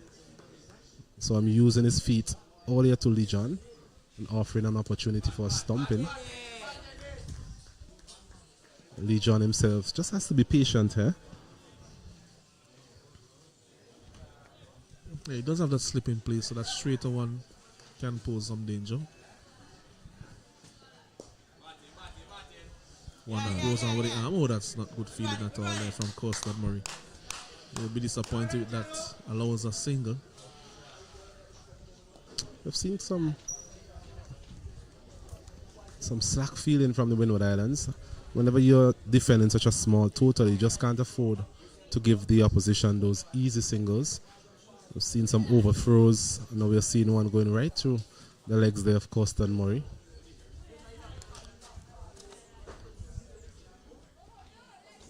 In terms of bowling option, we haven't seen the likes of Watson Seaton as yet.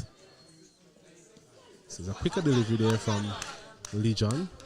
Van Langer choosing to go back. Something that we've seen a lot from him, tend to play the spinners off his back foot. I think at this stage of the competition, that's very dangerous. Especially the way that Lee John is bowling. He needs to come forward, use his height.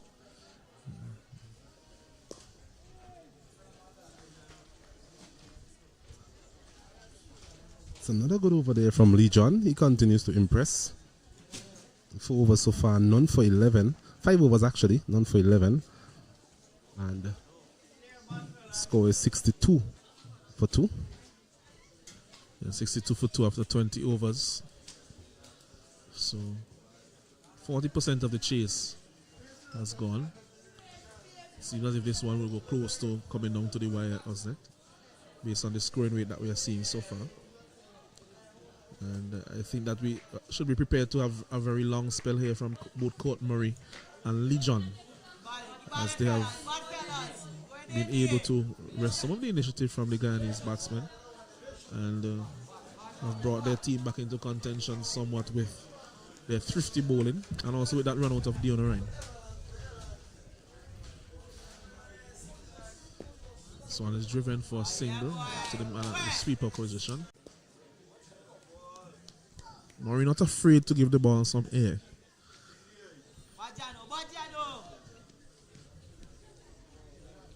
Yes, he's a canny operator, Court Murray. Uses his clever changes of pace to good effect.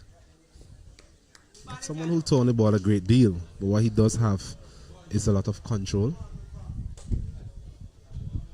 Yeah, he does, as you mentioned, use varying pace and flight. Has some guile.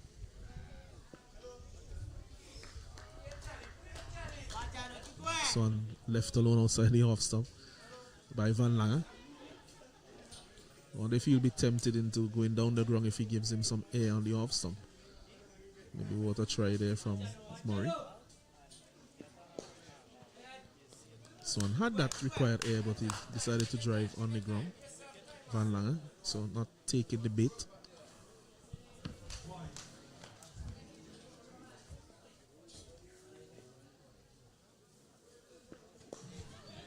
This one a bit fuller. No run. Straight to the man at mid-on, and that's the end of the 21st over. So rattling through their overs here, Lee John and Court Murray. Guyana, they are currently 63 for 2 after 21 overs. Another tidy over there from Court Murray, doing what he does best. He's keeping it tight for his captain. Also at times he's caused some problems there for Van Langer. Quite watchful as well at the start of his innings, Van Langer. We know he's normally an attacking player. Saw the best of him in his previous game versus the Leeward Islands. So we're going to have a change in bowling. Jelani Joseph will replace Lee John. That's something that you saw coming at this point in the game, was it? Even the way that the spinners have been going. Yes, I think the template used so far by the Windwards would have been to utilize both Legion and Courtmore for extended spells. Something different here.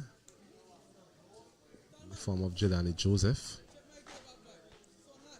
Mentioned Watson Seaton as well being an option coming in this game. The solo left arm spinner from St. Vincent and the Grenadines. Captain has opted for Jelani Joseph. Joseph is a leg spinner, I think.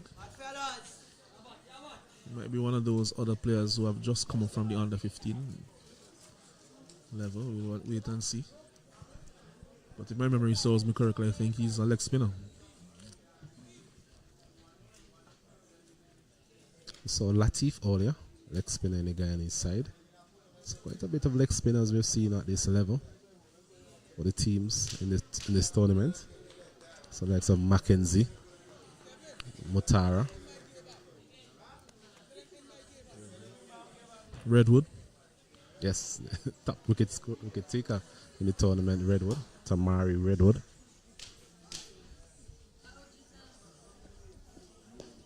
It's a good start by the young man.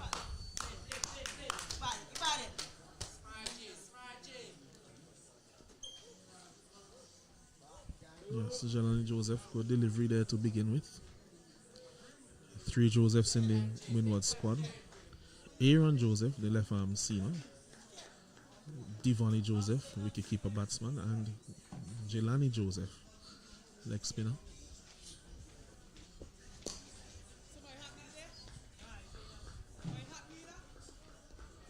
So one is played down the ground for a single. I think this is a fraction to full at the moment. Could just give the delivery an opportunity to turn away from these right-handers by pulling his length back maybe 1 meter. Again, extremely full. That's it, keep going. Extend body. Good start, good flight on these deliveries. Looking to extract a bit of tone. As a man there at slip, Captain Pascal. He's able to get one of these deliveries to turn, get an outside edge, and present an opportunity for Pascal. This one a bit flatter. Van Nanga once again camping on that back foot. Yeah, that's a better length. If you could slow it down there on that same length, you could see what you could extract from the pitch.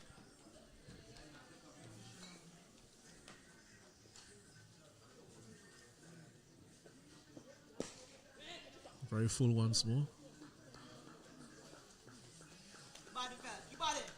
Franklin almost like having 2 men at extra cover. Very quick across the ground.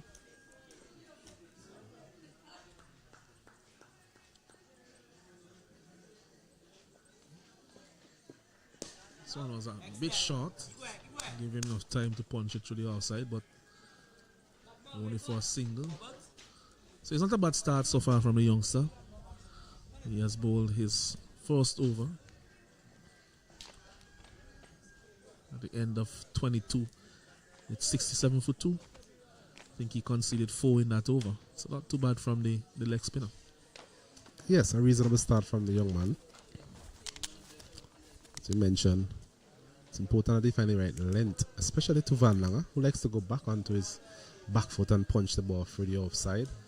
So evidence of that in that last delivery.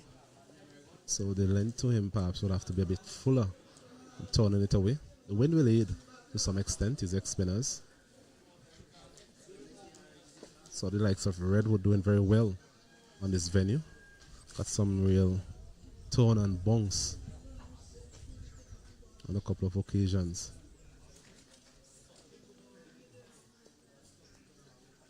So we're going to see the reintroduction as well. Oh, for a second I thought it was actually Constant Murray. In fact it is. Number 6 on his back. Well, you can't be forgiven. They are twins. And having seen them close up on a few occasions, there's not really much to tell between them except the number on the back of their shirt and the name. Yes, I think Courtmore is number 5. Constant is number 6. Similar build as well. Yes, Kurt is at mid-on at the moment. While Constant will be taking up the attack. Slip has been dispensed with to Van Langen, who's still quite early in his innings, but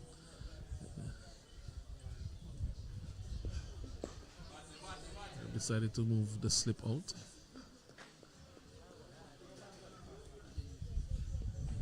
I think earlier I had some mix up with Aaron Joseph and Jelani Joseph in terms of the roles. So they have continued with spin from the southern end with the bowling of Jelani Joseph. And Coston Murray comes back from the northern end to replace his twin brother Kurt Murray. Not a bad line so far. Fairly straight and just back of a length.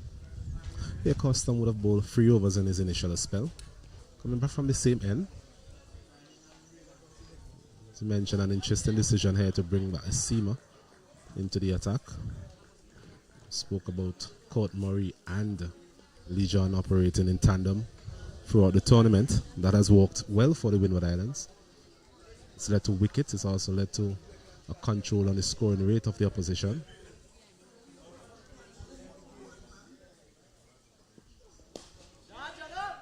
It's a nice punchy shot to middle. Direct hit, but he was well home. Van Langen, so that's a single of that delivery. Ball tends to make a very good song from the bat of Van Langen. But treated some very good stroke play from him in the previous game.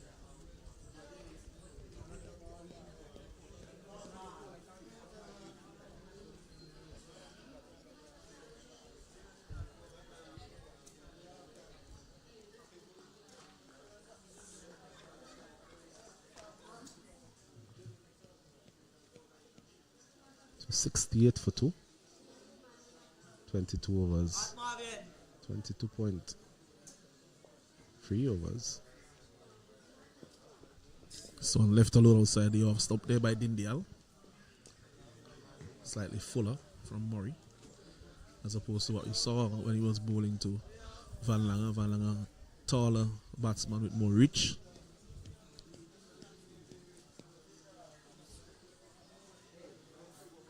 So maybe able to get to those slightly fuller deliveries that he's bowling to Dindial.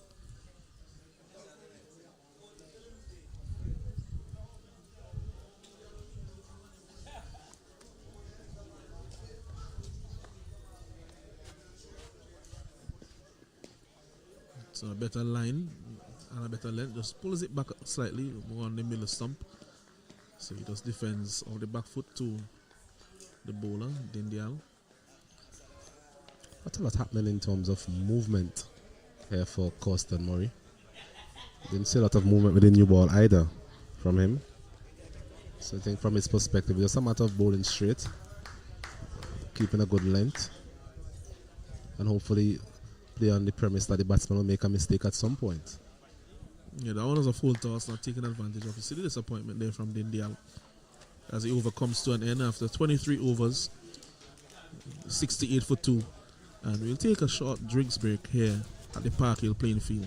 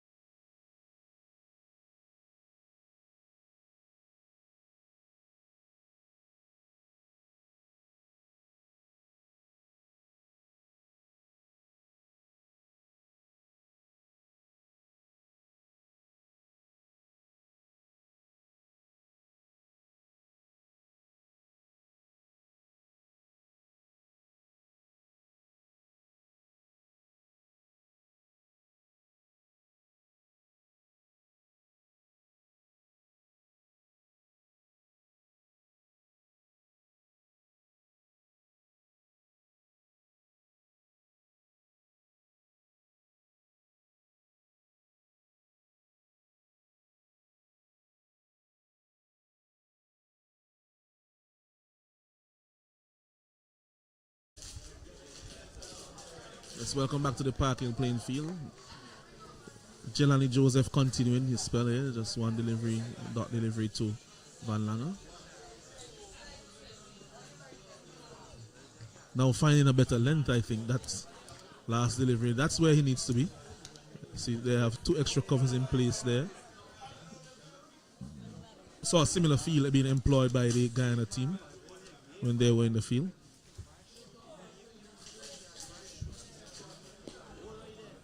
That's a better length there from the young one. So after 1 over, he has found a nice length. If he can just zero in on that and stay there, and he'll pose some challenges to these 2 right-handers.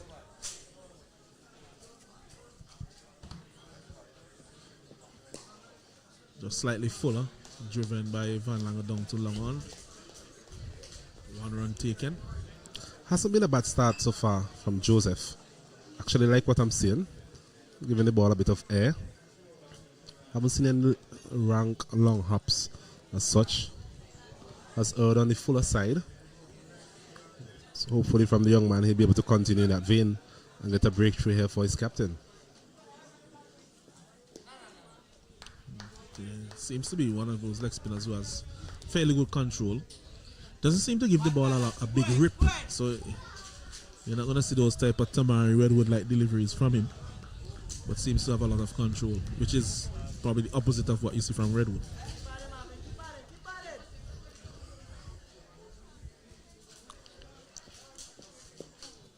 Good length again, good line. That's the end of the over, so just 1 run coming from that over from Joseph. At the end of 24, it's 69 for 2. I'm glad you mentioned Redwood there, Alan, so for a while. And we've always been speaking about Redwood and the fact that he doesn't exert a lot of control as it relates to his bowling. But what he does have is that wicket-taking delivery. And it's really interesting from a captain's point of view in terms of who would you want in your starting 11. Would you want a leg spinner exerting a bit of control, giving you 10 overs, 1 for 31, or would you want a Tamari Redwood who would give you 5 for 45? I'll take 5 for 45 any day. As we used to say at the other end, when he has taken that 1 for 31, his team might still make 300 from the other bowlers. But with 5 wickets to your leg spinner, you know that you have put the other opposition under some pressure. Tamari Redwood, he has been brilliant in the tournament, both in the 2-day format as well as the 50 over tournament. Yeah, having said that though, the youngster Joseph is still fairly young to this level and has the opportunity to expand his game, but I like the start that he has given his team. He has given his team some control. And who knows, later on in this game, his spell may end up being a decisive one.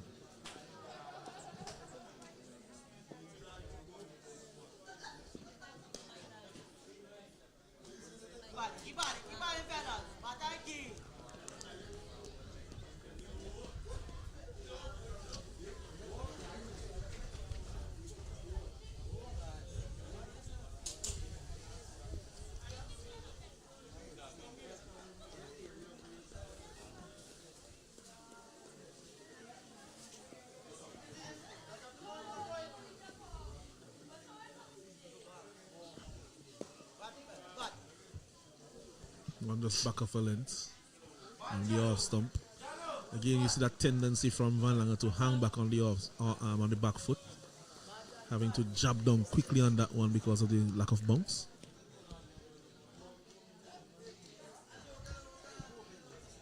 He's found the middle of the bat so far, but a lot of his shots have been finding the fielders. Something we saw from the Windward Islands openers. So wide delivery there on that one from Coastal Murray. Signal by umpire Jonathan Blades. Takes his score up now to 70.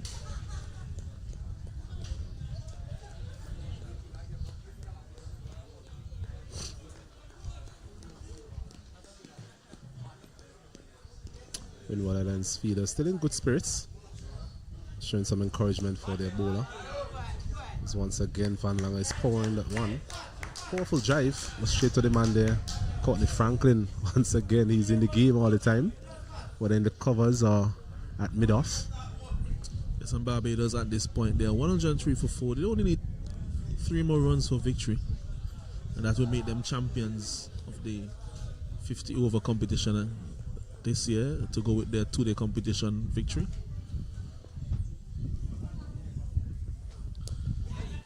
Just looking for the drive there. Coming off the bottom of the bat. Not really going off the pitch. So it is likely now, barring some extraordinary unforeseen circumstance, that Barbados will be champions this year, was it? Yes, indeed so. Deservedly so. From the Barbadian team. Worked hard. After that initial game being abandoned versus the Windward Islands, where they were in a position where they could have forced a victory. They have really bounced back with 4 victories in a row. It's a classy drive there from Van Langer. We'll go for 4. That's a wonderful extra cover drive. Well, he has attempted that on a couple of occasions, but as we said before, found the fielders on this occasion finding the gap, finding his timing, and Courtney Franklin there giving chase as usual, but couldn't stop that one. So very good boundary there from Van Langer, the best we have seen from him throughout this innings. So Barbados 104 for 4. They need 2 more runs to win. In the third game, Trinidad, they're 47 for 1, chasing 182. 47 for 1 after 17.3 overs. So their worry at the moment will probably be their run rate. They need 135 from 32.3 overs, but they have all of 9 wickets in hand. Guyana here, they need 79 runs with 8 wickets in hand. And they need them from 79 runs from 25.1 overs.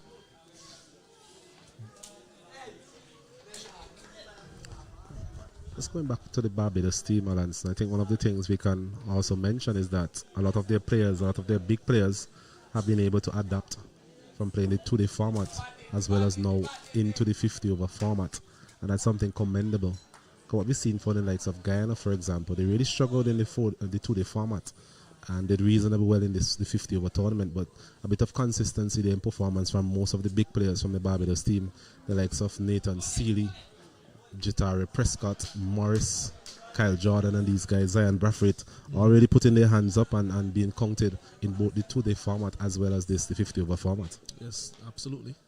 So 75 more runs needed for Guyana. Excellent effort there by the man at extra cover, but he's not able to keep it scoreless. Here Edward the field on that occasion. So single to Dindial. Just to add to that, in terms of looking at it even beyond this tournament to an international level, what we see, the likes of Australia and India, these guys have very good test sides, but what you see also is that they're very good in the shorter form of the game. The Australian team, there's not a lot of changes. Once again, some poor cricket here from the Windward Islands. No one backing up out there, and a chance for Todd.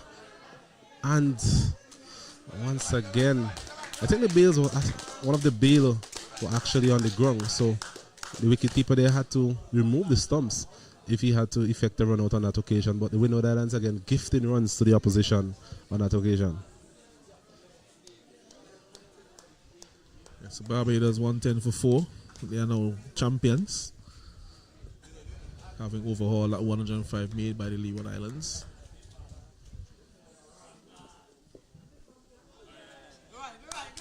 Some sloppiness we saw on that previous delivery from the Windward Islands team in the field. Some slight misfields and overthrows. Really don't have enough runs to play with to be gifting those away to the Guyanese. Even if you have a million runs on the board, you still don't want to do that. But with 148, even more so.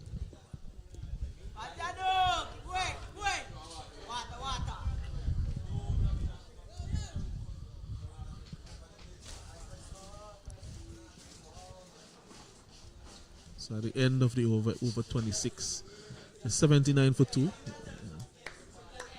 Guyana. They require another 70 runs exactly in order to overhaul this total from 24 overs. They have 8 wickets in hand, so they are in the driver's seat, so to speak, at the moment. Definitely in the driver's seat, having lost just 2 wickets so far.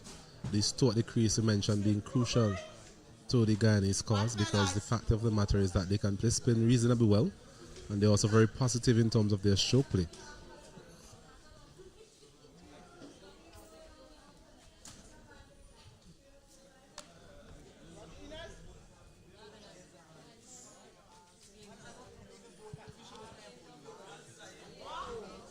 So Murray continues, Constant Murray. This one down the leg side, wide delivery. So another extra to the total. Takes the score up to 80 for 2 after 26 overs. Constant Murray has really struggled for consistency in terms of his line. Struggled against the left-handers earlier. Strain on the pads of Romnott on a couple of occasions and was severely punished. And here again we're seeing starting this over down the leg side.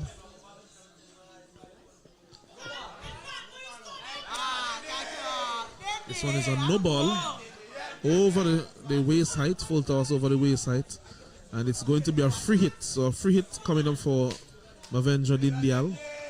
He mentioned that Murray has struggled with his line, and on that occasion he struggled with his length. Yes, a full delivery really. Above the waist, umpire blades on that occasion, signaling a no ball. So a free hit here to Dindial. Just a change in angle from Constant Murray, coming back over the wicket.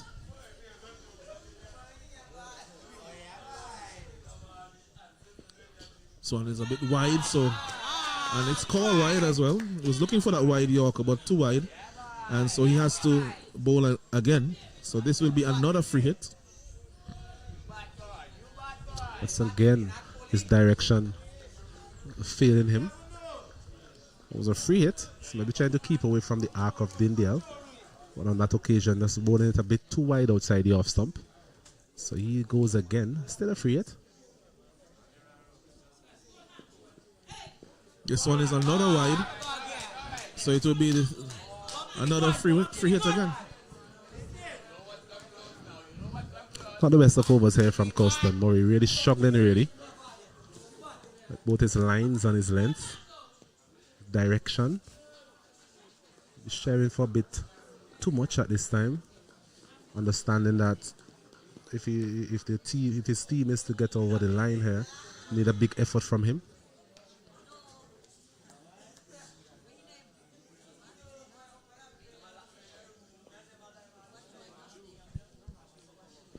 So this one another free hit, whipped through mid wicket, and that's 4 runs. So finally the free hit, the third free hit pays off for Dindial. Gets that one to the mid wicket boundary for 4.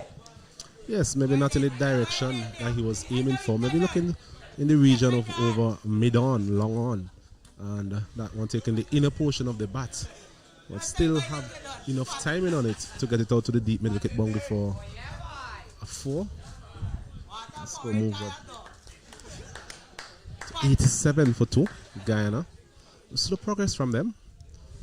But as we mentioned before, no scoreboard pressure really on the Guyanese batsmen. This one again wide down the leg side, so really struggling here is Murray.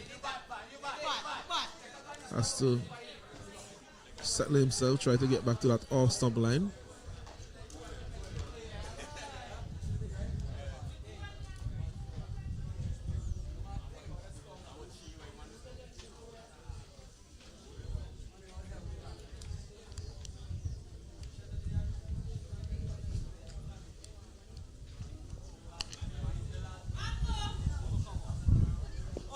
Son is driven but straight to the man. A cover, no run for Dindial, but a better line from Murray.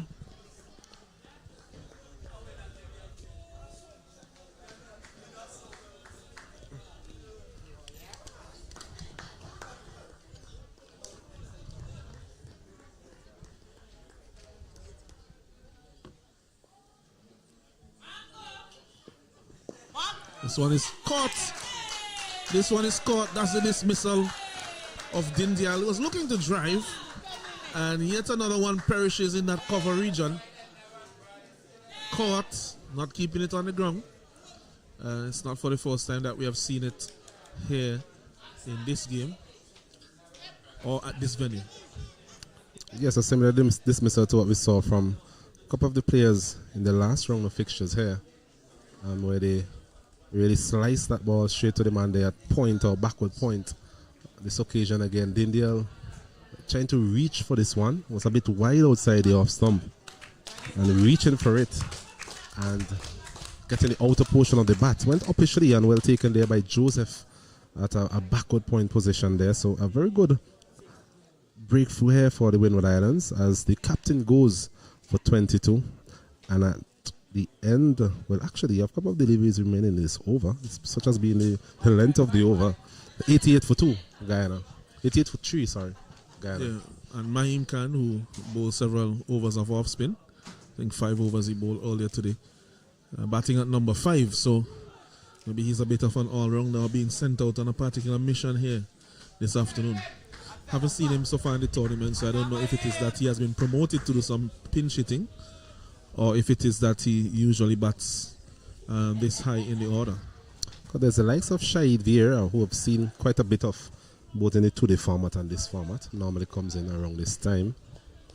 So, Mahim Khan, first time we've seen him in this tournament. So the likes of Lovell as well in the lower order to bring some impetus to the innings if needs be.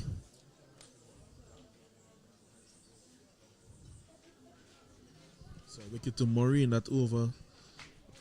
This over in which he has struggled a bit with his line, but has been successful in terms of taking the wicket of the skipper for Guyana, Dindial.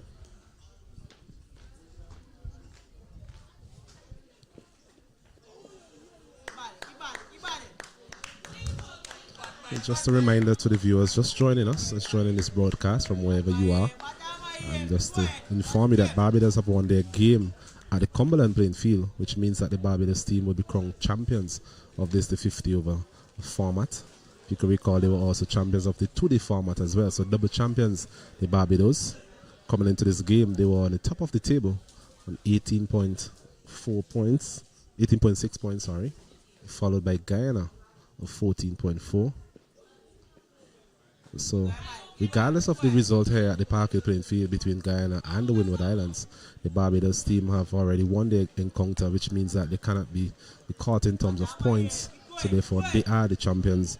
So for those of you just joining the broadcast, Barbados, they are the 50 over champions as well. Yes, congratulations to the Barbados team and to the contingent that has come here with them, and of course the backroom staff.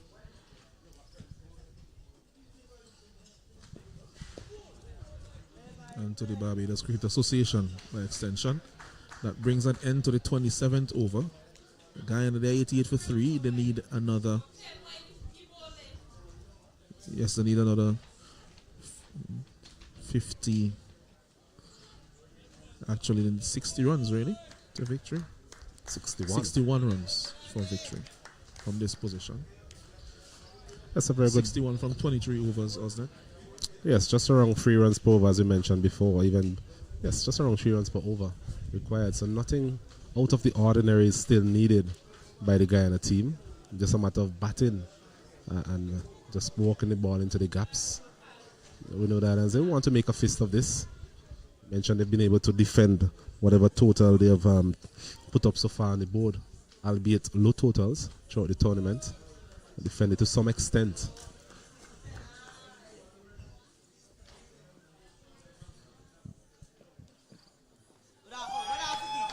One is a wide by Joseph down the left side.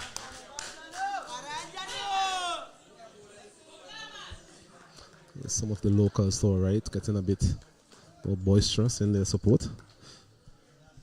Yes, you can hear them, I'm sure, from your devices. This one is a wide again.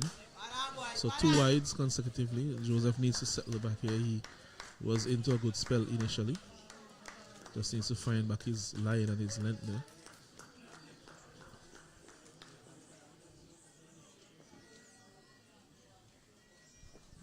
A full toss. Actually half volley. That's driven to the man on the sweeper boundary. So it was looking like it would be a full toss, but he just waited late enough to tap it on its head as it bounced Van Lange. So it went square instead of going down the ground.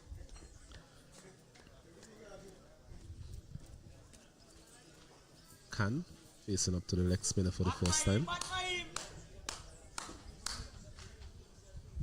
Yes, Maim Khan. Skipper making some changes to the field, bringing the man up from the sweeper cover position. And Joseph short at point. So not a bad field set here for the new batsman, putting some pressure on him.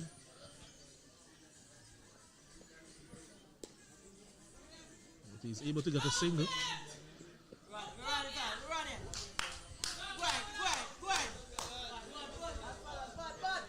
Maybe a fielder there with a right-handed pickup may have made that interesting.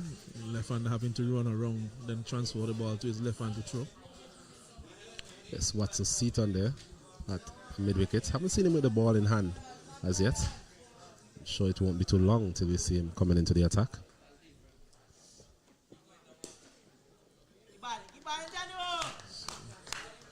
Hasn't been the best of performances by the Windward Islands in the field as it relates to getting the ball back into the wicketkeeper. We have seen quite a bit of overthrows.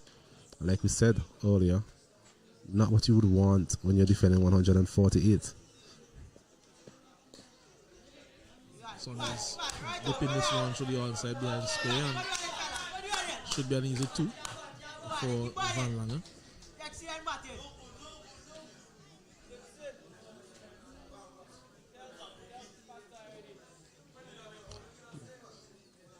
It's again rather lethargic there from wicketkeeper Stephen Abraham.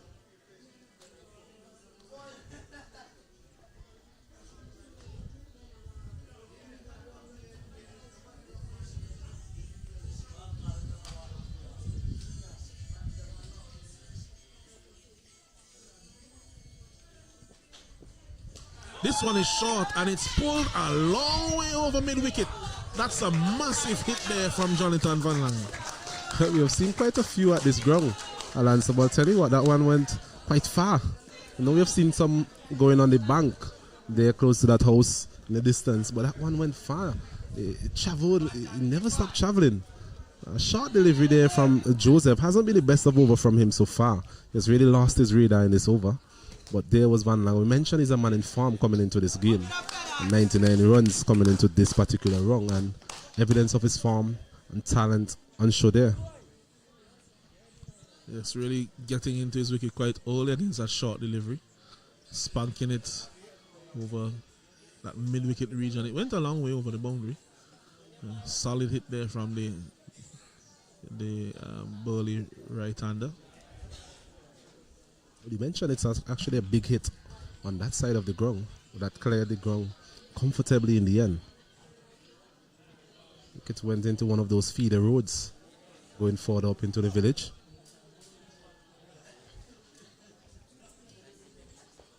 Thankfully, the ball is back with us. One of the locals here, quite efficient in their ball searching here in Park Hill. That's something that you spent a lot of time doing as a child, wasn't it? Looking for... Oh, this one is off the inside edge, very close to the stump. Almost chopping that one on was Van Lange. That's the end of the over. At the end of the over, 100 for 3 are Guyana. So they brought up the 100 in that over. Brings to end 29 overs so far. 28 overs actually so far. So from the next 22, they will need to get 49. Yes, 100 coming up in that over thanks to that massive 6 from Van Lange. Spoke about finding ball. Alanson, I think you can also relate to the fact that sometimes you go and look for a ball, you find 2 other balls. Yeah, or 3. Just mean sometimes they've been there so long that the conditions yes. really won't much are able to be used much longer thereafter. think some of the youngsters in the village will be quite fortunate, quite happy to have cricket here. We've seen quite a few balls being lost at some point. Quite a few sixes in the last game, especially to Jordan Johnson.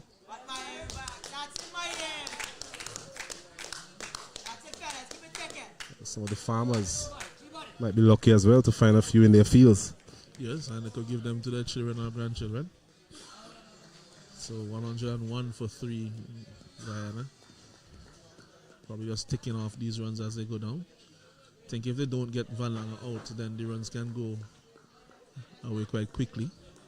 And the target can be erased in a very short period of time. So the Windward Islands, they will have that in mind.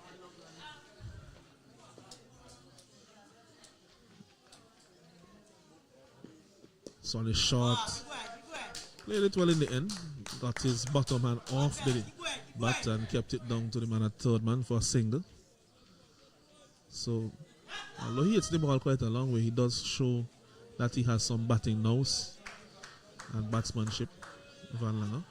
Yes, very impressive Van Langer in this tournament. Like the look of him. Quite steady with the ball. Strong ball in action. Still a young man as well. Can get a bit more speed, a bit more pace in terms of his batting. Quite a good head on his shoulders as it relates to his batting. Always seem to want to get the game moving forward, whether by getting singles or, as you saw in the last over, using his power. That was intelligent batting as well from Maim Khan, just rotating the strike, knocking the ball in the gap. So, Windward Islands, they need to make something happen and happen quickly. Time is running out for them in this fixture. I think it won't be long till we see the spinners being reintroduced. The spinners, I mean the main spinner in the form of Court Murray or even Lee John. I'm getting a few. Yeah, I was a bit surprised that they were removed from the bowling attack. I think that if they had bowled very good spells up to their 10th overs respectively, then they could have actually brought Windward Islands back into contention in this game. And then what happens after that, then you will see what happens. But what could happen now is that at the end of this fast bowling period, that they could be out of the game and the spinners can be really off to a hide into nothing. Excellent effort there by Fontaine, but goes over the boundary for 4 off the inside edge. So valiant attempt, but futile in the end. Yes, actually got to it there, Fontaine, diving away to his right. Just not able to keep it within the playing ropes.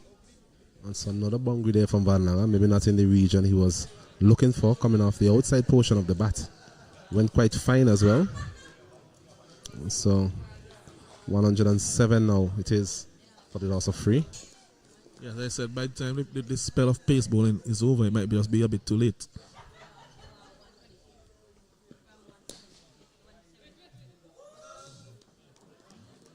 Ball is leaving his bat now at a rate of knots, Van Langer, as it brings over 29 to an end. Guyana there 107 for 3. They require 42 runs to win.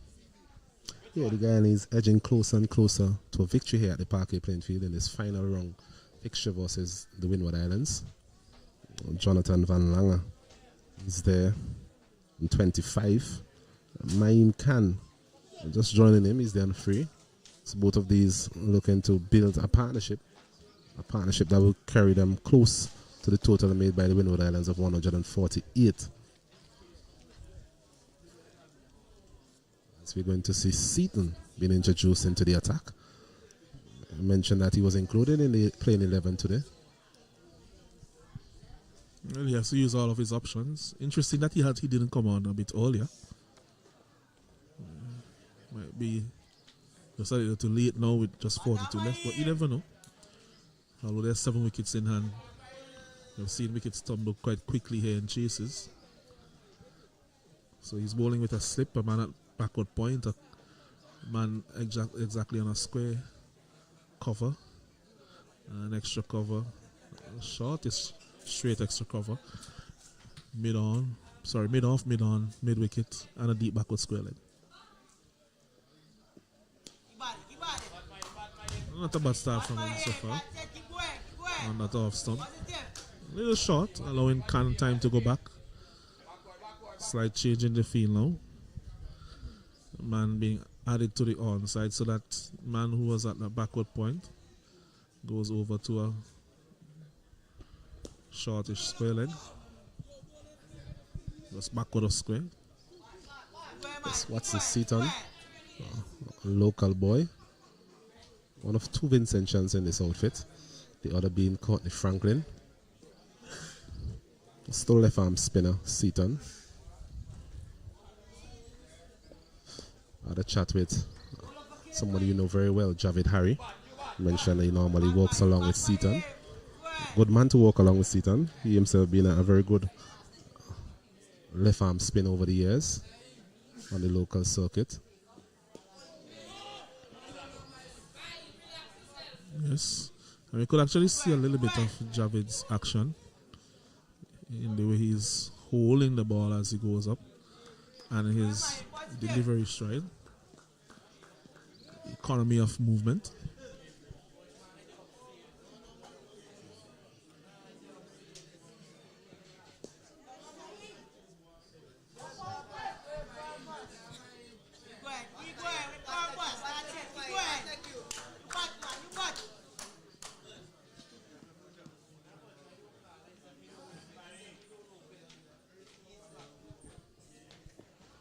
This one, a wide delivery. So I was about to say that he started excellently in his first over, but that one just pulling it down a bit too wide.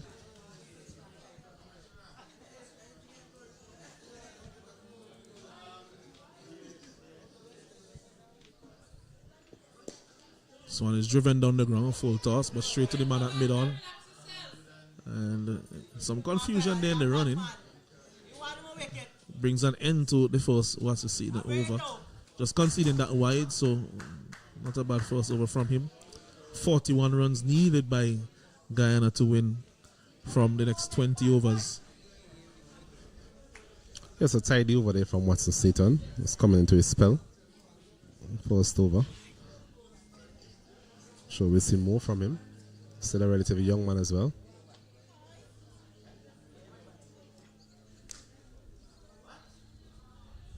108 for free, 30 overs completed, so 20 overs remaining. And the Guyana team, they need 41 runs, so just around 2 runs per over. There's a lot of pressure really on these two. I think as they get closer and closer to the score, you might see some more aggressive batting, particularly from Van Lange if he remains there. He'll be aiming to get the score down and out of the way in as quick a manner as possible. I think there will be a change of ball here. The ball tends to get quite discolored and surface seems quite abrasive. In the meantime, we'll take a short break until we have live action.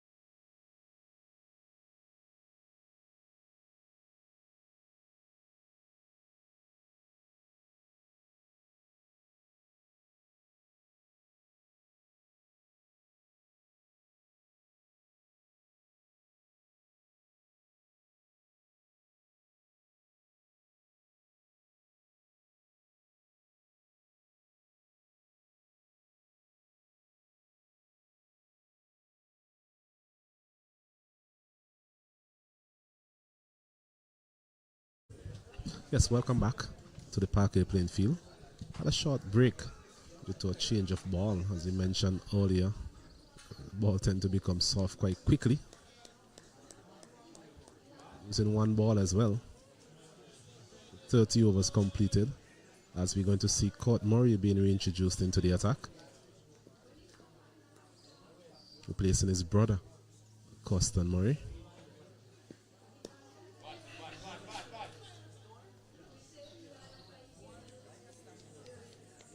31 runs required for victory here for Guyana. I'd like to think that the news would have already filtered through of the Barbadian victory. Yeah, they probably know that they cannot win the tournament, but they can still finish on a high and cement their second position. Single there to Van Lange. Takes them down to 40 more required. Game just tapering out into a bit of a lull, really. Not a lot happening by way of runs or by wickets tumbling. Guyana just doing what they need to do, really. It won't matter to them how they get these runs as long as they get these runs and finish this tournament on a high.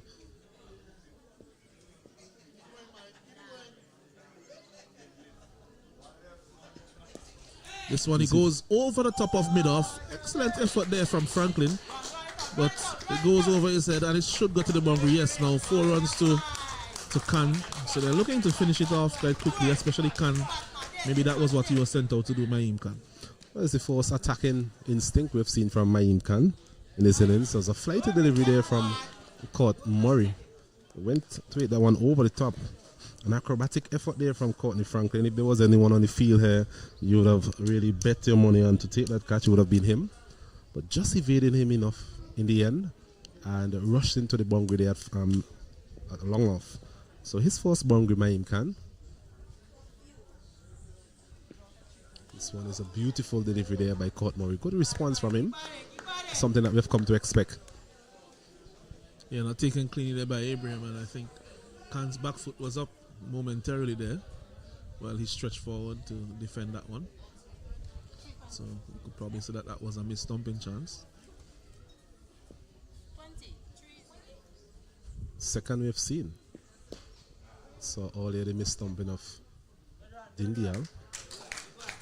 And there again, a bit of bounce, it must be said. Want to be too harsh on the young man. Yeah, those 2 deliveries bounced quite appreciably. I think that having considered his batting output in the tournament might be something that, and he has batted in the top order at 4-1-5 on those positions, that might be something that is also on his mind.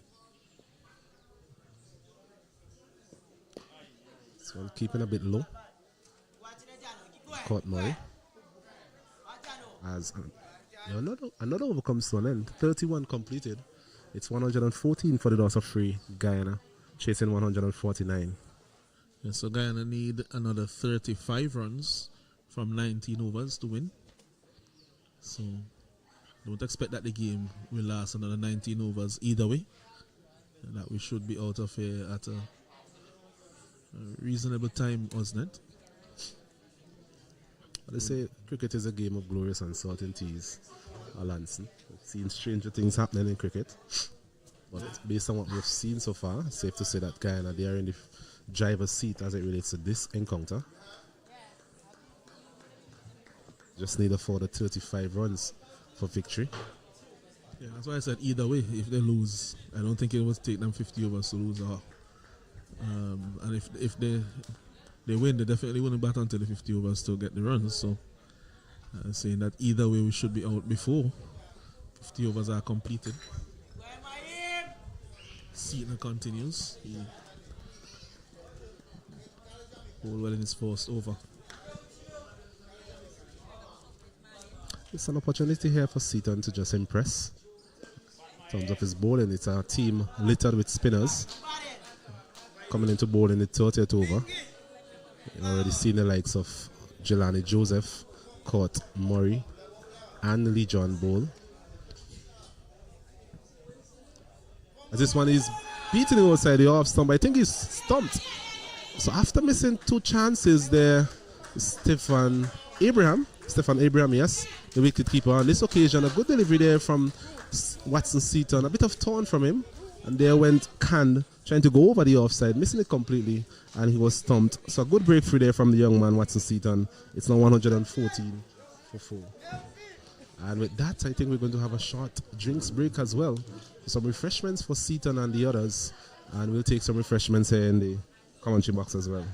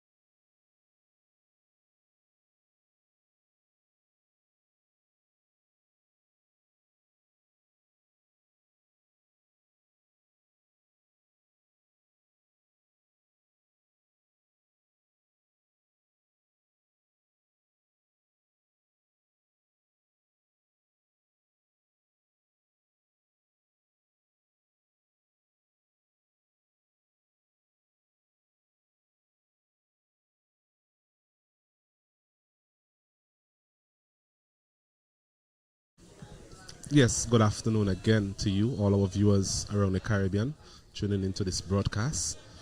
We have quite a bit of excitement at the end of this game, and the Windward Islands slowly trying to claw their way back into contention here in this contest.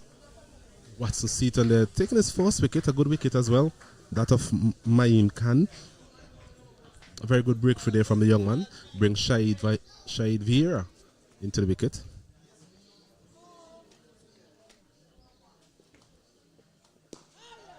This one is short of a length, a bit of indecision as it relates to the running. Man there coming around. Devonny Joseph, normally assuming the wicket keeping duties, but that has been given now to Stephen Abraham. He's had a difficult day in his stumps, it must be said, but a very good stumping. Yeah, he was confidently able to effect that one earlier in the over.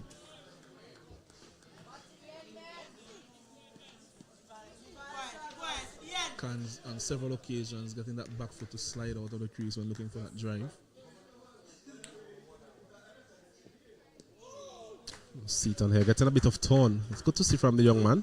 Well bowled. A wicket from that over. He has figures of 1 for 1 so far from his 2 overs. So at the end of the 32nd over, Guyana they're 114 for the loss of 4.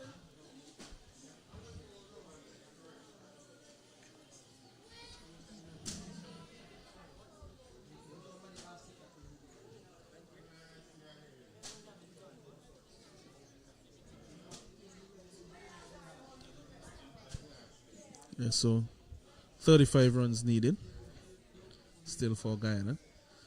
I mean, losing some wickets after that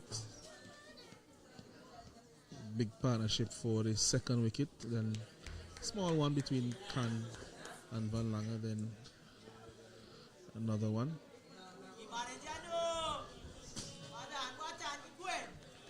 So this is the 5th wicket partnership now.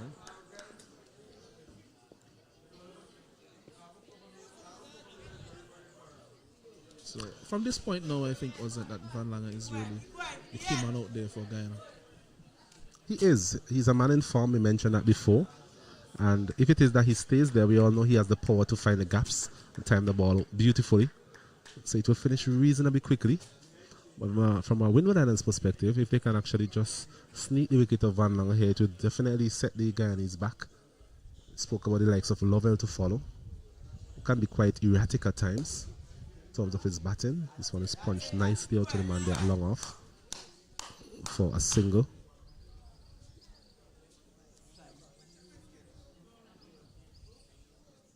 Also have the likes of Andrew Lim lower down the order as well. So this partnership is key for the Guyanese. They want to just bring a sense of calm to proceedings.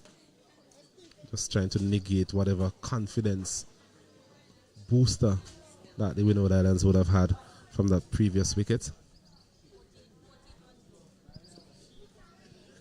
So 2 left arm spinners in operation. 2 quite different left arm spinners. The likes of Court Murray, quite experienced at this level. And there seems to be a fly problem out there on the park, was there? I've actually seen Van Lange gesturing on a couple of occasions that something is actually affecting him in terms of those flies. And then we see Court Murray being stopped in his tracks as he was looking to deliver that previous delivery. So just something else to deal with apart from the heat. It can be quite annoying. And it's around that summertime of the year. Small flies can get in your eye. When they get there, they give you that burning sensation when they get into your eyes. The tall, languid Shahid Vieira comes into strike for the first time to Court Murray. You all know what we're going to get with Vieira. Quite resolute. Likes to bat for long periods. I think he'll compliment Van Langer here in terms of just keeping out the Windward Island bowlers. Van Langer might be a bit more expansive, a bit more attacking to some extent in terms of getting these remaining 34 runs.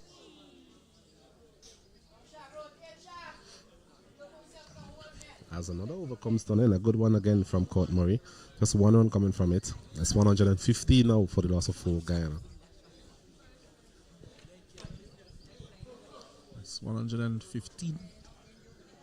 Another 34 needed from Guyana. 6 wickets needed for the Windward Islands. Both the batsmen and the fielding team having to contend also with some flies that have come into the vicinity.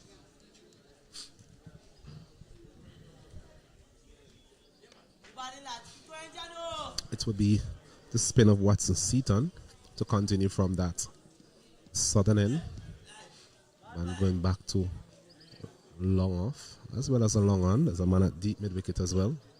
It's a bit of protection for Seaton, especially against Van Langer. There's a man at point, backward point, cover, a deep extra cover.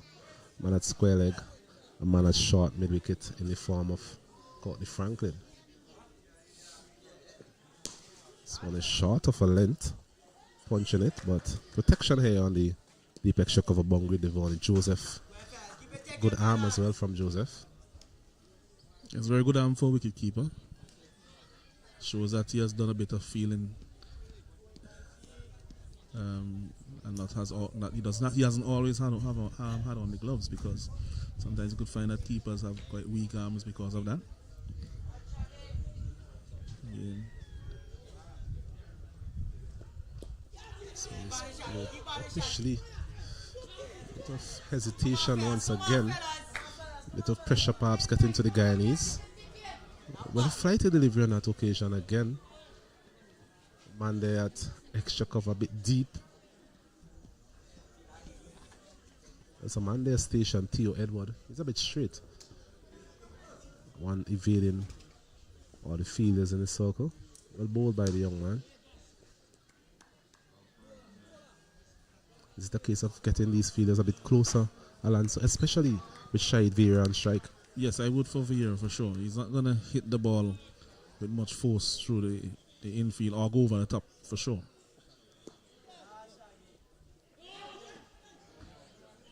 So again, a bit of hesitancy on the part of both of these players. So they need to sort out that running between wickets.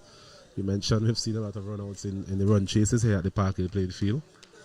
I don't see what the issue is. There's really no need for a run out here. I mean, the run rate is not something that is exorbitant. Brings an end to the over.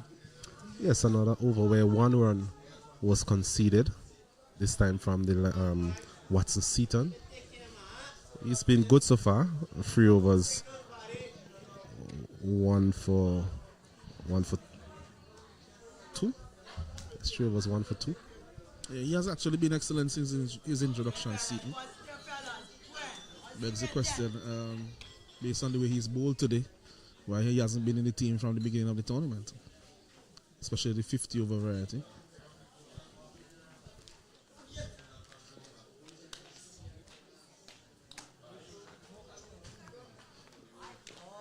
As we see Cutler to continue proceedings.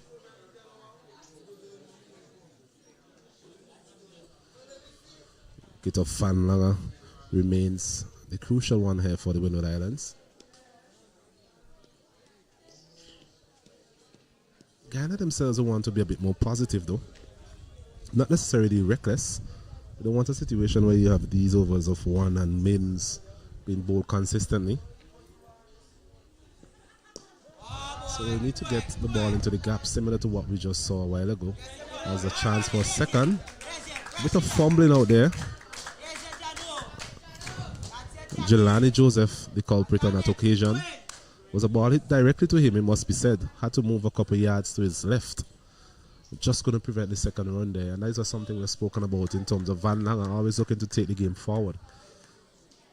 whether by batting more aggressively or even his running between the wickets. Seemed to be a relatively fit young man. Chance for run out here. Direct hit there would have been interesting. I think a direct hit there would have been the end of him. Wasn't a bad decision to make to go for the single, but Colston Murray was quickly across, releasing that throw early as well. Direct hit there would have been quite interesting. I think the thing is, it from Van Lange's perspective is that he played it to the strength, the strong hand of Colston Murray.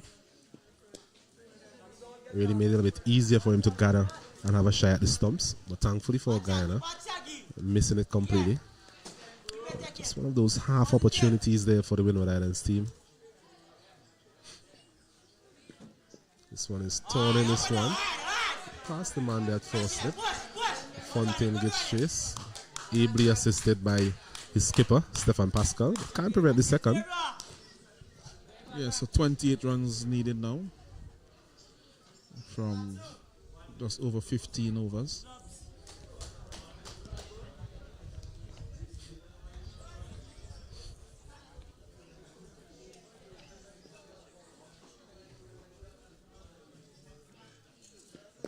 Driving this one, a lovely shot to the covers. Should get close to the boundary. In fact, it does. A good looking shot there from Shai Vieira. The best we've seen from him so far. It's excellent cover drive. That one was played all along the ground. It just rolled along the grass to the boundary for 4. Excellent execution by him. And it takes Guyana even closer to victory here this afternoon. Excellent execution indeed. Mentioned that he's a bit more circumspect than his batting partner Van Lange, but we've seen him over the years. Shahid Vieira, a reliable performer for the Guyanese team. Wicket keeper as well, quite neat behind the stumps. So good cricketer. Tends to dig Guyana out of any hole they find themselves in. On that occasion, just coming forward and playing a fluent cover drive, beating the man there in the covers, and was always going to head out to the boundary for a 4. 125 for 4. So slowly making their way towards that total. Guyana. So we're going to see Watson Seaton continuing from the southern end. Into his 4th over so far. Quite miserly. The young man. 1 for 2.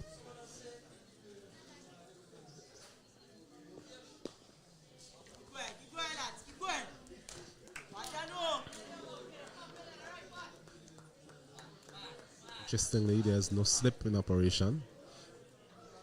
Just thinking that with the tone that we've seen from Seaton on a couple of occasions, it would have been nice for the captain to give him that type of support. This one is cut behind point. A lovely shot. 4 runs. Well played to Van Lange. A bit of room off for the outside the off stump. Went back and cut it nicely between the man there at point and backward point. Got his just rewards. 4 runs added to the total. 129 for the loss of 4. Yes, 20 away from victory. Guyana, they're looking now to move ahead quite quickly, but that was an excellent shot there from Van Lange. Placement was immaculate.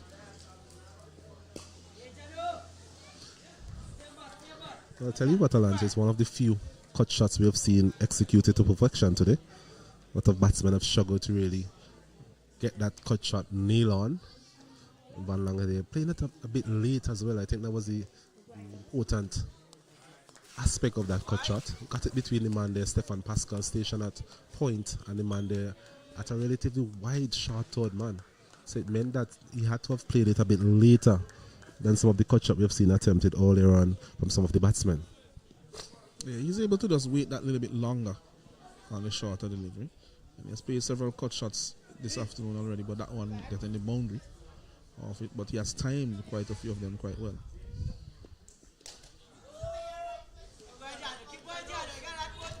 That's a good length to Van Lange. It's not short enough really for that shot, but such is the way that he operates against the spinners. Tends to play off the back foot most times. Seaton bowling a very good length those last 2 deliveries. A good end to the over there from the young man. And Guyana, they won 29 now for the loss of 4. Yes, it's good bowling by Seaton. He has impressed in this outing and continues to show that he has very good control of his line and his length. Getting some tone away from the right hander as well. And I think what we're going to see now is the reintroduction of Franklin from the northern end. And this could go either way quite quickly because he does have the pace.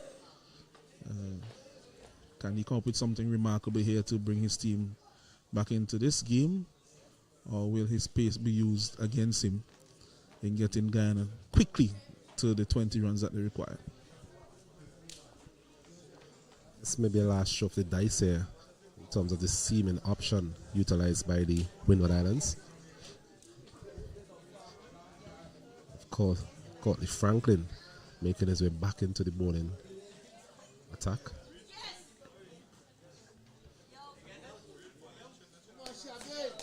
We have an update for you on the other game currently being played.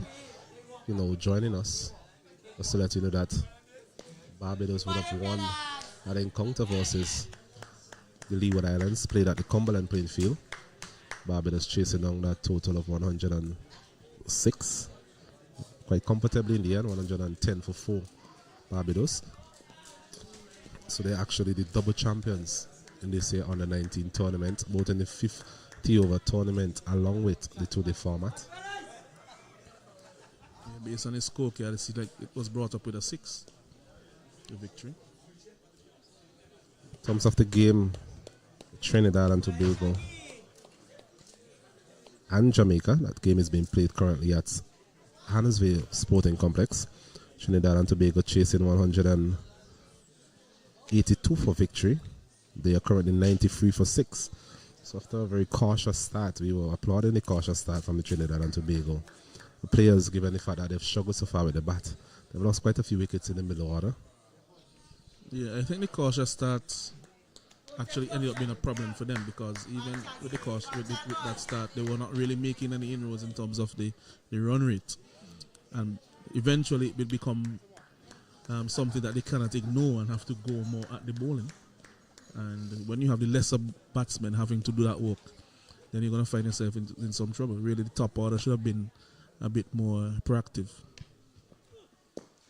This one is driven and well taken there by, I think it's Lee John. Just stretching out his left hand there. That point region. Couldn't prevent the single. Van Langer coming through to take that single. One more added to the total. 130 it is. Yes, 130 for 4. For the 19 runs required. Yeah, just inching closer, as we mentioned, Guyana. Now that Van Langer is on strike, the man there at cover goes back out to the sweeper cover position. And there's also a man at fine leg, deep backward square leg. They caught the Franklin, the latest in that long line to be affected by those flies. So umpire blades as well. He's cleaning his shades. So definitely an issue out there. Yeah, it seems to be that it's worse around the pitch area as well. Those fielders on the boundary do not look as affected by it.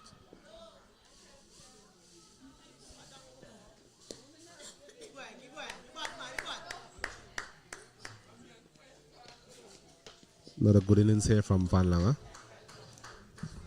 35 from 53 deliveries.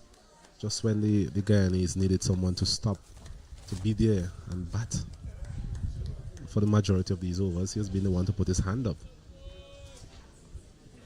It's been a mixture of being resolute, being watchful, and of course we've seen the best of him in terms of that huge pull shot for 6 as he's pulling this one, not with the same conviction that we saw earlier against the spinner. Gets a single nonetheless. His personal tally goes up by 1, and the overall score goes up by 1 to 131 for 4. So, as you mentioned, there's a last ditch effort here by Franklin.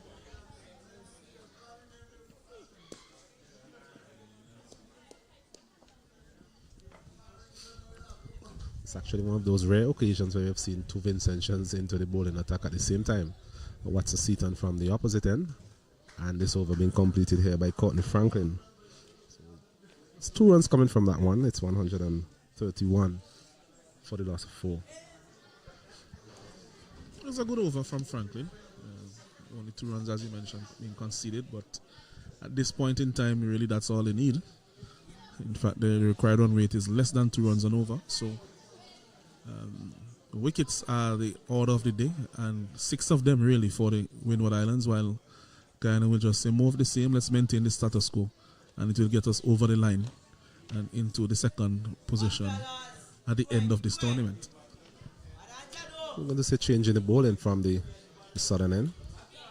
Surprisingly, Seaton was in the middle of a very good spell. We're going to see the reintroduction of Orsino Fontaine into the attack. Bowled a reasonable first spell. Fontaine got that initial breakthrough for the Windward Islands. Yeah, I would say that it's slightly surprising because Seaton was bowling excellently. But maybe just trying something different to see if they will get a different result.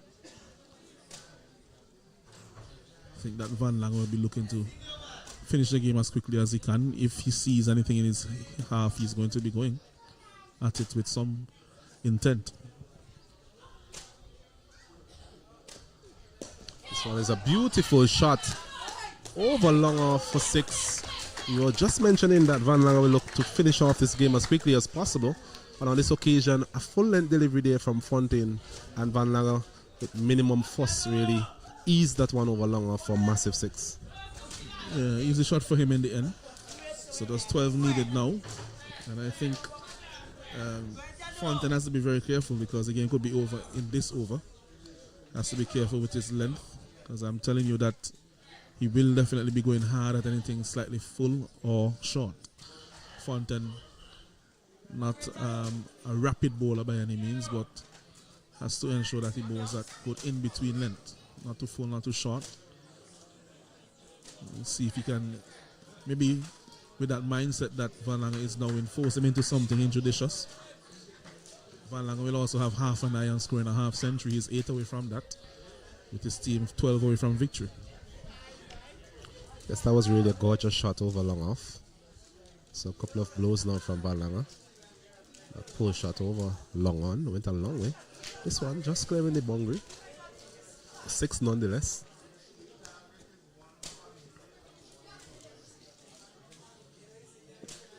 This one again is driving over the bowler's head into the fence now for 4. So back-to-back boundaries here for Van Lange. He's definitely doing it quickly here at the Parky playing field. Yeah, that's so said, so done. I totally did not agree with that move to move Watts to Seaton. I think Seaton was still creating a bit of pressure. I know that the captain probably was thinking, well, nothing is happening. But even if you force the team to get to their target slowly, it's better than really just giving them the opportunity to counter home. I was just about to ask you that in terms of some of the decision making today by the Windward Islands have been rather surprising, it must be said. I'm thinking is the case that they want to give as much people an opportunity, this being the last game really, and not really being able to push their way up the table. It's a case of giving everybody an opportunity to have a bowl. Or do you think that first and foremost on the agenda would be try and put yourself in a position where you can actually influence the result by way of a victory? Well, you can do both. You can do both. And I think that's, Fontaine had an opportunity to bowl earlier. They saw what he was about. He was consistent. Not too quick, but consistent on a fairly good line and length. Did get that wicket. And I think now was the opportunity for Seaton to continue his spell, in which he was bowling quite well.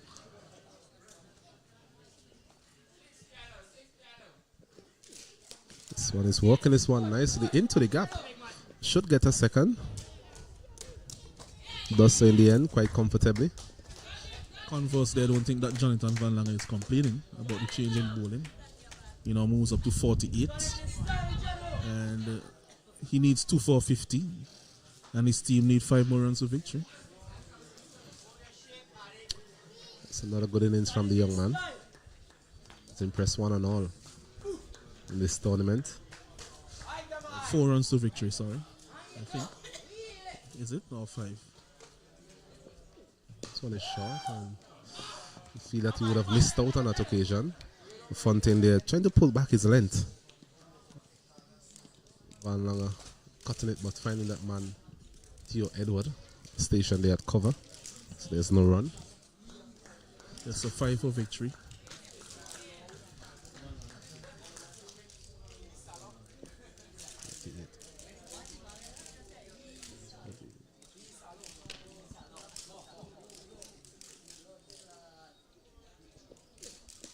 This one is walking to the left. A chance for run out here. I think he's gone. Yes. Quite needless, it must be said. Shahid Vieira run out. Well done there by, appears to be, is it Costan Murray? Was a delivery play there by Van Langer to the right of the fielder there at mid-wicket. The fielder went to his right. Was quickly able to change the ball into his throwing hands. And yes, it's caught Murray. And the wicketkeeper here doing the rest. So Shahid Vieira is quite disappointed to be dismissed in that manner. The second run out of the innings. But Guyana, they're well on their way to victory here. It's 144 now for the loss of 5. I think in the end that wicket was really just a sacrifice for his 50 really. He was looking to get on strike for the next over. And so he would be on strike, yes, but Vieira getting an applause from his teammates there. I think in the end he knew that he couldn't decline him because Van Langer was already hearing down at the wicket. So in the end a needless run out. But I think that we are already at the point where the conclusion is quite safe, although you never know. We've seen hat-tricks, we've seen 4 wickets in 1 over.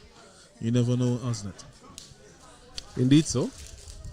What we do know, Guyana would feel confident chasing on this remaining 5 runs.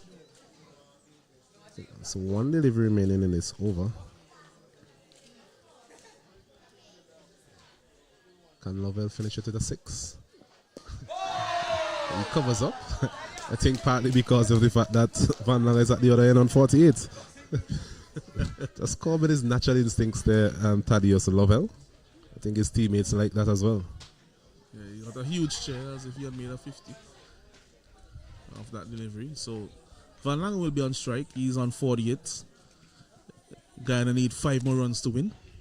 So it's safe to conclude that we should be out of here in the next 10 or 15 minutes. At least, maybe even 5 minutes. Wasn't it? Well, given what we have seen so far, I think Van Langer will be looking to finish the game in this over. Mere 5 runs remaining here for victory. Rather comfortable run chase in the end. They lost a couple more wickets than they would have wanted to. But overall, they'll be pleased with how they went about operations today. Having lost the toss earlier and really going against the status quo in terms of what we spoke about earlier. Teams winning the toss and actually winning and batting first. Yeah. Slow deliveries, pulling this one behind square. Devoni Joseph once again quite athletic in the field. Really missed out there. Van Langer, it was a slow delivery from Courtney Franklin. It was short and Van Langer threw his shot up a bit too early there on that occasion and just managing to get a single. So he's up to 49. It's 145 now for the loss of 5. Yes, you mentioned going against the trend or bucking the trend of winning the toss, batting first and winning. But as we said this morning, as I mentioned and plugged in, that several of the teams that were chasing really gave away winning positions. So, short of a length again. Lovell trying his utmost best to curb his natural instincts here, Lovell. You've seen quite a bit of him throughout the entire tournament. He's not one who would really show evidence of defensive batting for any prolonged period of time. Tell you what, I'll not be surprised if he ends up swinging one of these or going after one of them eventually, if he doesn't get the single of the next delivery or 2.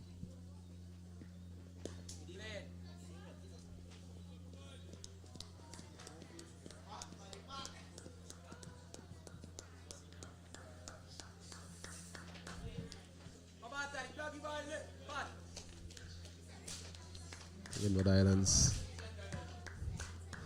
Another defeat in the reckoning.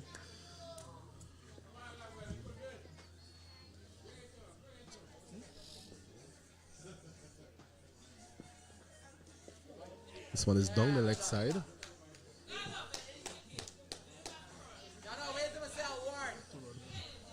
Yes, a white signal here by umpire Blades.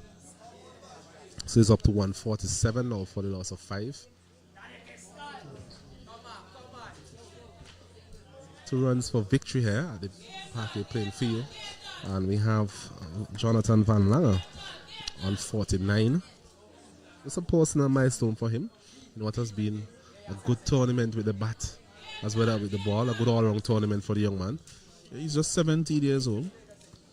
So he's a big lad, but he's still quite young. So you will have another year again at this level.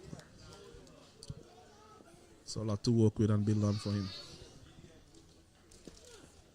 This one is short and went for the pull shot again. Not timing it as well as he would like, but timing it just enough to get a single. And with that gets his 50. I think his second of the tournament. Well played to him. Yes, and his second consecutive 50 at Parkhill. His last one he got 70 odd. And they batted first, scoring at 249. So now I think we'll see Lovell being a bit more proactive. I tell you what, he probably will think to himself that this is like a free hit. Knowing the way he bats. So 1 run to win here at the Parkway playing field. Guyana looking to chase down 149. Lost 5 wickets along the way. But it must be said it's been a rather comfortable run chase from the Guyanese. This one is swinging this one. Beating the man there, Fontaine at short fine leg. Crashes into the boundary now. So a boundary to end proceedings here at Parkhill. Guyana, they've won by 5 wickets here in this final round fixture in the Cricket West Indies Rising Stars Under 19 tournament. A very good win by the Guyanese team. Yes, very good win by the Guyanese team. Solid win by 5 wickets. And another loss for the Windward Islands. Really, 148 runs was never enough. Setting a target of 149. They would have needed to test them more by getting maybe that 180 to 200 region. And just to recap the scorecard, batting for Guyana, we had Rambatal Ramnath. He was dismissed for 21 by Arsenio Fontaine, LBW. Romeo Dionarine, he was run out Legion for 23. Mavendra Dindiali made 22. He was caught. Jelani Joseph Ball caught. Stun Murray. Maim Khan, he was stumped by Stephen Embriam of the bowling of Watson Seaton for 8. Shahid Vera was run out for 7. And not out were Thaddeus Lovell, 4 deliveries. And Jonathan Van Langer, 50 of 62 deliveries, hitting 4 fours and 2 sixes. In terms of the bowling, we had Corsten Moore. He struggled for consistency throughout his 2 spells. Still 7 overs, 1 for 34. Courtney Franklin, 5.5 overs, none for 26. Wasn't able to make those inroads that perhaps his team were looking forward to. Arsenio Fontaine, 6 overs, 1 made, 1 for 26. A reasonable spell by the young man, got that initial breakthrough. Lee John, 5 overs, none for 11. Bowled some tidy off spin. Caught Murray, 7 overs, 1 made, none for 27. Quite surprising he's not amongst the wickets here today. Jelani Joseph, the leg spinner, 4 overs, none for 21. And Watson Seaton, who I think was very impressive in his spell, 4 overs, 1 made, 1 for 6. So overall, the Guyana Under 19 team, they've won by 5 wickets here. I'm chasing on this total of 149 in 38.5 overs. Not the fastest of chases, but in the end, I think overall you could say that they were in control of that run chase throughout. Yeah, I think so. They were really just, going through the gears and just took it home. By the time they were about within 40 or 30 runs, maybe just 50 runs also. Once they got over that 100 mark, they really accelerated towards the target. And made it extremely comfortably in the end, even though they were quite slow at the beginning of their innings. So they will finish second. A bit of disappointment there at the end of the day in terms of not feeling at the top of the pile. We mentioned how important that last game was in terms of determining the winner of this tournament. And just to remind our viewers that Barbados Under 19, they are the champions of this 50 over format. Just to before we go, Alan, in terms of Windward Islands, what are your assessment of their performance throughout the tournament? I think their batting really let them down. And you start with their senior batsmen, including the skipper, just at 50 today. And I think that they really needed to make more runs more consistently if they wanted to be more competitive in this tournament. It's something that we have seen, not just from Leeward Islands, but really throughout this tournament, is that the batting has really been disappointing. There have been a lot of good bowling performances throughout the tournament by several individuals across all the teams. But I think that when you really assess it over the period of time, that you think that the batting was a bit disappointing. At times there have been challenging batting conditions to deal with, but you'd have wanted to see at the Premier youth level competition here in the Caribbean that some of the batsmen would have been a bit more consistent. Saw some brilliant scoring, saw a magnificent 100 from John Johnson in the 50 over competition. We saw 100 from Rambaran in the 2-day competition, but other than that, no hundreds, and just a few 50s here and there. So I think the batsmen would be very disappointed with this output, given that last year we had quite a few more hundreds across the competition. Yes, thank you very much for that analysis, Alanson, and I agree with you totally. But just to let you know that this has been the fifth round of fixtures, the final round of fixtures in the Cricket West Indies Rising Stars Under-19 tournament, where the Guyanese Under-19, they've defeated Windward Islands Under-19 here at the Parky Playing Field. So we just want to thank you for joining us for this broadcast on behalf of myself, my co-commentator Alanson Cruikshank, the entire team at ITFX for wonderful coverage of the tournament so far. So this is us at Kato. We're saying thanking you again. We're signing out here from the Parky Playing Field.